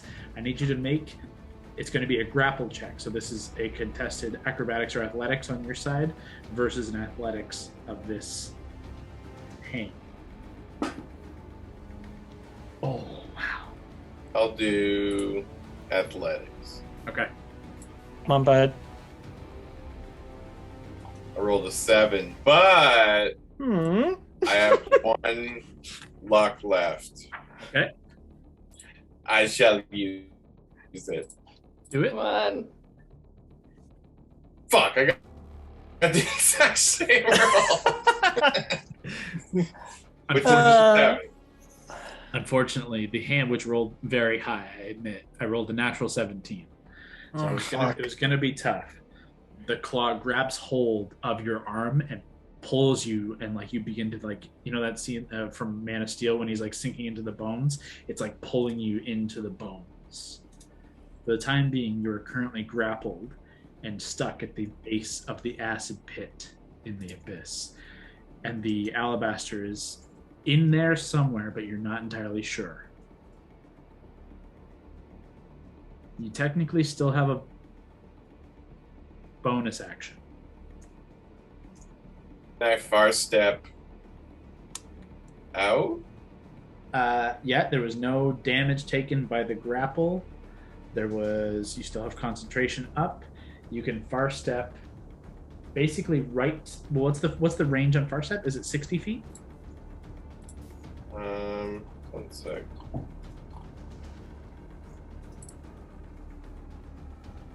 60 feet.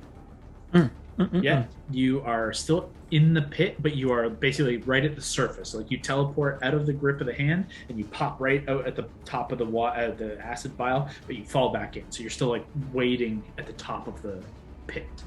Dope. But you are not grappled currently. Unfortunately, you do not have hands on the alabaster just yet. God, we have to try that again. That ends Gord's turn. Takes 2 Valentine. Fuck. Okay. So cool. I need to heal this guy because he's trying to die so much.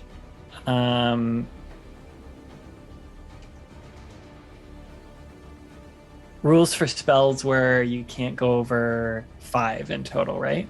Mm-hmm. Fuck. Hondo, what are you doing to me? You're killing me. I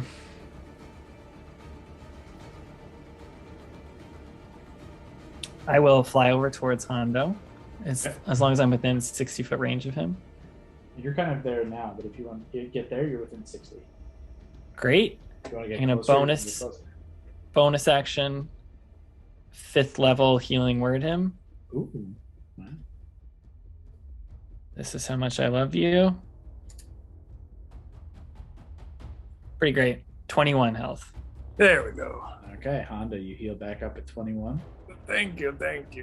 Still grappled and pierced and bleeding, but alive. And then for my next trick, that was my bonus. At least he's over there. Gord's there. What fucking actions could I do here?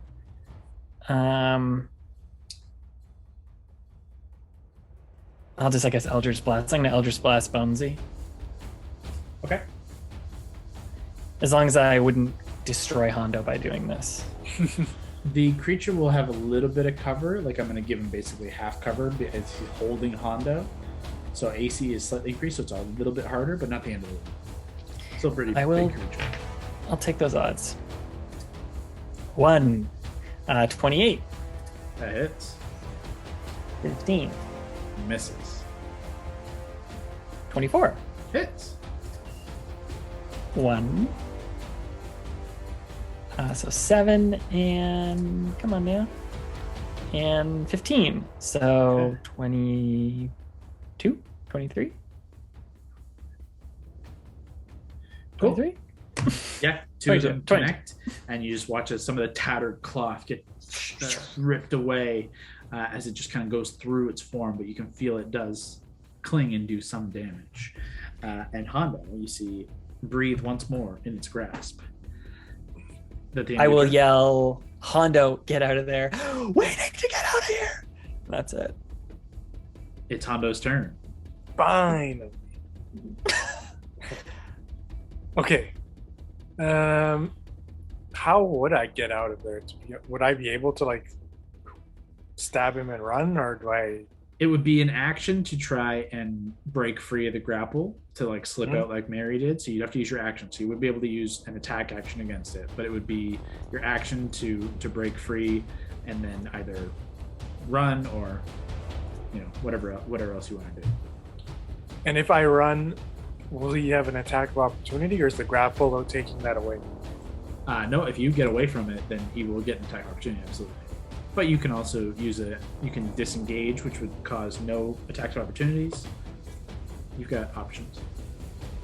Whisper teleports you too, right? Yep. Oh yeah, I forgot. Okay, Just to give you options. so I will disengage him. Is that what you're saying, or do I have to grapple him first? No, you would have to break the grapple with your action, but you Okay. could use a bonus action to disengage once you're free. Then he can't swipe at you. So I will grapple him first, then. Yes. Okay, so go ahead and make an acrobatic check. Okay. And I will make. Come on, Hondo. So I rolled Oh. a 7, but acrobatics is an automatic 10, I think. So But Okay. I've rolled a natural 20. Oh. my total is 20 as well. Yeah. It's a 24 total. Ugh. I'm sorry. you can't use another attack now because you already used one thing to do something. Well, he didn't attack technically. It was an action to break free of the grapple, but unfortunately, the bone, like the claws, pierced in through your chest, and like you're trying to pull yourself off of it, and you pull a couple of inches, but these claws are like a foot long. All right. You can feel it piercing and rubbing against like your lung, and you're kind of breathing in some of your own blood. I have an idea. Okay. Because I have a bonus action, right? Yes, you do. Your bonus. Okay. And if you can get away, you have movement. I'm going to. What's that like clear guy up there? So there's this like toad creature. There's Alana. Then this, and this are like kind of like zombies and skeletons who are pulling themselves out of the pits. Okay. Okay, I'll hit the. No, that's not even far. I need to get it. Okay, I'm gonna go for the zombie guy. You can't attack anymore because you've used your action to try and break the grapple. But can I not teleport with Whisper by throwing it? Only if you use your action to do so. Like I can't use it as a bonus? Nope, not unless you attack first. Oh. Okay. You could heal yourself. Well, I mean, I guess that's all I can do. So I guess I'll do Cure Wounds. You'd have to do Healing Word, so you could do a second level Healing Word for 2d4 plus 3. You can't Cure Wounds yourself? Not as a bonus. Cure Wounds, he's not as bonus. Oh, yeah. 2d4 go around in circles, dear. plus 3, you said? Yes, it's whatever your charisma is. I just think it's plus 3. Ooh, max. That's good. You have to 11 more for yourself. I could save your booty. Your charisma is plus 4, Hondo. So add 4 in. There you go. So 12 for you. Sorry, 12. that was only 3. So that's your Max. action, bonus action, and unfortunately, you do not have movement with this grapple. So that is going to end your turn. You're outside of that, so you're fine there. Okay, that is the end of Hondo's turn. At the end of Hondo's turn, it takes us to this guy. Which guy? This guy. Oh, thank God. Alana, you're hitting him pretty hard. He doesn't like that. Let's see. Wow, I still had the rain sounds going this whole time. Feels strange to have them off now from Mary's scene. Jeez.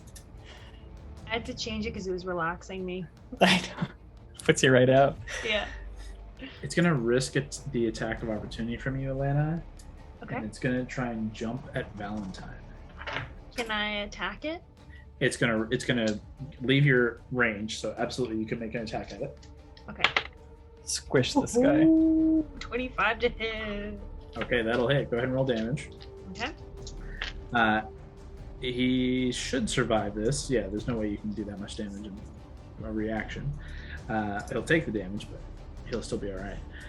He's going to use his first attack to attempt to basically grapple and bite hold of Valentine's legs and pull you down as he leaps across and is going to try and do that. So go ahead and make an acrobatics check as he uses an athletics check. And Allie, go ahead and roll damage. That's 28 athletics and only 14 damage. 14 damage is fine. Okay. Val? This is an acro check, so I can use Peerless Skill, right? Yeah. So let me add that, because I really don't want this to happen. We're having a bad time right now. So this is 25. Damn, that was a good call. I rolled a 21. Yeah. He leaps and like he grabs hold of your legs, but you just kind of you spin and kind of kick yourself up and out, and he lands down on the ground. You're still low enough that he can reach because he's got a decent little bit of reach here. So he's going to reach with the 2 claws, but it's just straight claw attacks. A 26 and a 16. The first one hits. Misses. So for the first claw, it's going to be 10 points of slashing damage. Jesus. You're not concentrating on anything, so you're good. That's going to Ding end dong, his ding turn. dong. That's the Pokemon sound when it gets low, by the way. These skellies run. Skellies turn in on Gord. And how many more arrive? One more. This one's gonna pop up there. 2 attacks against Gord. Gord, that is going to be a 20 and a 9, so 1 is going to hit you for 6 points of damage, and I need you to make a Constitution saving throw.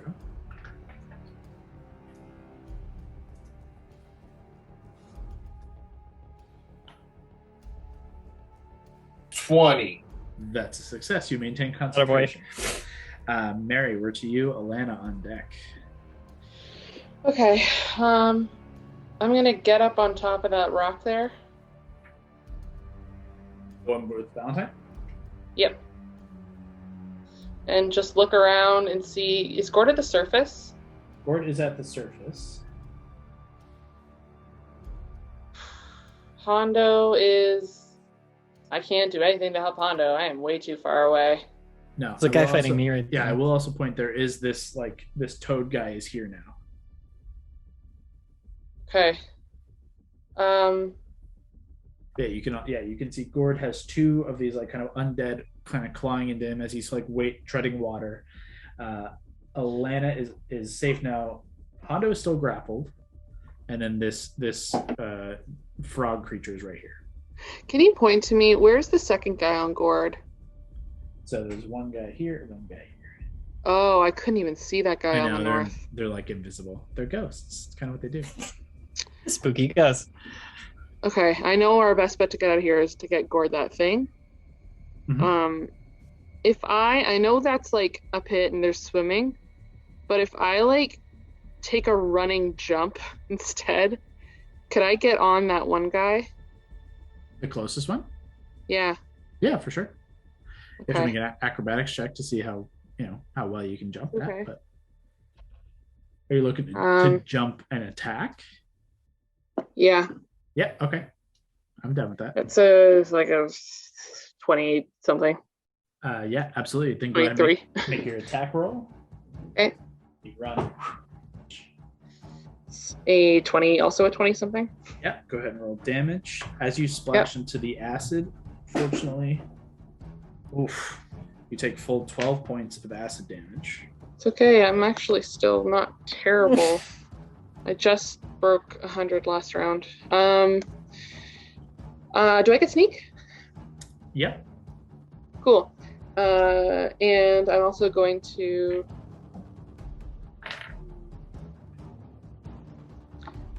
I'm going to be out of movement, right?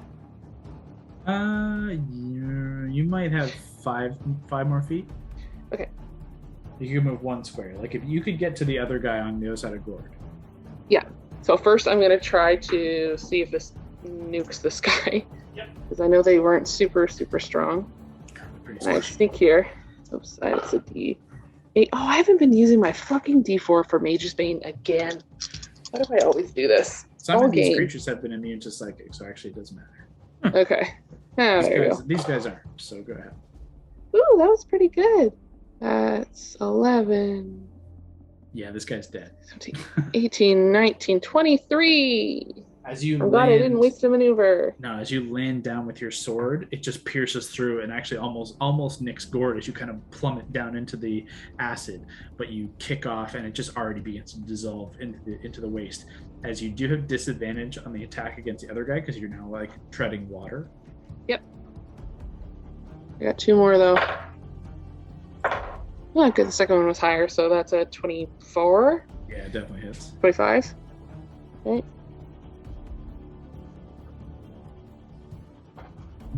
Oh, that damage isn't as good.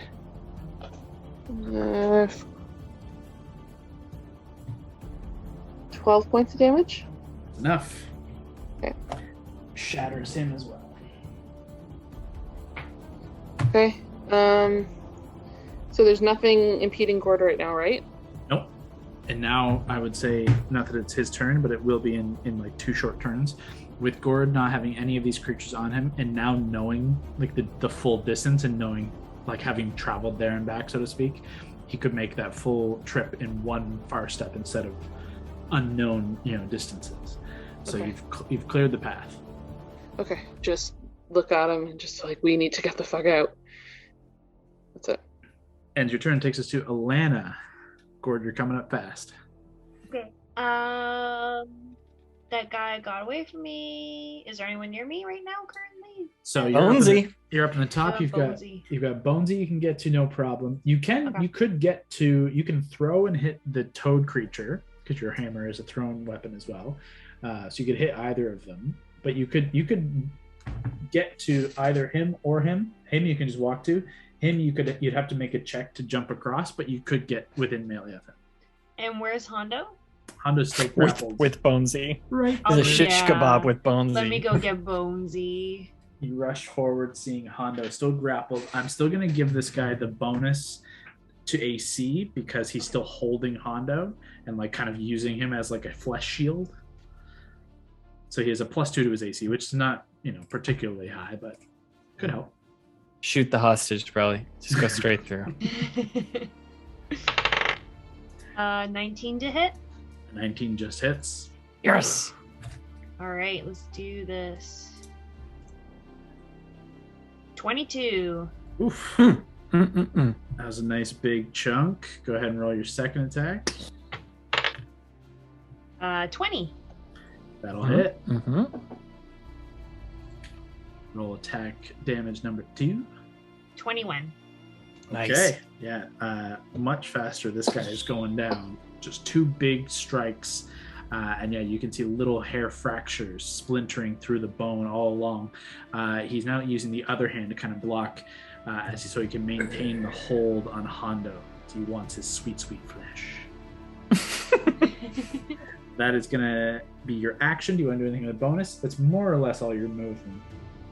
No, I'll just mark him. Okay. Nice. Brawly. Marking him. So can you He's in remind all me the what that things. does? So the marking, I believe, gives him disadvantage if he tries to attack anyone else but me. Okay. That might just save Hondo. And if he does, you get to hit him. And Which is if great. yeah, Okay. That ends Alana and takes it to his turn. Not even necessarily because of that marking, but I was planning on doing this anyways. But he's not going to make an attack roll. What he does do is shadow jump is an ability he has. Oh, fuck. All creatures within 5 feet must succeed on a DC 14 Constitution saving throw. So Allie and Hondo, I need con saves from both of you. Okay. 25. Allie, you're good at this. Yeah, there you go. Allie's fine. Hondo? 5, What are you, Oh, what's God. going on, buddy? and my con save is 3, so 8. Come on. Hondo, you suffer 34 points of necrotic damage. Oh, God. And I'm down. Fuck me, Hondo. Alana, you take no damage. You're fine. Well, maybe could you half that, Hondo? Would that save your It's, life? it's not an attack roll. Fuck. It's only on attack rolls that he can do that. And he teleports away. Away, like away? Like we can't see him? Well, let me see how far I can get, and maybe you can't see. So there. Oof.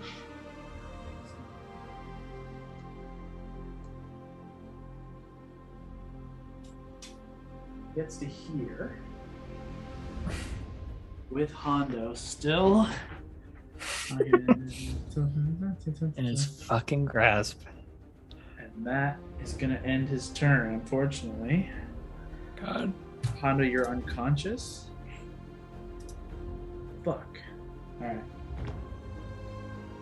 I want to eat Hondo. That ends its That's turn. an option? Just wait. That's all it can do. Takes us to Gord.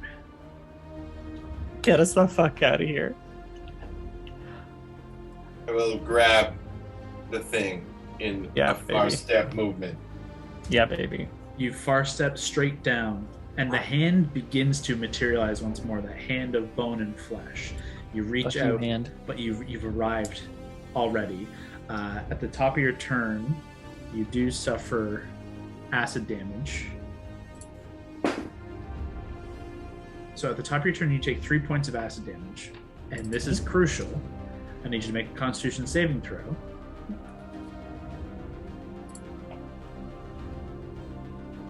$19. Oh, You maintain concentration on far step and are able to far man. step to the bottom of the pool. You reach out, and still within the hand of bone, you touch the piece of alabaster. And all of you see white. That white is all you see, in the pain ringing in your ears begins to pull you back to a semblance of consciousness and reconnecting with your physical form. It's very discombobulated. This entire effect has been weird and mentally exhausting. However, you notice the physical exhaustion and the expense of your magical abilities and even your health doesn't feel as bad as it did in the moment. In fact, you feel exactly as you felt before slipping into this mirror realm.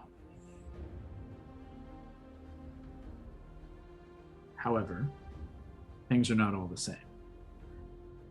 Where you were in the middle of this hallway of kind of mirror and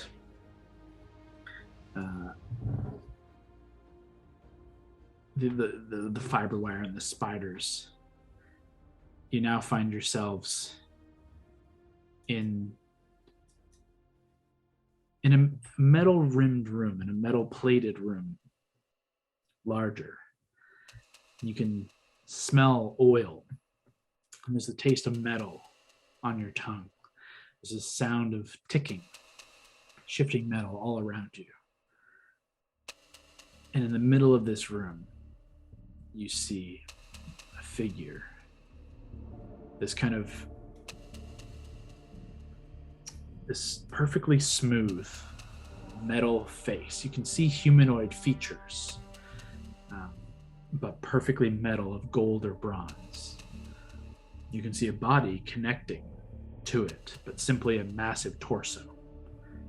Mechanical in nature. No arms, no legs. Instead, from torso down, it kind of sits in the center of this room, almost on a raised kind of plinth, but within a pool of oil in the middle of this stone and metal room. From the oil and from the pool, these snake-like wires kind of writhe around and shift around. And as you're kind of coming to consciousness, blinking away, you look up, and both your arms and around your midsection, you're held in place by more of these wires, snake-like rope. At your backs, you can feel cool, cold metal as this figure kind of turns its face, looks towards you all. And mentally, you hear this connected voice slip across you all.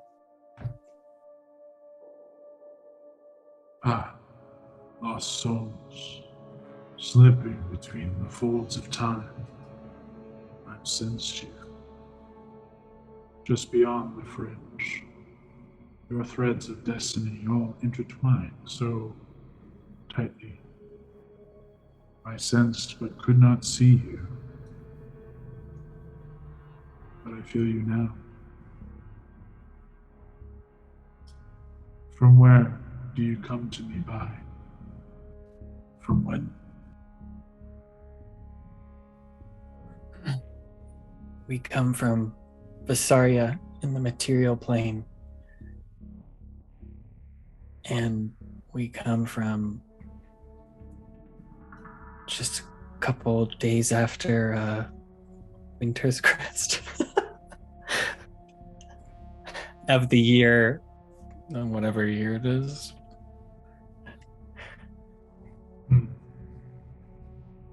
Curious. Well, you may call me Primus, keeper of lost things. Unfortunately for you, even lost things have their purpose, and yours is now much more simplified. With these kind of cold, calculating eyes, they flare. And Hondo, since you were the lowest on health in that mirror realm, I need you to make a Constitution saving throw.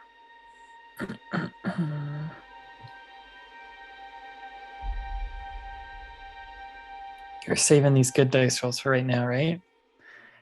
Yeah, 20. Jesus. Though you're like restrained in this moment, you watch as one of these snake-like wires begins making its way from the pool that this creature, this thing, is sitting within, and it makes its way towards you, and you can feel menace in its approach, and you do not like this. Immediately, you free your one hand, and though you can't get to a weapon, you just fucking bat it away. And you could see it was like kind of coming in. It rises up and like goes to strike. And the creature just puts a hand out. Says, Stop. Together, we must prepare. We must return order from this rift of chaos you have sown. Your soul energy will suffice. Thank you for delivering it to me. You will do well to stop resisting. and that's where we're going to pick up next time. This doesn't sound good. Thanks for tuning in. Join us next time as, still reeling from this mental prison, the Wildcards find themselves back in the demiplane of time and face to face with the vestige of a lost god. There will be a new episode up every Tuesday, so stay tuned. But until then, keep exploring.